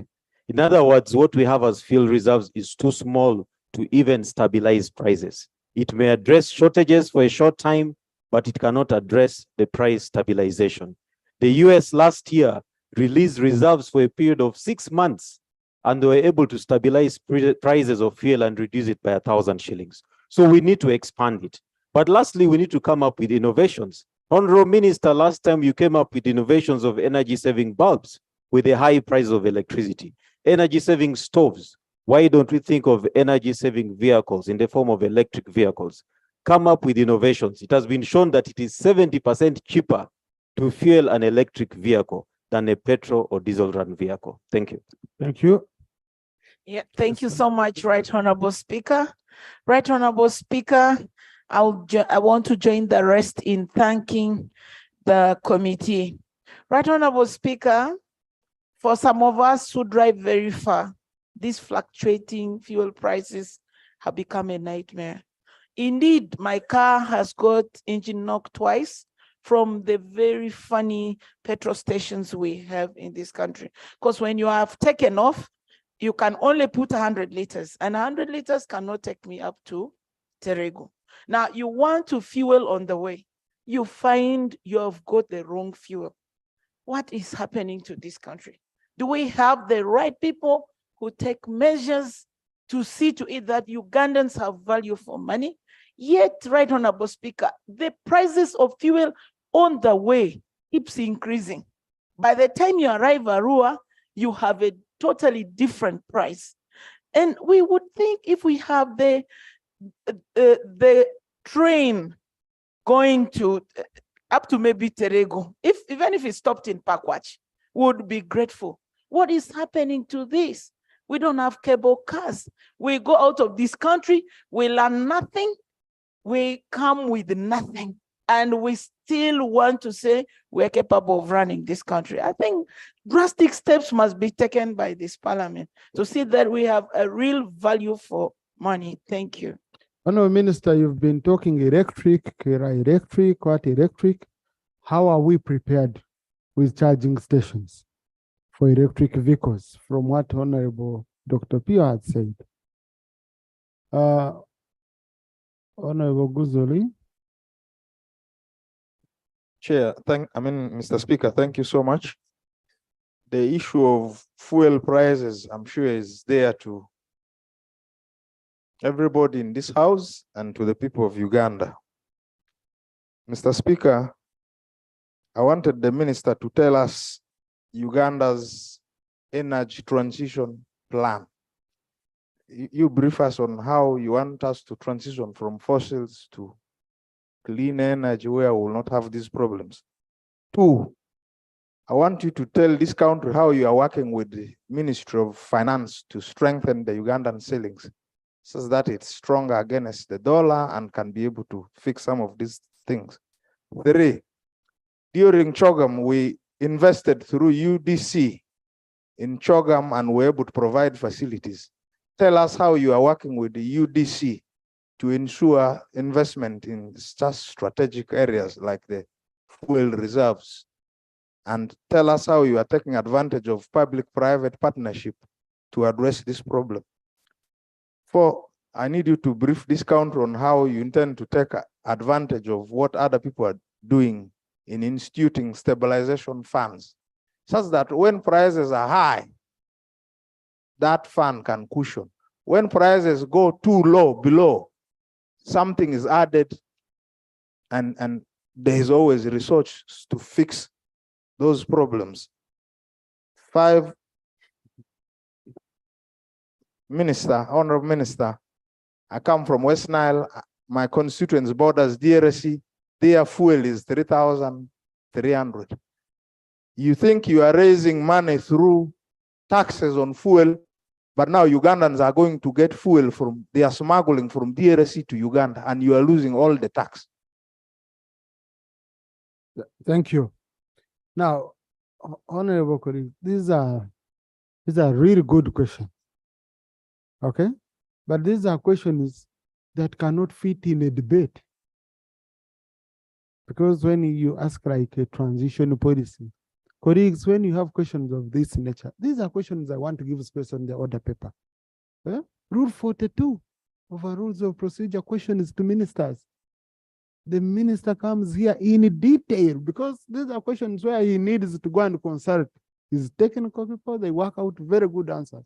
And colleagues, if you could take advantage, I would be giving you space on the order paper because they sound very, very brilliant. And that's what we should be doing. Yes, Honorable Katabazi, then Honorable Mshemezi. Thank you very much, Right Honorable Speaker. And then Chemonges. I would like to thank the committee for the report and the response from the minister. However, the minister said that they've done a lot to stabilize the prices.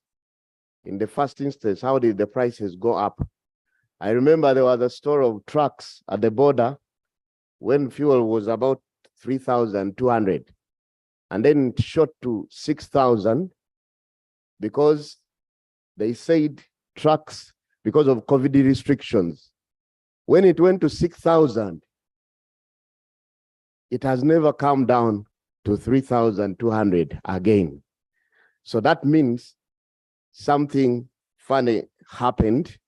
And I suspect the monopolistic tendencies or the monopolistic competition that these companies enjoy have turned out to be cartels, that they sit down and say, let us fix the price at this level. And this has been also transfused into other economies around East Africa. I'm a member of the Defense and the Internal Affairs, and I had a chance of visiting Somalia with the committee. But the pump price is 1,400 equivalents of Uganda, pump price. These guys get fuel from Yemen. So I'm wondering, can government think of talking to Somalia? Maybe that's the reason why we have so many Somali fuel companies here. There is a reason. There is a very big catch, because if... Okay, thank you. Yes, Honorable Mshemeza. Thank you, Right Honorable Speaker. Recently, Parliament adopted a commission on competition, but the executive rejected it. Of course, this commission would have also worked for consumer protection, but we missed that opportunity. We settled, after the executive insisted, we settled for a technical committee under Ministry of Trade. Now, my advice is that in the short run, we prompt the president to assent that law so that we can have that technical committee effective and empower it. In the medium term, we also bring in the bill on consumer protection. Then this technical committee, which will serve for both the competition law and the consumer protection, would be empowered now to crack down on these malpractices we have been pointing out. That would help us dealing with these malpractices. Then secondly, I also advise we do a comparative study. The Honorable Minister pointed it very briefly, because sometimes we find it is not true. We just hear Rwanda is cheaper. Let's have a comparative study, a detailed, and we dismiss this notion, or we embrace the notion that prices are different elsewhere. We cannot avoid issues of demand and supply. And that's why I commend the issue of the reserves. Because if the national oil company is controlling the reserves and the issue is supply, then we would release our reserves and deal with the matter of supply so that the demand can be balanced with supply. Thank you, Honorable Speaker. Thank you. Thank you, Honorable Mshemeza. And I'm glad the government never took a risky step of subsidies. Counties which went for subsidies are struggling. They are struggling. They've choked the economy. They've tried to cancel the subsidies, and then now the impact becomes even worse. So Honorable Mshemeza has guided very well. If we are comparatively within the range in the region, okay? And this is an issue we can tackle as a region, not only Uganda isolated. Honorable Chemongas? Oh, Chemongas, oh, very good. Yes. No, Christine, I would allow you as a shadow minister. I'll do. Nyachkongoro, hadn't I picked you already? Okay, Gomba, Nyachkongoro, Karamoja. We conclude. Okay. Thank you so much, Right Honorable Speaker. I'd like to thank the committee and the minister. Right Honorable Speaker, majority of the colleagues talked about financing of the National Strategic Oil Reserve. And that exactly is where my point is. Right Honorable Speaker, under that point, there are two issues that I think are very pertinent. Number one is the reserves. Number two, there is a point that the ministry has deliberately ignored, though it was agreed upon by cabinet to be financed.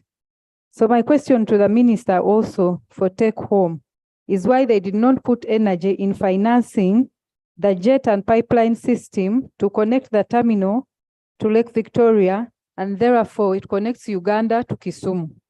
Right Honorable Speaker, for as long as we have trucks coming in and bringing in fuel, there is no way we can avoid the issue of hoarding, because Uganda will not have its own that is coming in, and it will not be directly connected. As Honorable Pendi had said that Uganda is landlocked. When we visited that place as a committee, not a committee on this one, a committee of trade, the people who were there indicated to us that we just needed to connect that jetty pipeline from Uganda to Kisumu so we can have fuel flowing in. And cabinet had accepted and tasked the Ministry of Finance and the Ministry now of Energy to give it $8 million. But Right Honorable Speaker, to our surprise and in this report, the Ministry of Finance and the ministry present here, they gave 12 billion to UNOC to do in trading, and they did not prioritize the reserves, they did not prioritize the construction of the jetty. So Right Honorable Speaker, that will leave us in hanging, and hoarding cannot be avoided. Lastly, Right Honorable Speaker, you talked about quality so much, and it has perplexed. Thank you, Honorable Minister. This is very critical new information. We shall need an answer. Thank you, Right Honorable. Honorable Nayeba's head was getting perplexed, so let her take a break. Yes. Thank you so much, Right Honorable Speaker. Right Honorable Speaker, among the long-term that I expected the minister to talk about is the long-awaited oil of our own country. The country has been anxious. Everyone thinks about our oil. you talk about to stabilize the economy, it is our oil. Now people are asking us, when is our oil coming in so that we don't pay these high prices of oil?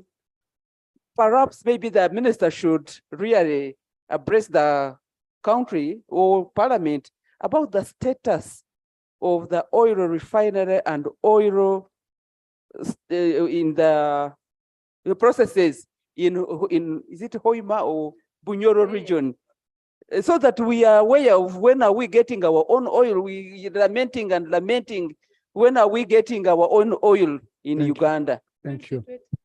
Yes.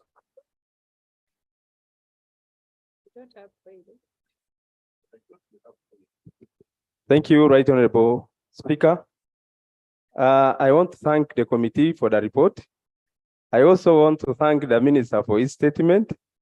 Right Honorable Speaker, from the look of things, it's like we are constrained by external factors, as alluded by our minister. Now, the question here is, how do we strike a balance? Now that we need fuel in this country, how do we strike a balance without straining our poor people? Imagine a situation where you wake up and you find the price of a liter has increased. Just suddenly, without even any information, like the way we normally inform people about the umeme. Maybe when the umeme is going to be shut down, they inform the people or the consumers. But in this case, it continues rising as we just observed. Is there a way of at least the ministry, since it is within its mandate, to regulate at least these abrupt rising prices? That will help really our farmers. To do a forecast. Yes. Thank you very much. Thank you. Kamwenge? Thank you very much, Right Honorable Speaker. In the oil market, I get so impressed when I see some of our local oil companies or our local fuel stations are also trending in the market. However, it's a pity when you find that of late, the companies that are really coming up so much, the likes of Rubies, what is the other one? Starbucks, they originate from Kenya. They originate from Kenya. And actually, sometimes you find Ugandans opting to buy fuel on those fuel stations than our own, like BAM and the rest. So I think when we keep on seeing, if we want to walk the talk of Bubu, buy Uganda, build Uganda, we really need to boost our own here. It's not that the quality is bad, no. Like we were talking with the Minister of Trade here about Bureau of Standards. The oil in our own company is also very good, but we need to sensitize our people as leaders, as MPs, as we are here, that we need to walk the talk of Bubu. I thank you. No, the issue of quality, Committee on Trade, Honorable Sylvia, there is something you are mentioning on quality. Because Committee on Trade, that's under you. That's a UNDS. Yes, right, Honorable What did you Speaker. discover? Yes, right, Honorable Speaker. But when we went there, like I was getting perplexed, then the time got done. We noticed that UNBS does not have the capacity to verify across the country. First of all, they were understaffed, and the other financial year, they gave them a budget, but still, they still lack the capacity and the professionalism to do the evaluation, I would say, so that we have the quality fuel.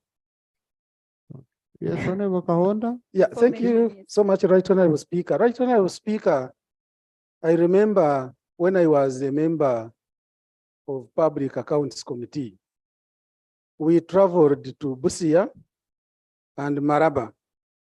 And one of the reasons that took us there was the issue of fuel. We got so surprised when we interacted with UNBS at the border, and they are all there, is on the volume of the fuel, not the quality.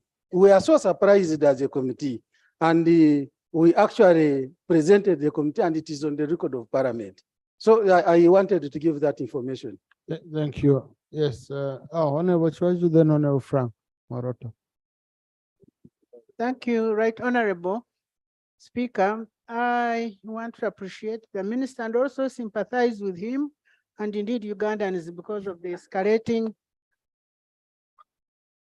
oil prices, because some of these are really inevitable.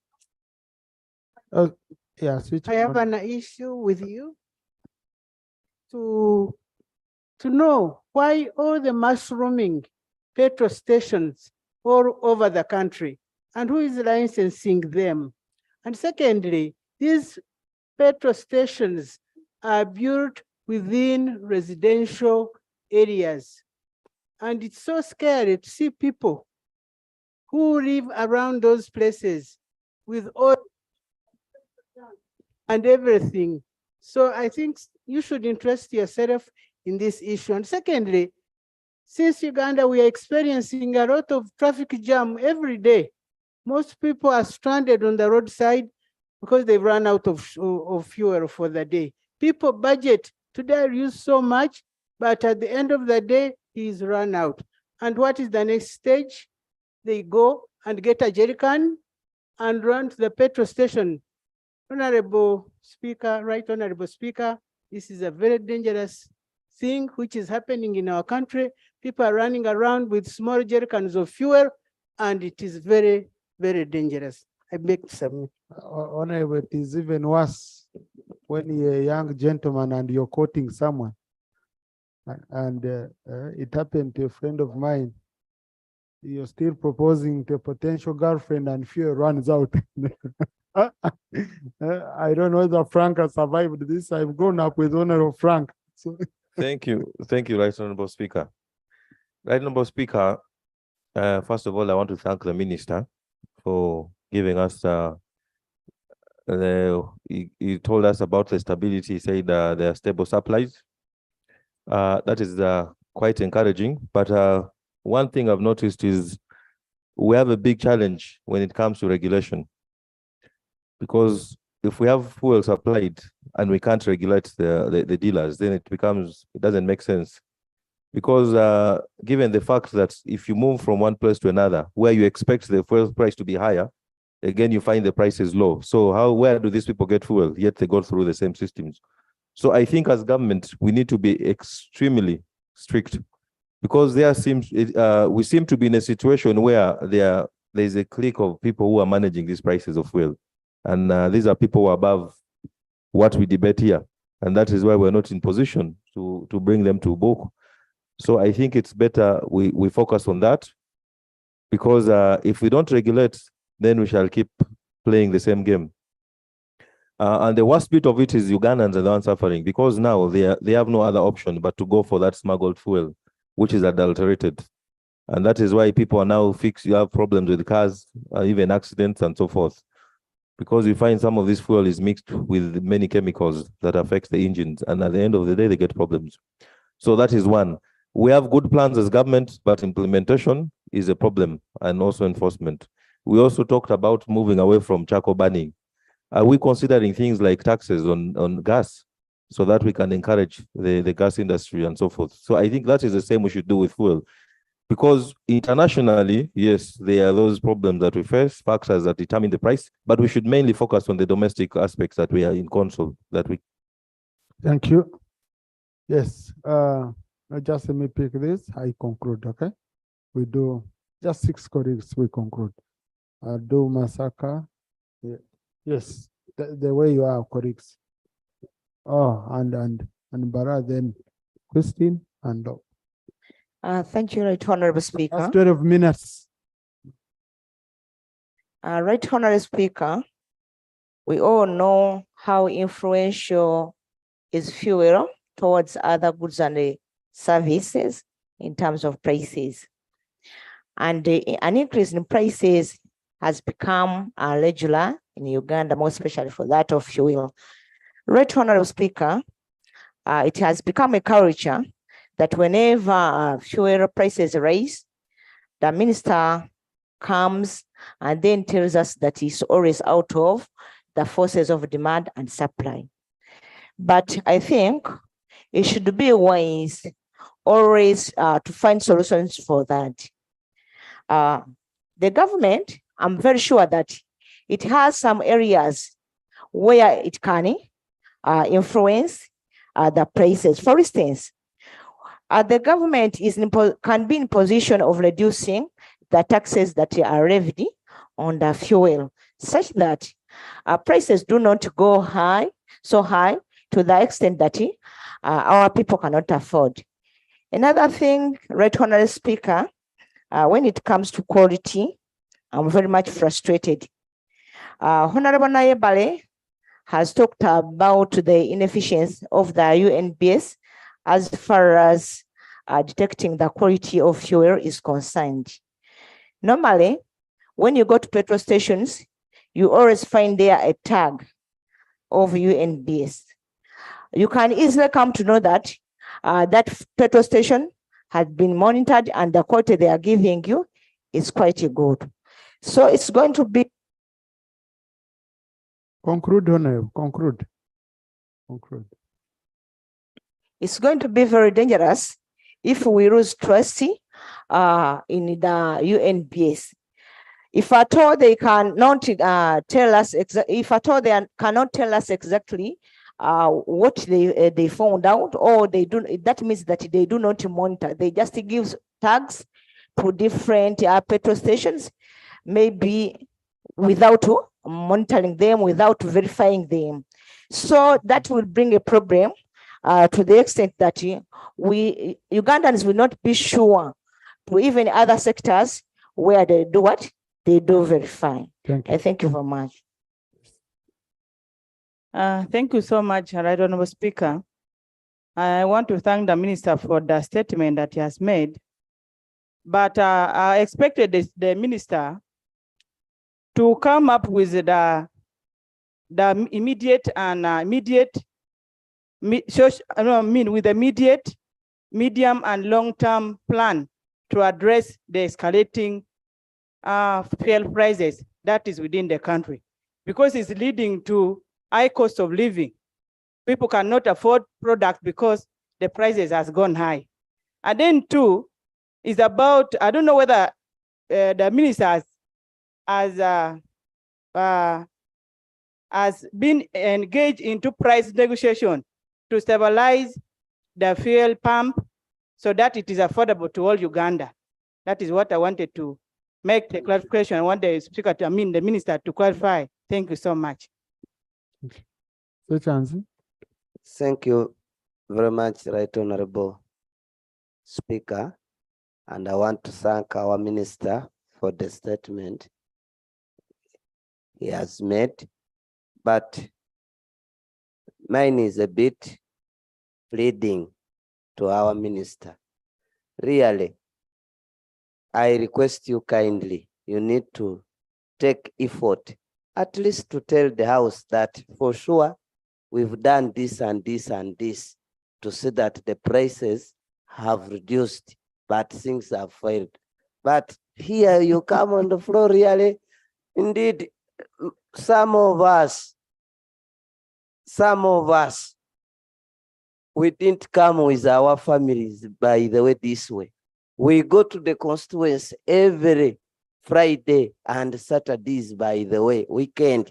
We go to the constituents, but right now, for sure, we are not going. We are becoming to be in the status of Honorable Kavanda. So families are breaking. Abandoning the families, really. We request you. No, Honourable We chance. request you. Honourable chance for the record. Did Honourable Kavanda abandon the family? Is that what you are saying? So. No, please. There is a record of parliament. Yeah. Honourable Kavanda is single. So withdraw that statement. Has never abandoned Is single. I want to withdraw the statement of abandoning. I thought he abandoned because he has taken long being single.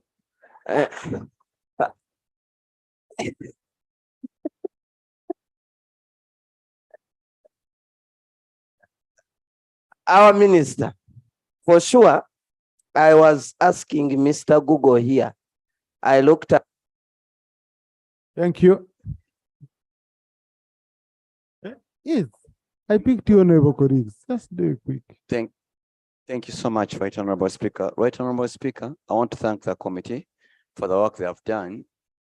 And I want to reserve my gratitude to the minister for one reason. The normalcy with which he gives a statement does not portray the rate at which the country wants to grow. Right Honorable Speaker, it is a norm in Uganda that the further you move away from the urban center, the further the basic needs and social amenities get to our people. I'll give you an example of Pade. Pade operates basically on fuel. How? To access water when electricity is not there, which most time it's not there. We use petroleum energy. When the prices go up, the locals cannot access water, clean water. And Honorable Minister, you know this very well. We have been to your office several times. Leave alone that to access a medical center, some of us used our money for the vehicles to buy ambulances because we carry diseases to other constituencies. So to carry a patient from one niche to another niche, you travel almost 40 kilometers, and that is fuel. People are dying. People are getting sick. Honorable Minister, let us handle this issue of fuel price difference in the country with utmost respect. Otherwise, we are going to lose lives more and more. And I bring this as per regard, especially from my constituents and other constituents that are away from the urban areas. Thank you so much. Thank you, Chotera. Thank you, Right Honorable Speaker. I want to appreciate the chairperson for this report. First, Right Honorable Speaker, as someone who plies the southern route, I feel a little constrained to appreciate the minister's report. When you state that there are two routes, the Kenyan route, which is 80% and 20% coming from the southern route, that is Mutukula, I actually feel sorry for myself and the people that know what is on the other side of the road. Right Honorable Speaker, if we are ever to address the challenges of fuel and the hiking prices, we need to have a holistic approach to how our economy is being run. If we do not address the service gaps, because we hear it very well that it's a liberalized sector, anyone does anything, but I'm inclined to think that government is part of the problem, creating unnecessary demand. Why do our people move? People are moving to look for, to go to hospitals because they can't get hospitals close by. People are moving for better education because they don't have the right education, the right schools in their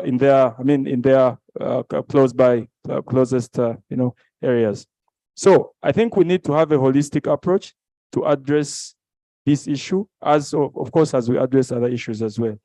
Lastly, the issue of a laissez-faire approach to how things are being run in this country. If you say that...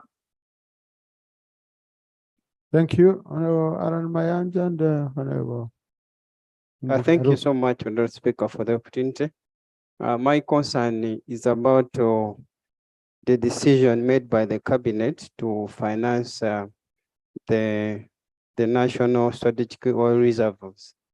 And this decision was not implemented. Minister, we need a clarification on this. Are you the one who's not doing your job to make a follow-up? What could be the challenge?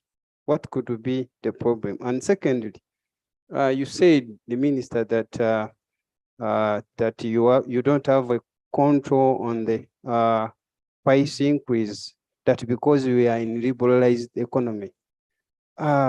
Minister, who is in charge of these price increases? Because you cannot just wake up when the prices for fuel has increased.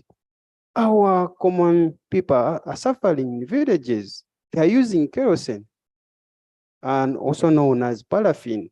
It is expensive. Remember, these people, they don't have electricity. They're in darkness. They're using paraffin so that they can survive during night. But the prices are too high. You need a thorough intervention specifically on kerosene, which is also known as paraffin for our common person. Thank you. Thank you, Engineer Rook. Thank you, Speaker. We need to note that fuel is the key in almost the day-to-day living of Ugandans.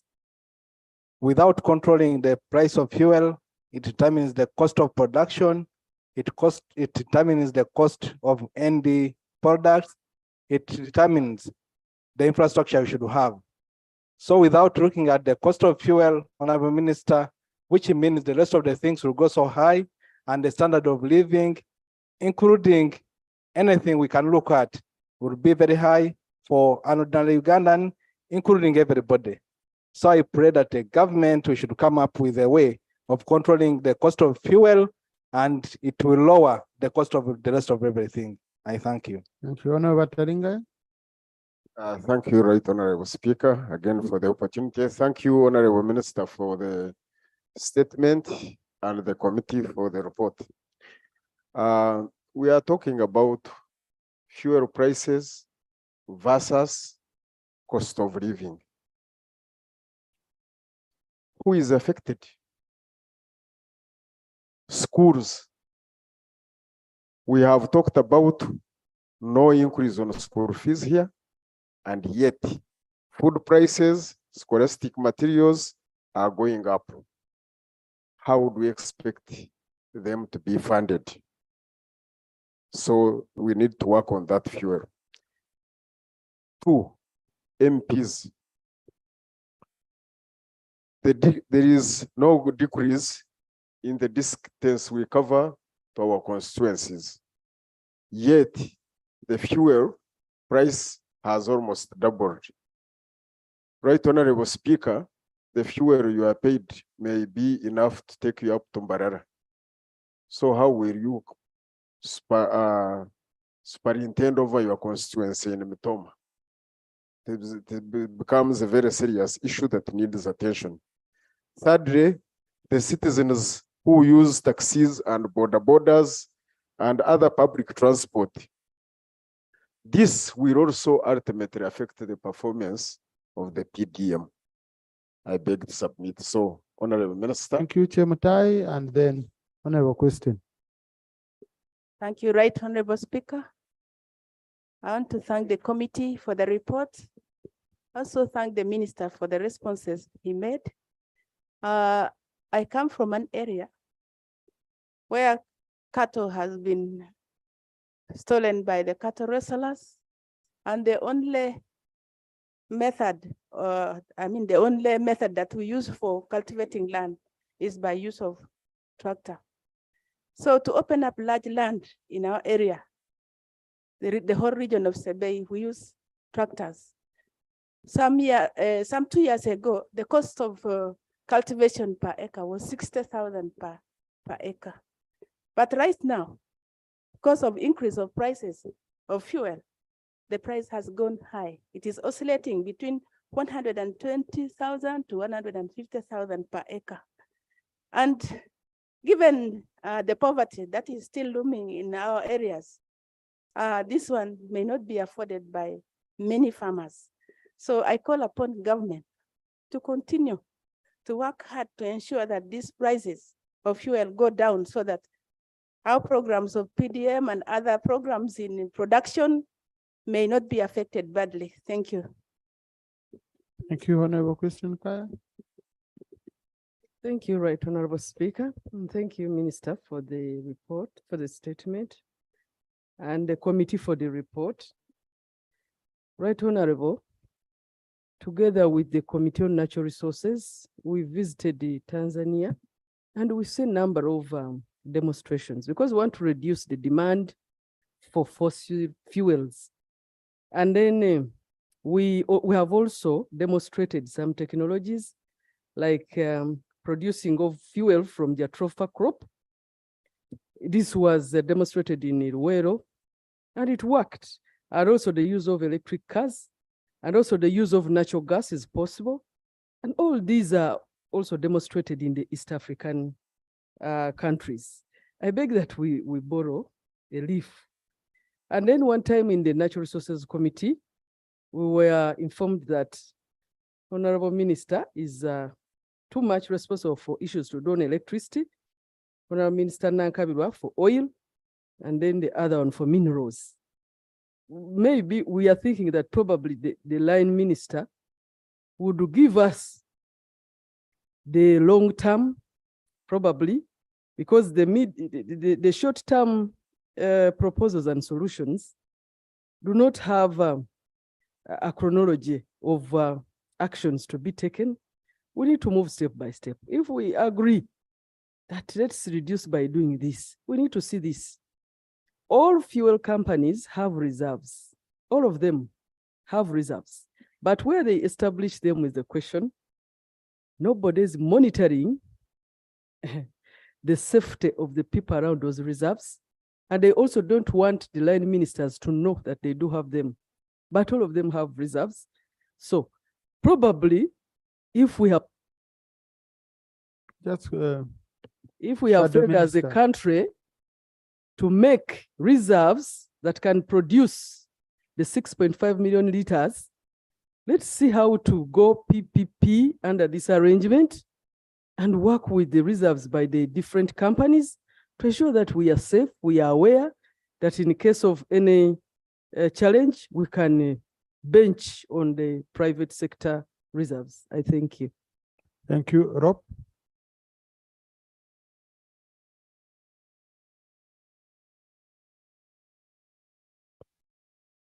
Thank you, Right Honourable Speaker. I want to thank the committee for the report, particularly the Honourable Secretary for standing in for the leadership of the committee to offer this report. There have been extensions of gratitude to the Honourable Minister. I don't know for what, but I've had. For being present, I thank you. Right, Honourable Speaker.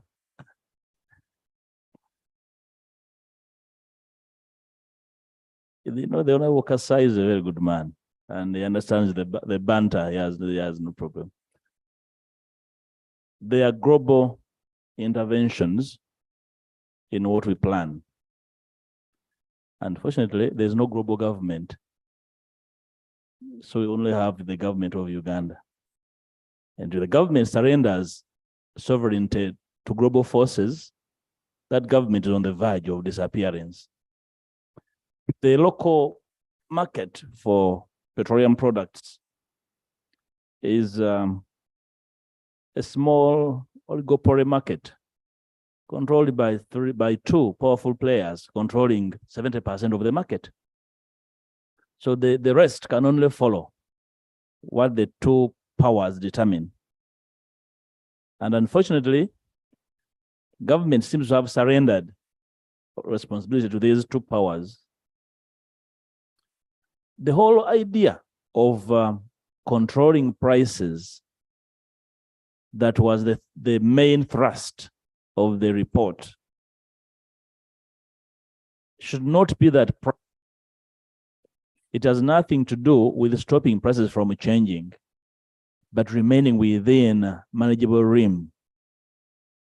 When finance is reporting on economic indicators and performance, they normally give an indication of underlying and overhead inflation. And normally overhead inflation includes the price of petroleum. And this is a very huge impact on the economy because it determines a lot. The backward and forward linkages with other sectors is so expansive, which is why no government should abdicate the impact of petroleum First of all, Right Honourable Speaker, petroleum products are a security matter for the country. Serious security matter. You wake up, you're a government, you have no reserves, you're in trouble. So the decision of Parliament, I remember I was part of the 9th Parliament, that demanded that the government retrieves and recaptures to manage the reserves in Uganda. We even offered money, I think, in one of the financial years in the 9th Parliament. Now, Honourable Minister, there are questions here raised as to why, first of all, you allowed private actors to solely manage the reserves.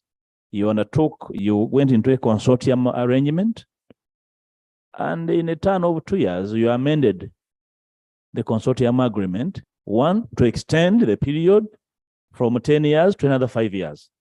Do you want to share with Parliament what was the motivation for extending from 10 to 15? Secondly, in 1 year after the agreement, you again added an addendum to delete a clause that required that these private actors actually maintain 40% of the reserves. And then you make it an objective and a duty of UNOC. So what happened to that obligation? Secondly, the committee is demanding for accountability over fuels that are sold out of these reserves.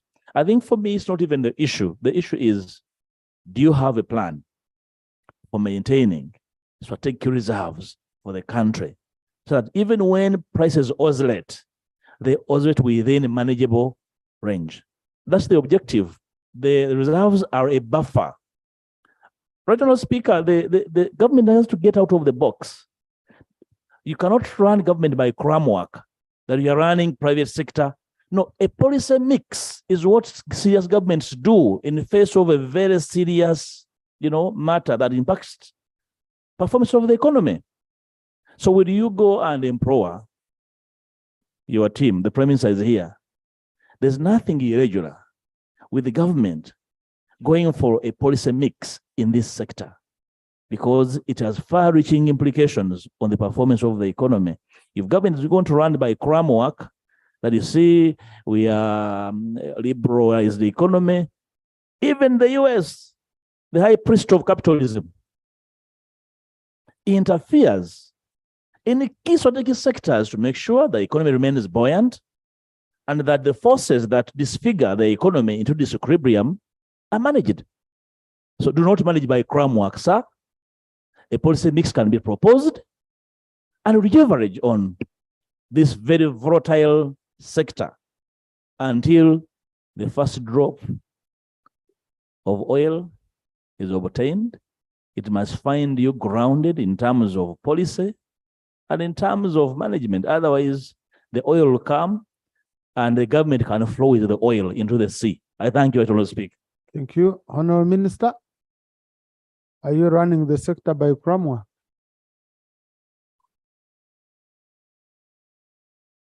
Oh, you're doing it process by process. Right, Honorable Speaker, my friend, the Lope is always provocative, and he gives a sort of an insight, which, if internalized, it is something that we could work upon.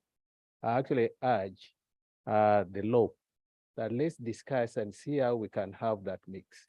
However, I will try to answer the questions that have risen. I will start with the fuel reserves, which is a major issue of contention here. In the submission that we made to the committee, we actually said, yes, we need $30 million to create a reserve that will run this country for only 5 days, which would provide a buffer.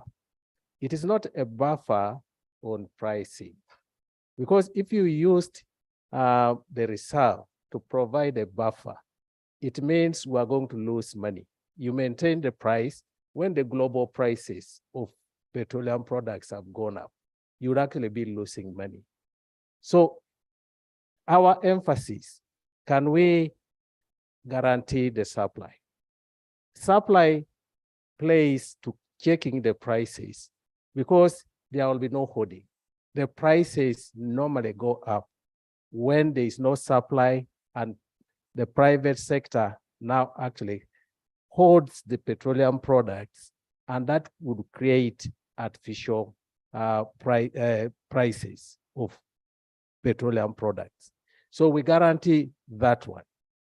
Now, the mix which the law is talking about is what we are actually trying to implement through in our reserve. We have about 7 million liters, which can only run this country for 2 or 3 days. Now we have created a mix where some of the reserves which Christine talked about. Christine is a member of the Natural Resources Committee, and we actually have put the two together. While we have the 7 million on government, now the 42 million is actually from the private sector. When you put that one together, it is 147, plus this one will take us for 10 days to assure the supply, and there is no hoarding. And under natural normal situations, in 10 days, for example, when there was during the elections of the Kenya, 10 days, the situation would have normalized, and then the fuel will continue flowing.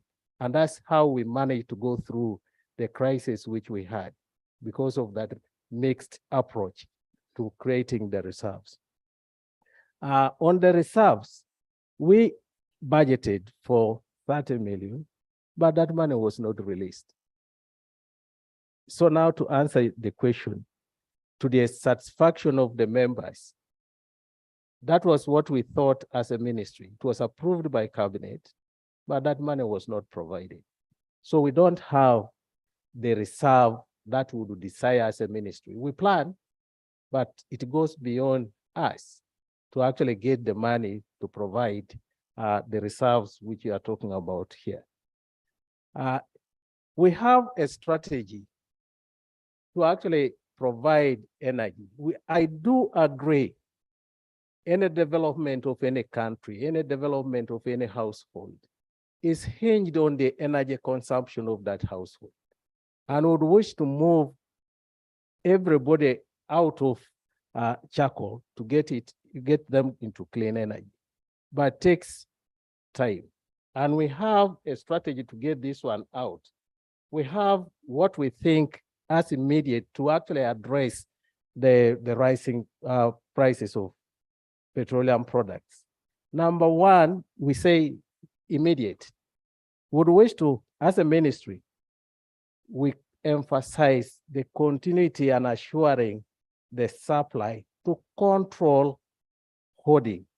Because if we allowed hoarding, that one will actually cause us to go to higher prices than what we are having now.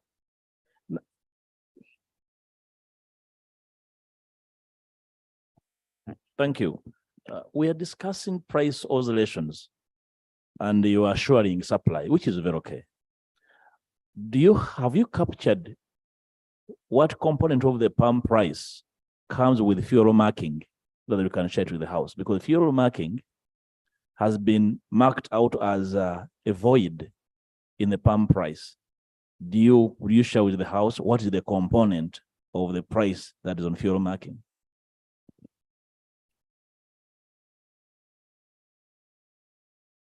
The fuel marking, it is contribution to fuel pricing. I will refer you to regional pricing, palm prices, which I submitted. Although we mark our fuel, the contribution of fuel marking to the prices is negligible statistically. It doesn't really matter because I gave you the prices in Nairobi, which are higher than the prices in Minister, how Kampala. much do you charge per liter marking? That's all. I don't have those figures, okay, but I will provide it. Then number two, in our immediate strategy, is actually educating the population under such circumstances. We have got to check how we travel, how we use the fuel. It's one way we can do it. We have got to reduce where you have 4 cars in the house, use 1, or even use public means for travel. Yes. Honorable Minister, let's talk about what we know we can do. Okay, there are some things we should do. Because you see, there are things we shall mention for purposes of going on record. but honestly, I'm telling you, then the intermediate, I'll say it. We have got to develop our own oil and gas systems in the country.